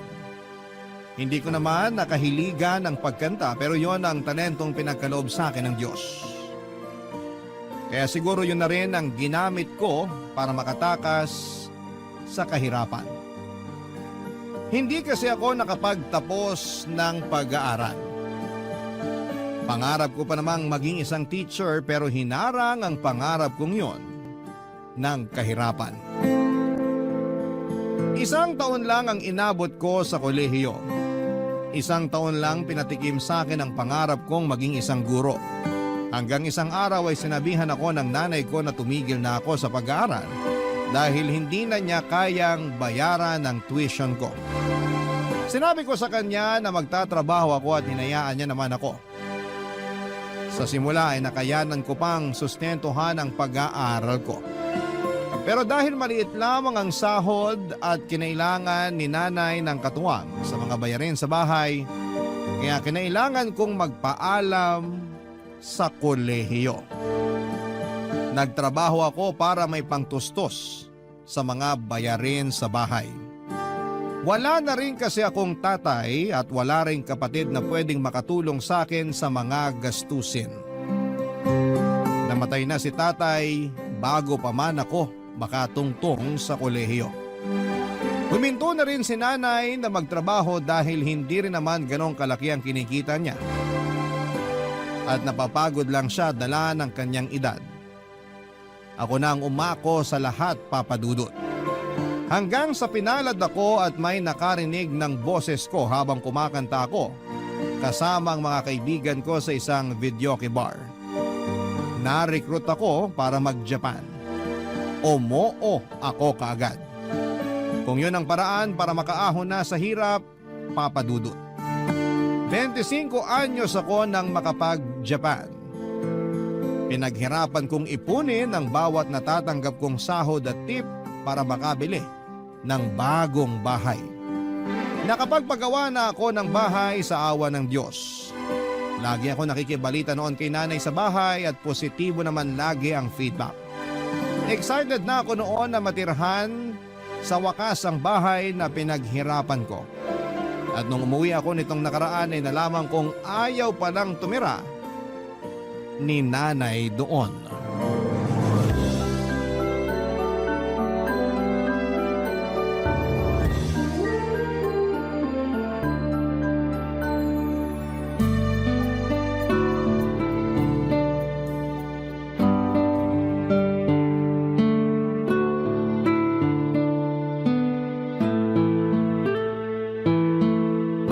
Sumpong ako bigla ng rayuma o kaya may hindi magandang nangyayari. Lagi na lang po ba? Ilang taon na yung dumaan. Wala kahit isang araw na swerte at maayos ang kalagayan nyo para makalipat. Wala rin akong kasama na mag-aasikaso. Ang tita Net po, nasa kabilang bahay lang siya. Pwede naman siyang mapakiusapan para makapaglipat na tayo. Ayoko nang abalahin pa ang tita Net mo. Busy na rin yun sa mga apo niya. O ikaw ba? Anak, kailan mo ba ako bibigyan ng apo? Nay, wag nating ilihis ang usapan.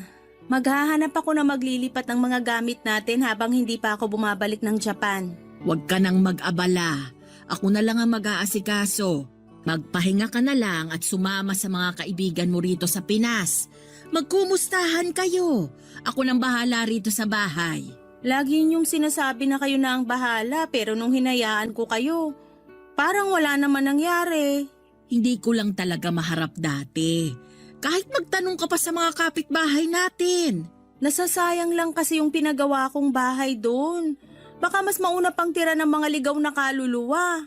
Alam mo anak, isa rin yan sa mga dahilan ko kung bakit ayokong lumipat. Paano kung pinamahayan na yun ng mga multo? Lalo maraming bakante at masukal na lote ron. Mas okay na rito sa bahay natin ngayon. Laging nabibless ni Father Sanchez. Hindi makakapasok ang kahit anong klaseng multo. Kahit mayamang multo pa yan. Eh di ipabless natin kay Father Sanchez yung pinagawa kong bahay. Hindi kasi lumalayo ng binibless na bahay si Father Sanchez. Yung malapit lang ang gusto niyang i-bless na bahay. May katandaan na rin kasi. Hindi na kayang bumiyahe. Kung ganun, maghanap tayo ng pari na malapit lang dun sa bahay at bata pa. Pwede na po ba yon? Pag lumipat tayo, mamamahay ako. Matagal pa naman bago ako masanay. Kung lumipat na sana kasi kayo noon, eh di sana sanay na kayo at hindi na po problemahin kung mamamahay kayo ngayon. Malungkot dun, sigurado ako. Mag-isa lang ako. Buti sana kung hindi ka na babalik ng Japan para kasama kita ron.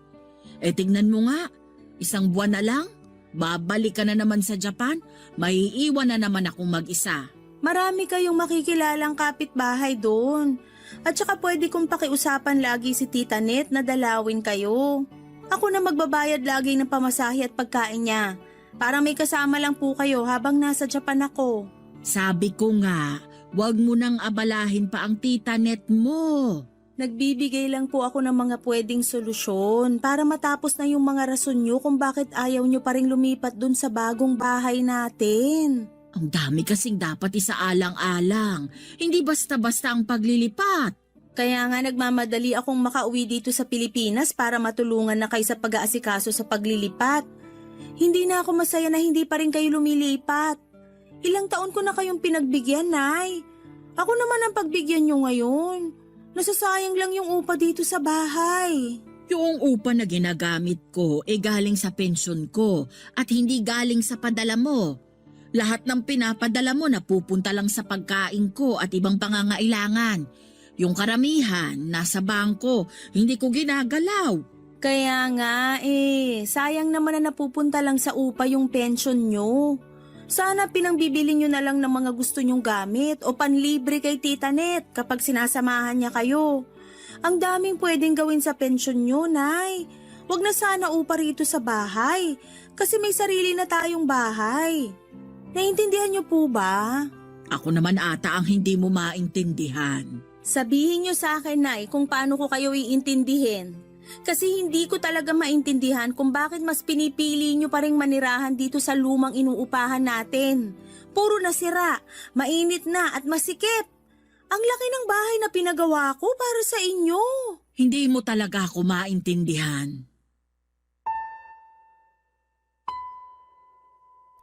Umiling si nanay at saka ako iniwan para pumasok sa kanyang kwarto. Napansin kong nagtampo na siya, Papa Dudut, kaya hindi ko na inulit ang pangungulit ko sa kanya na lumipat na. Malit lang ang inuupahan naming bahay na yon at sakto lang para sa aming dalawa at minsan ay kulang pa. Hindi papasok ng bisita dahil masyadong masikip para malakaran. Doon na unang tumira si nanay at tatay bago pa man din ako isinilang. Nasanay na ako roon noong bata pa lamang ako hanggang bago ako mapadpad sa Japan. Alam ko ang bawat karupukan ng bahay na yon. Yun nga ang isa sa mga naging dahilan ko para magsumikap sa ibang bansa. Gusto ko na ng komportable, maluwag at magandang bahay. Nakapagpagawa naman ako at nakuha ko ang pangarap kong bahay. Pero tila naging hadlang si nanay para maranasan ko yon. Nagsinungaling noong una si nanay sa akin. Ang sinasabi niya ay doon na siya tumitira sa bagong bahay namin. Pero paminsan-minsan daw ay bumabalik siya sa inuupahan at luma naming bahay kapag gusto niyang makasama sina Tita Net. Noong una ay hindi ko naman yon pinagbabawalan dahil gusto ko rin namang may nakakasama si nanay. Pero nalaman ko lang na hindi pala totoo yon. Ni minsan ay hindi pumunta si nanay para matulog doon sa bahay na pinagawa ko. Totoong pinupuntahan niya pero para lang linisan kapag napupuno na ng alikabok o di naman kaya kapag kakatapos ng bagyo. Pero hindi siya nanatili roon ng isang buong araw o isang buong gabi man lang. Kaya nagpasya na akong umuwi muna ng Pilipinas para makumbinsi siyang lumipat na. Kinausap ko na rin ang 55 anyos na tiyaheng kong si Tita Net tungkol sa bagay na yon.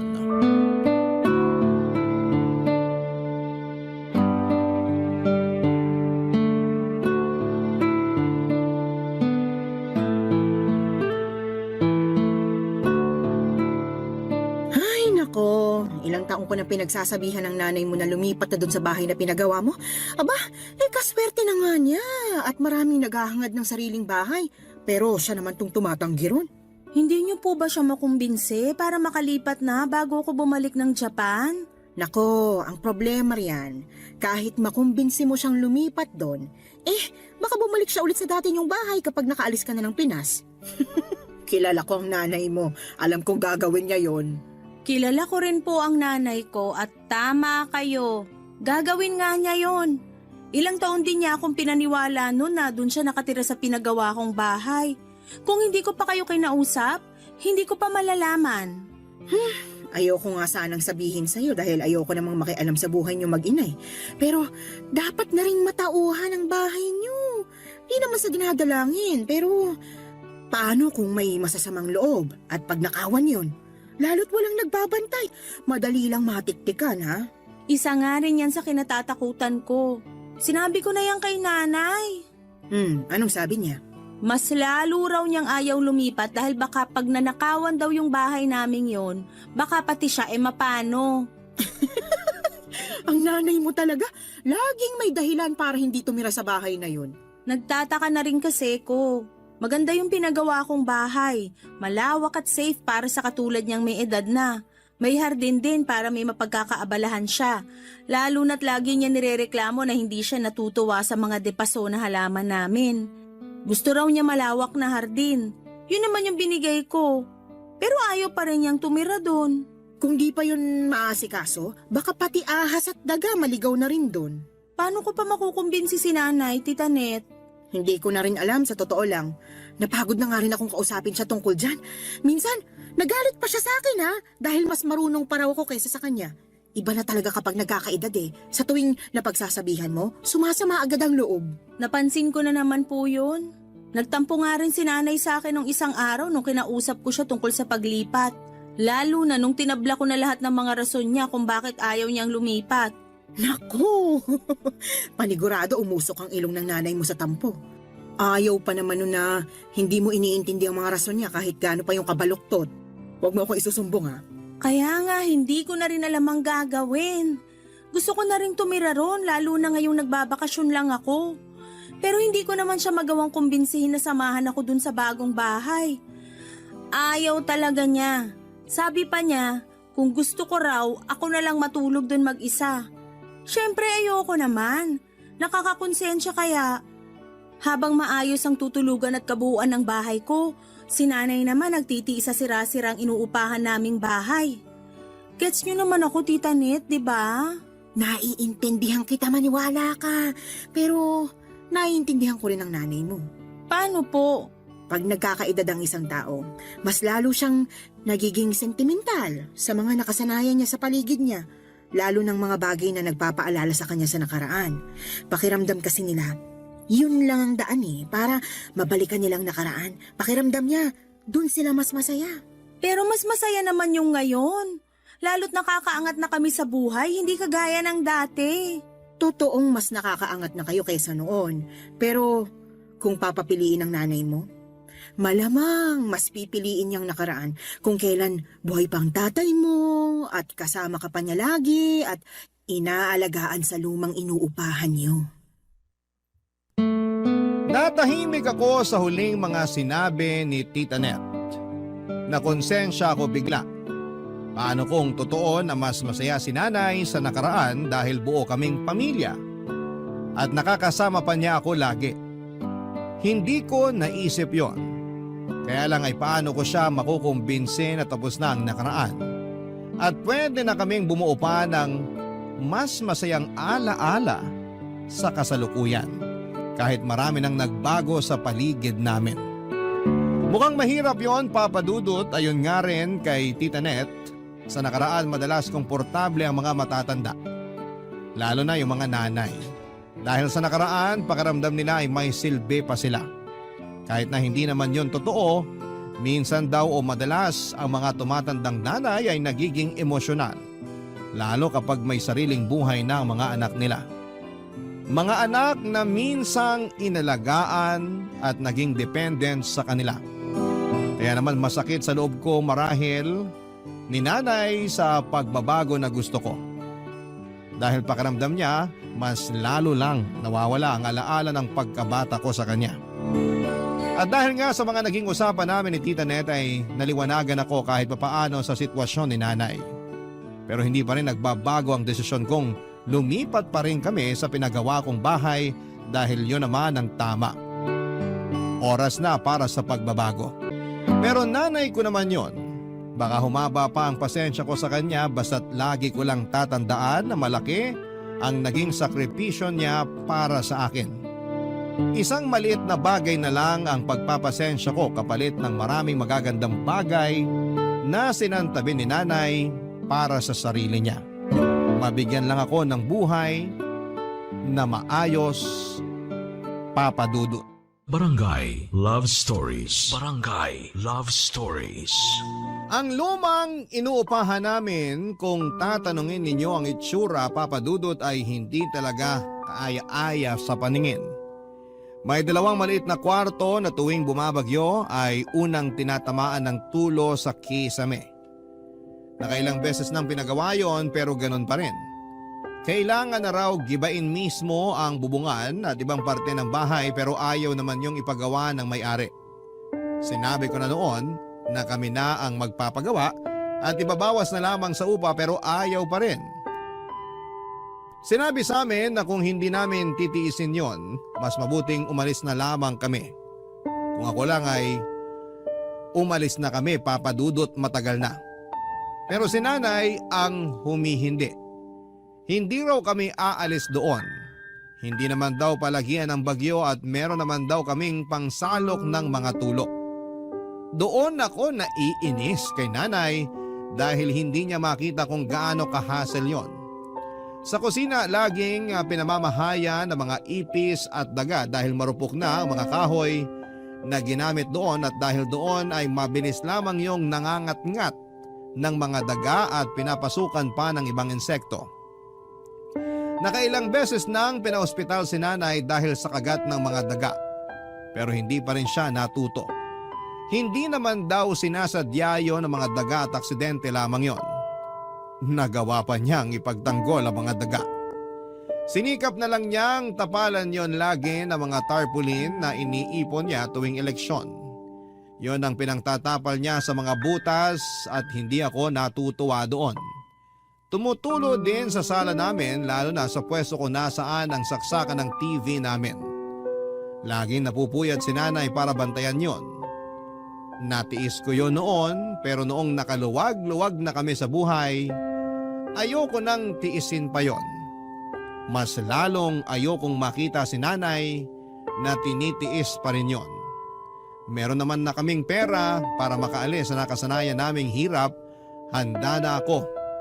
Kay nanay na lamang talaga nagkakatalo, Papa Dudut.